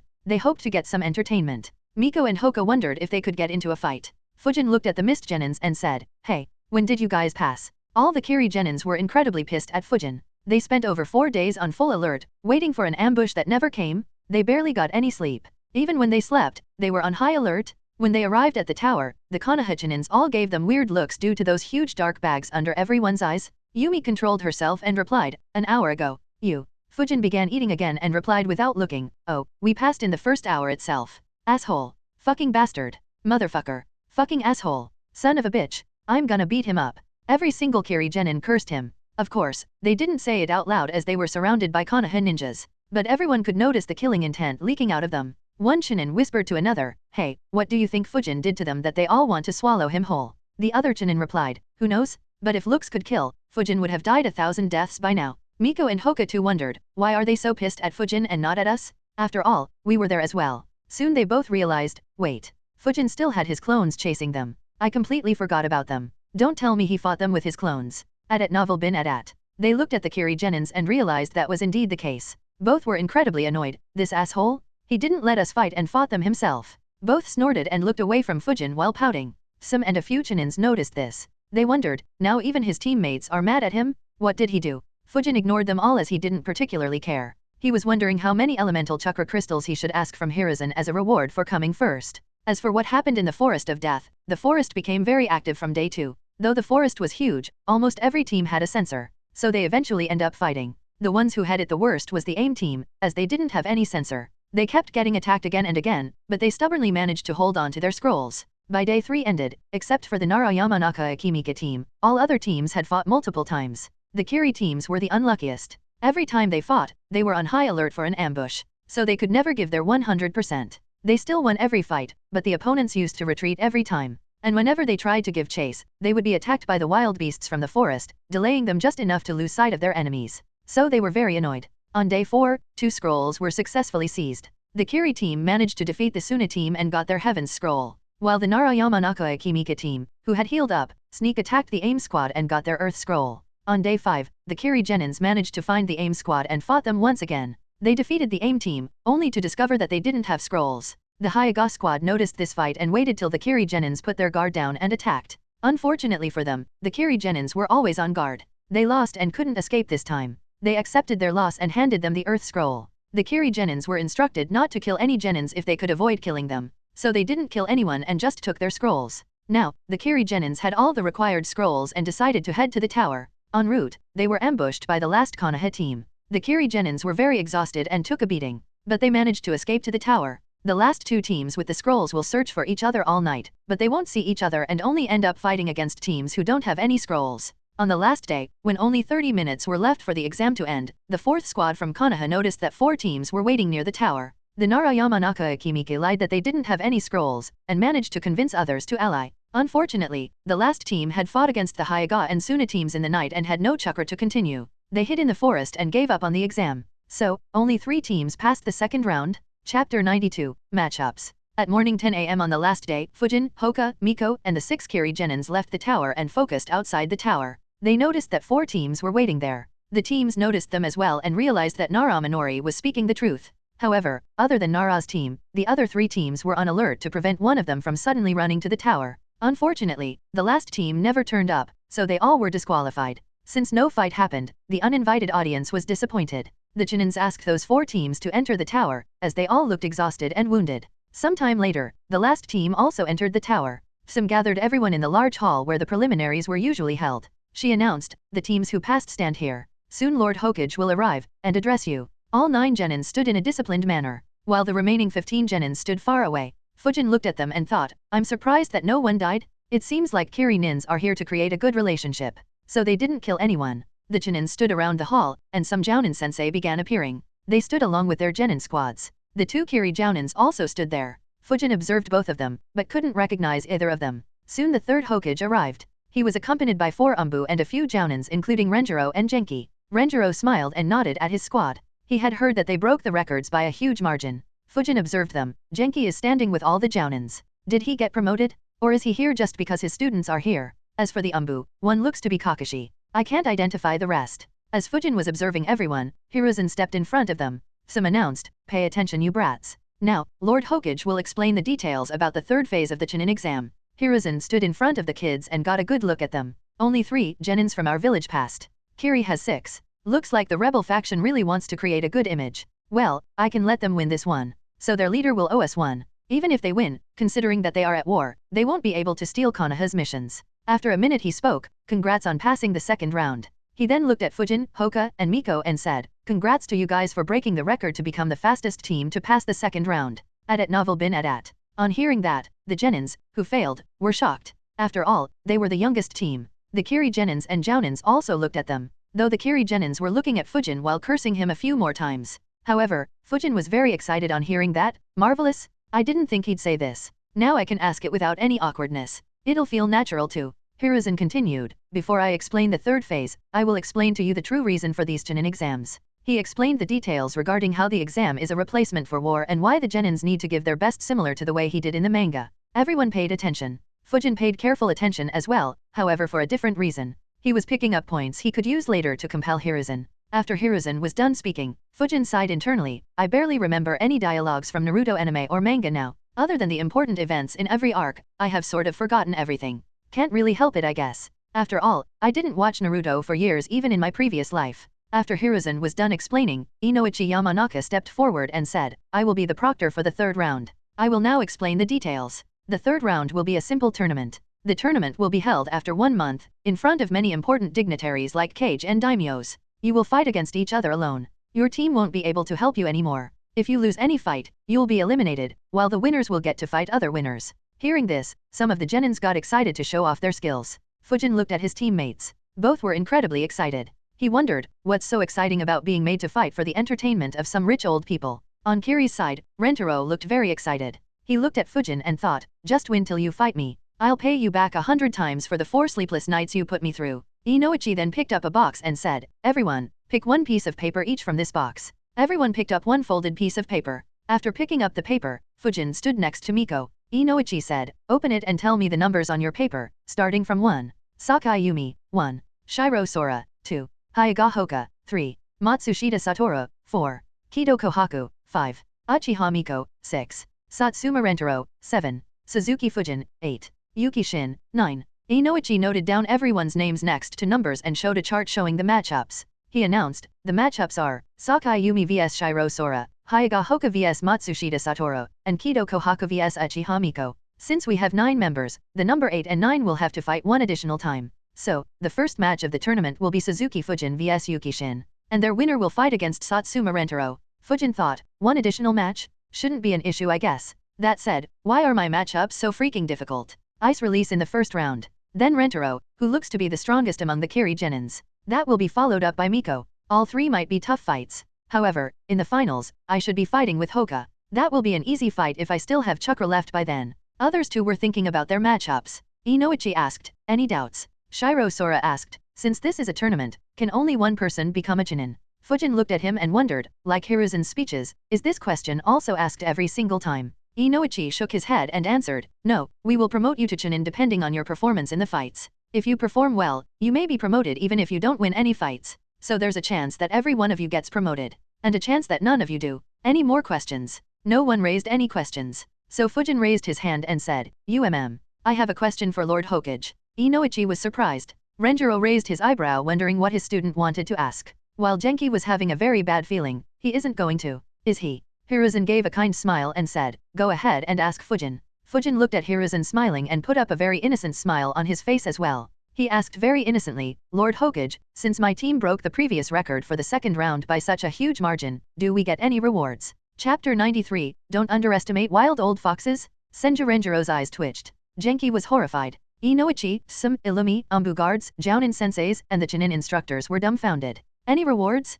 Since when did Lord Hokage begin giving rewards? The Genins from Kiri began wondering, Genins from Konoha get rewards for such little things. Kiri Genins looked at Hiruzen with longing in their eyes. Their own cage hunted them, while the cage of Konoha rewarded their own Genins. They thought, the difference between the two cage is like the difference between heaven and hell. While the other Genins wondered, there's a reward for breaking records. Miko and Hoka too stared at Fujin. Miko frowned, I didn't hear Itake getting any rewards. I'm an Uchiha, I don't need any rewards. At novel bin at. Hiruzen too was dumbfounded. His expression didn't change, but he was left speechless for a minute. Genki yelled in his mind, even Lord Hokage is speechless. Hiruzen began remembering the scene when Fujin asked him for chakra metal swords. His eyebrows twitched. Last time he asked for chakra metal swords. What does he want this time? A house made of chakra metal. Hiruzen didn't know how close he was to guessing the truth. If he did, who knows how he would have reacted. He was about to say no when he saw the frown on Miko, who was standing right next to Fujin. He thought, does she also expect a gift? The relationship between the village and Uchiha has been deteriorating day by day. I could use this opportunity to reward her and mend the ties a bit. If it results in the ties improving, then it'll be very good for Konoha. As Fujin expected, Hiruzen decided to reward them. He was about to reply in the affirmative when he felt a chill running down his spine. Hiruzen was a veteran of all 3 ninja wars. He had to intensify during that period, as everyone began fighting for it. By the time the 5 great villages came into existence, all the veins had been used up and destroyed. However, even after they were destroyed, the land still kept having more ninjas with similar affinities. Lord Second did research regarding this and concluded that the environment of Land of Fire is such that the ninjas here have a good affinity to fire manipulation. Same for the other 4 villages as well. As for the crystal veins, only one place still had some low-quality veins. That is the current Land of Iron. In order to prevent another war from happening for them, Lord First temporarily protected it. The daimyo soon reached a deal, and the Land of Iron became a neutral country without any ninjas who could use those crystal veins. Instead, the Land of Iron will mine a limited amount and sell a certain amount of it to each village. So, all the elemental crystals today are received from the Land of Iron. And it is received in very low quantities. Most of those elemental crystals are distributed among the clans. The rest is kept by the Hokage and is used to train the Umbu. Additionally, because their quality and quantity are low, they are only used alongside proper Fuinjutsu seals to be able to use 100% of those crystals.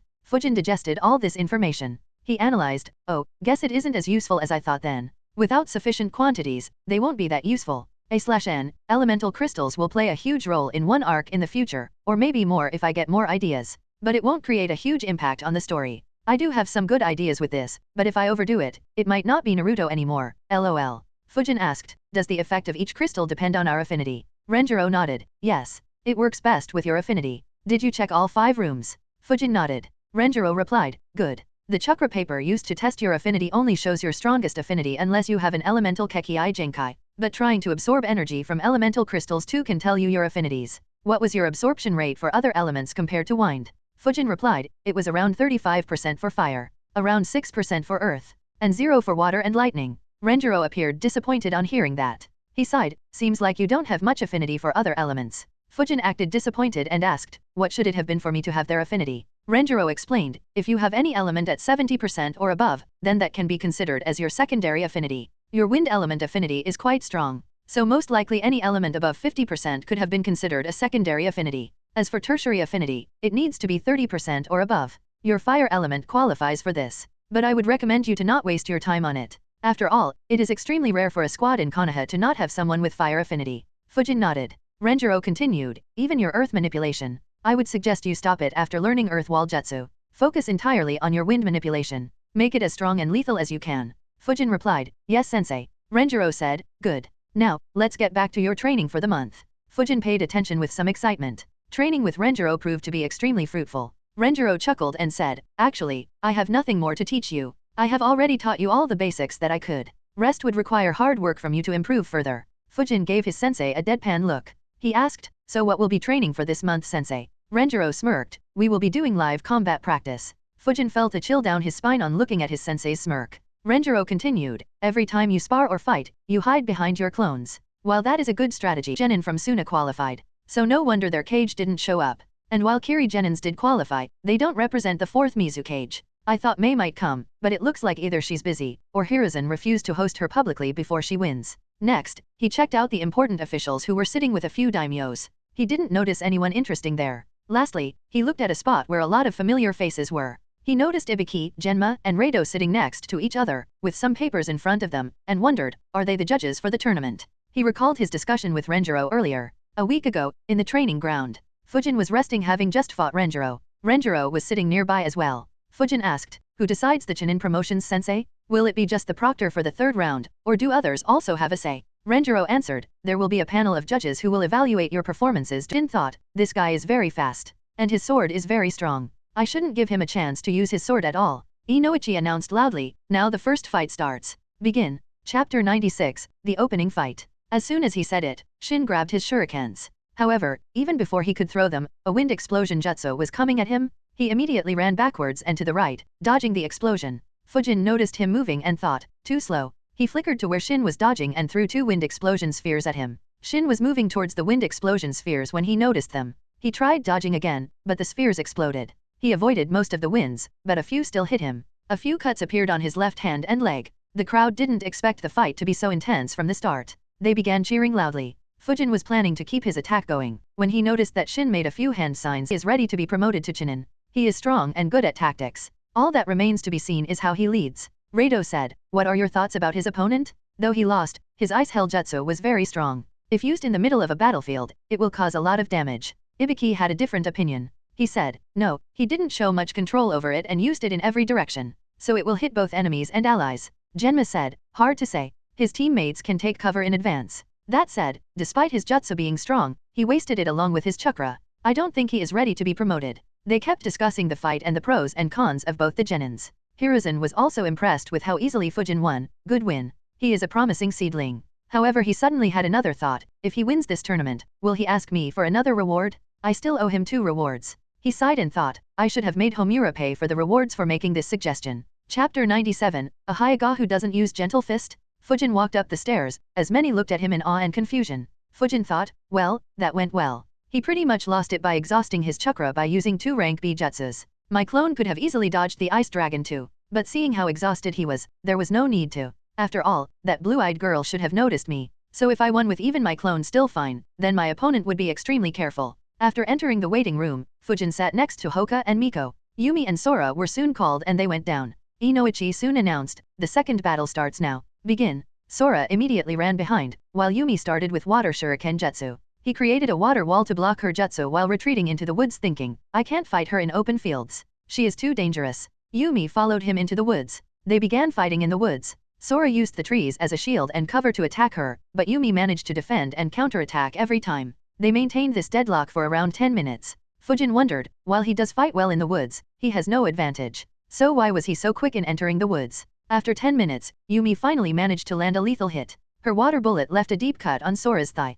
The wound made it harder for him to move. Yumi looked at him and said, you are wounded, you can't fight anymore. Sora gritted his teeth. Yumi glared at him and said, give up, or it will be very painful for you. Color drained off his face on hearing that. He gave up. Inoichi announced, second match winner is Sakai Yumi. Fujin observed the fight carefully and thought, why was he so afraid? He looked at Hoka and concluded, I wonder how her fight with Hoka will go. Hoka got up. Fujin said, good luck Hoka. Win quickly. Miko also wished him luck. Before Satoru left, Kohaku reminded him once again to not get close to the Hyuga. While the next candidates were arriving on the ground, the judges discussed again. Ibiki commented, both were good. However, Sora seemed to be afraid of her. Rado agreed, yes. And he seemed too impatient to run into the woods. As if he didn't want to fight her in the open at all. Genma didn't comment and just made some notes. Hoka and Satoru arrived on the ground. Inoichi announced, the third match starts now. Begin. At novel bin at. Satoru immediately moved backwards while making hand signs. Hoka followed and made a few hand signs too.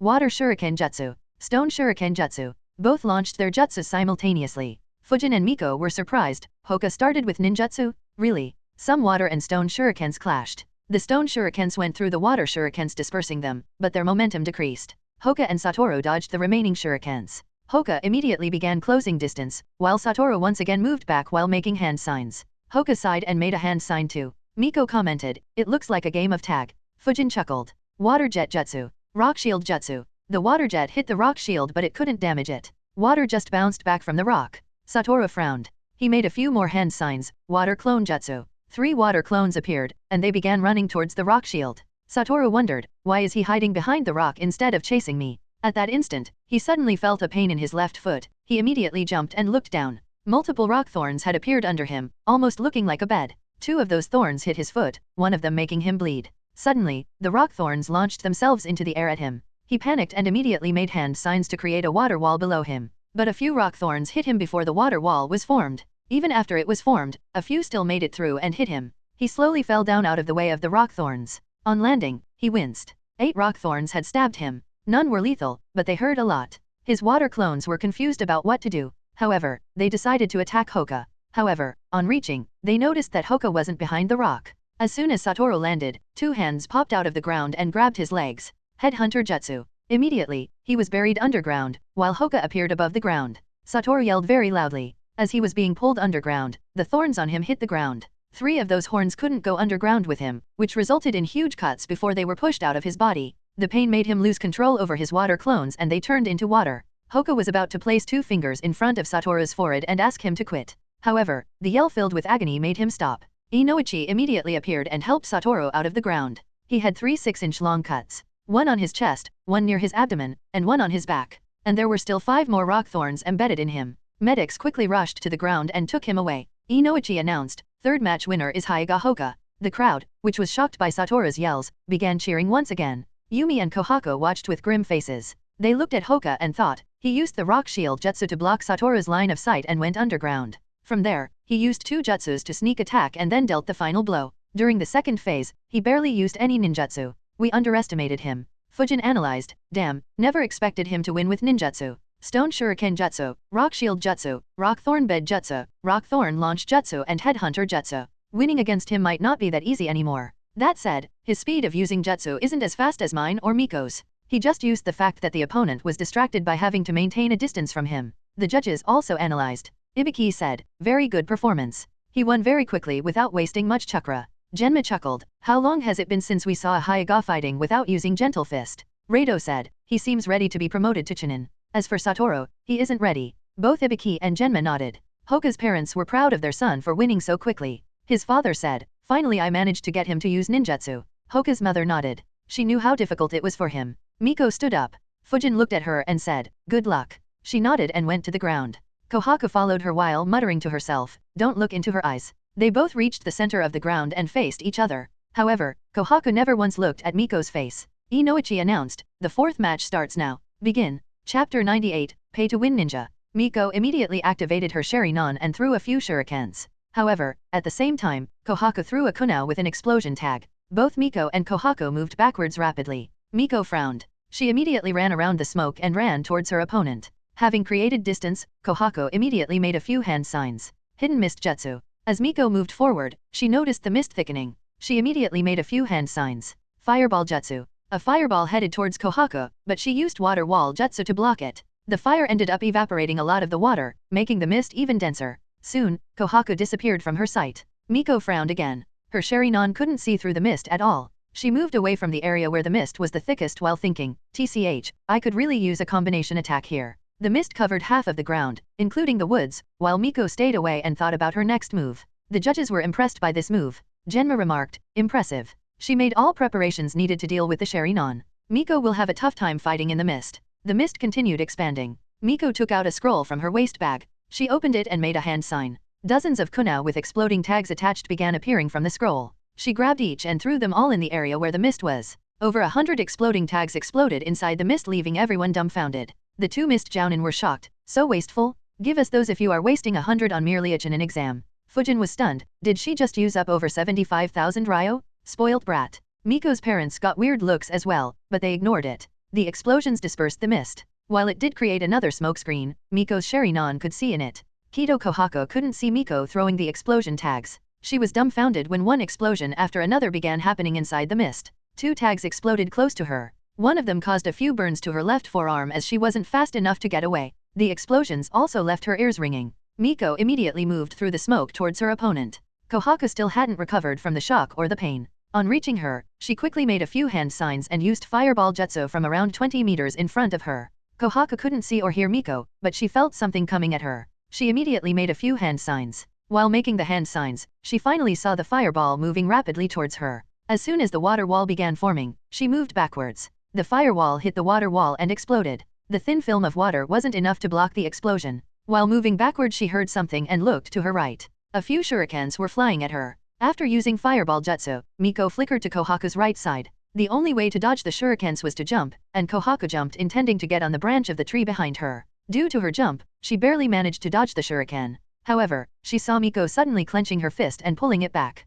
Her eyes widened. Some of the shurikens were tied to metal wire. When Miko pulled her hand back, those shurikens were pulled back. 2 wires wrapped around Kohaku's left leg, stopping her jump and making her fall down suddenly. Kohaku was about to fall on her face. She raised her hands in front of her by reflex, to soften the impact of the fall. However, at the last moment, Miko pulled the wire towards herself. Due to this, Kohaku fell on both her hands and face and was dragged for a meter on the ground. It took her a couple of seconds to get up. Unfortunately, that was enough time for Miko to step on her back and hold a kunai against her throat. She said, "You have lost. Give up."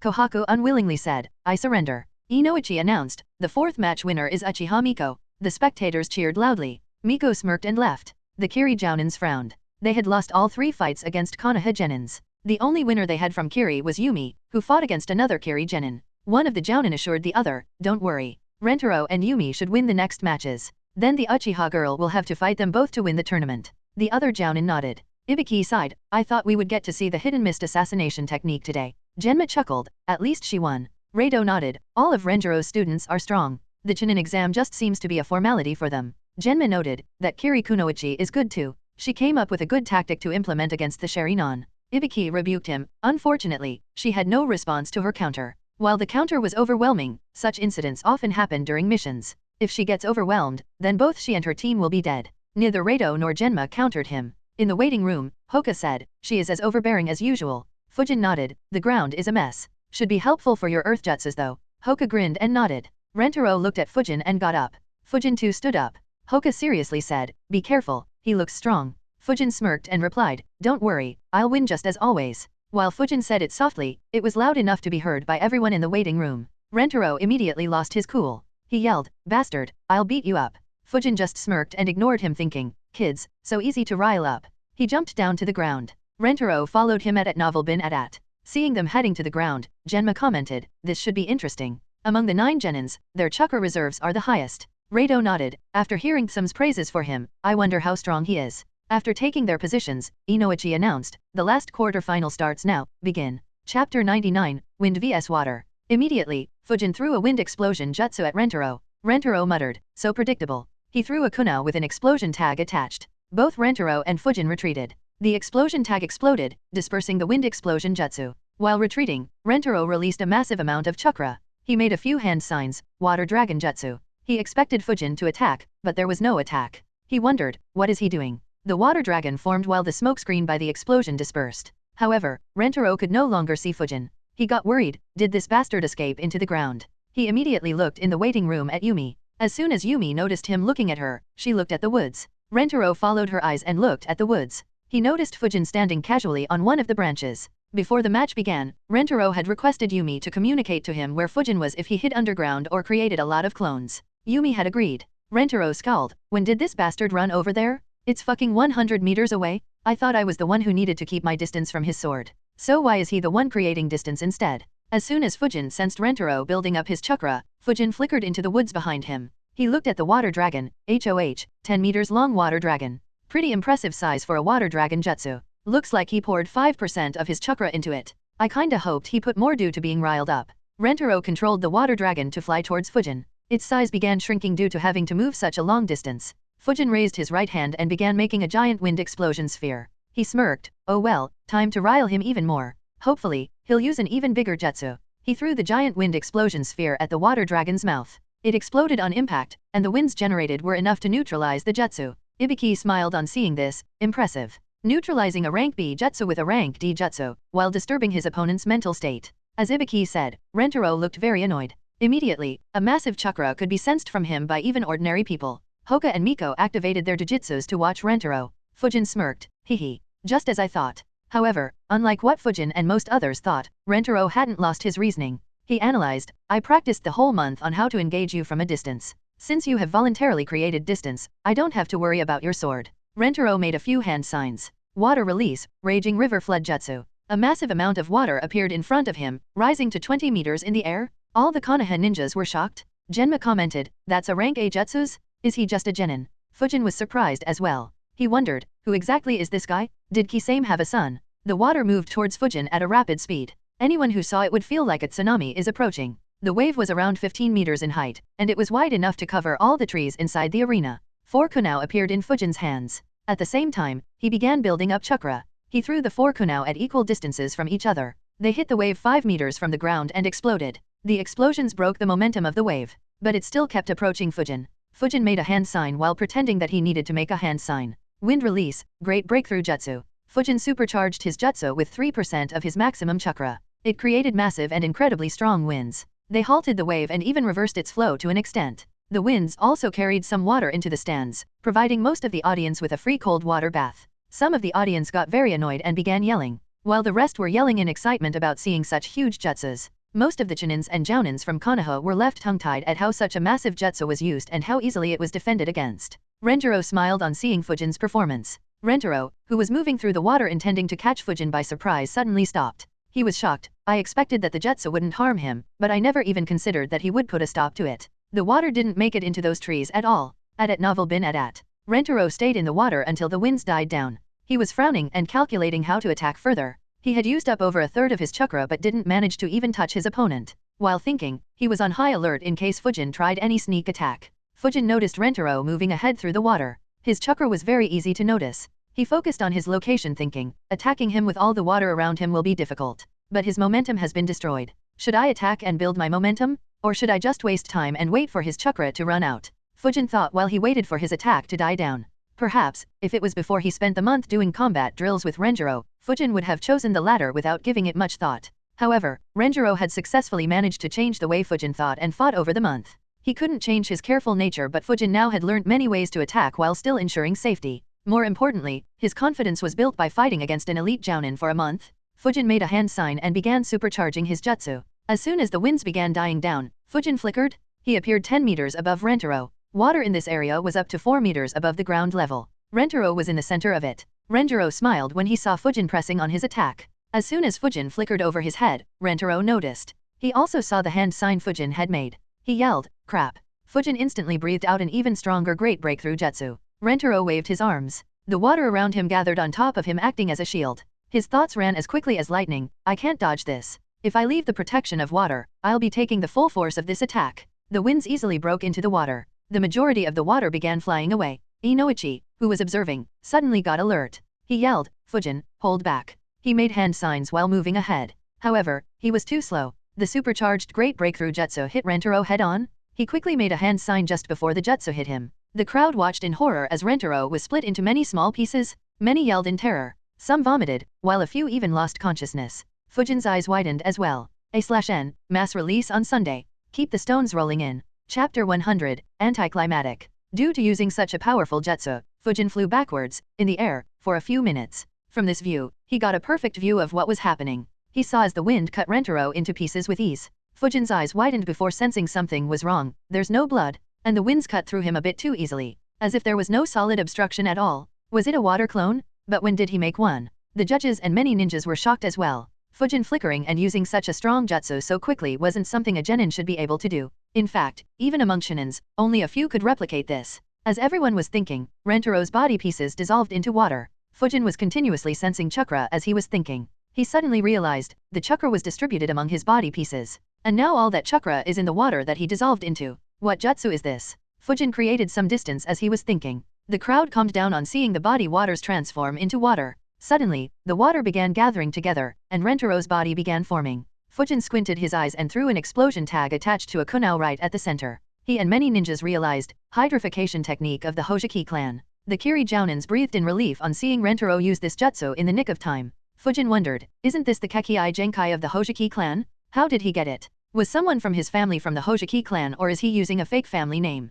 A/N, it's not a Kekii Genkai, it's a secret technique of the Hojiki clan, similar to the Nara, Yamanaka, and Akimichi clans. That said, Kabuto did use Suijutsu cells or DNA to get access to this technique, so it is sort of in a gray area. Genma noted, first an ice Kekii Genkai, now the hydrification secret jutsu. The Kiri Genins are strong. Rado agreed and pointed out, yes, but Fujin is very strong too. He forced him into using it. Ibiki observed Rentaro putting his body together and stated, he isn't proficient with this jutsu. The body is reforming too slowly. The Kiri Genins got excited about seeing Rentaro use this jutsu. Sora said excitedly, in this form Rentaro is invincible. That Konoha Genin will lose badly. Miko and Hoka also observed this carefully. Especially Miko who might have to fight him if Fujin loses. As Rentaro's body was reforming, the explosion tag reached it and exploded, dispersing the water again. However, soon it began reforming once again.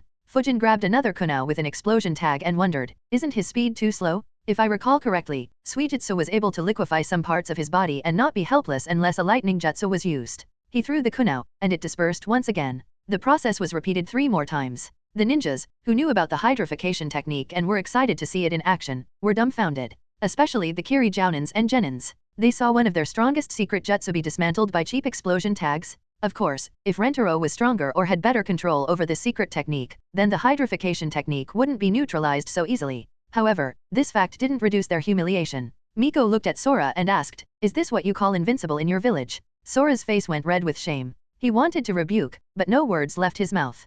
Fujin threw the 7th explosion tag. At that time, Rentaro's Jounin sensei jumped into the arena. Fujin noticed his chakra and immediately flickered into the woods. The Kiri Jounin appeared in front of Rentaro and deflected the kunai. He said, we give up this fight. The ninjas looked at the arena with disappointment. Inoichi announced the result of the match. Ibiki sighed, first hidden mist assassination technique and now hydrification technique. Both were dismantled through explosion tags. What a disappointment. Rado nodded and said, yes, we need to ban the use of explosion tags, especially in the finals. Genma agreed, while it's true that they are one of the ninjas' important tools, this is just disappointing.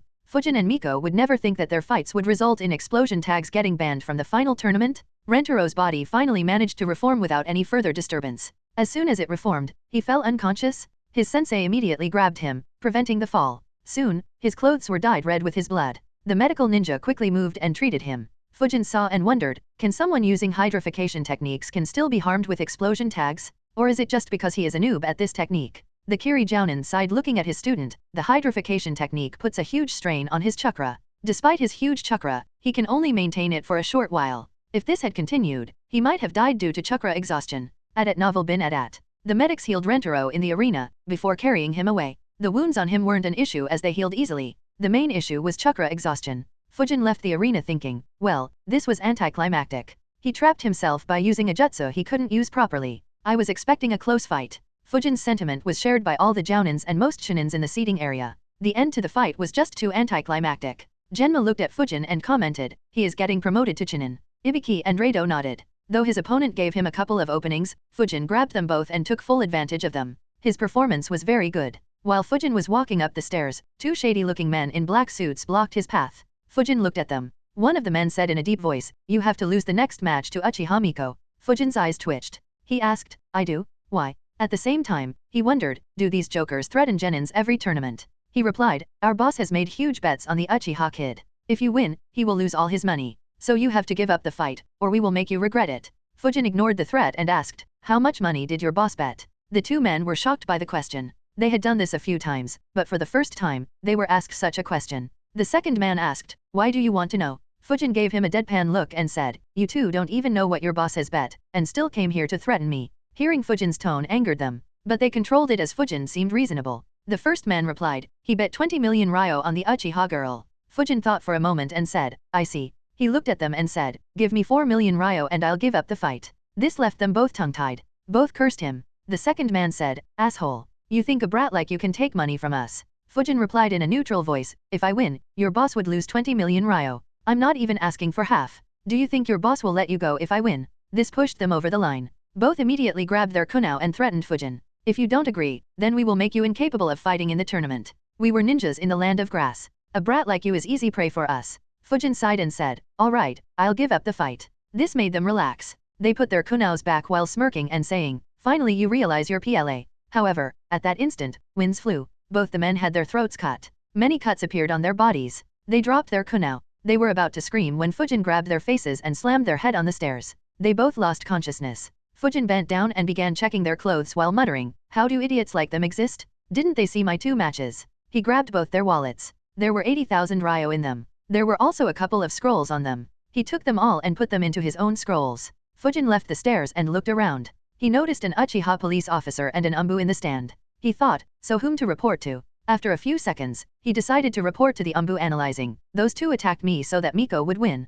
While I don't think they would go easy on them for that reason, it is a possibility. If he has sherry nons, then he could make them spill all the beans, and if they tell about how much money they had, it's possible that the Uchiha might ask me about it. As for the umbu, I doubt they would be so focused on what they had and instead focus more on the act. Even if they do, it'll be a long time. And those thugs would assume that the umbu confiscated their belongings." Having decided, Fujin flickered in front of him. The umbu ninja was surprised to see Fujin. Fujin waved his hands and said, "Hello umbu-san. A couple of former ninjas from the land of grass attacked me on the stairs and were injured. Can you check on them and take the necessary actions?" The umbu ninja was surprised. He asked, "Why did they attack you?" Fujin replied, "Not sure, but they were talking about their boss placing some bets." The umbu ninja understood and nodded. He said, "Good work. I'll apprehend them." He flickered. He would arrest those two, and send them to the TNI department to torture them till they confessed who their boss was. Once they confessed, they were tortured even more for their crime. Their boss was arrested as well and all his businesses were seized by Konoha. Fujin, unaware of the tragedy his self-defense caused, went back into the waiting room.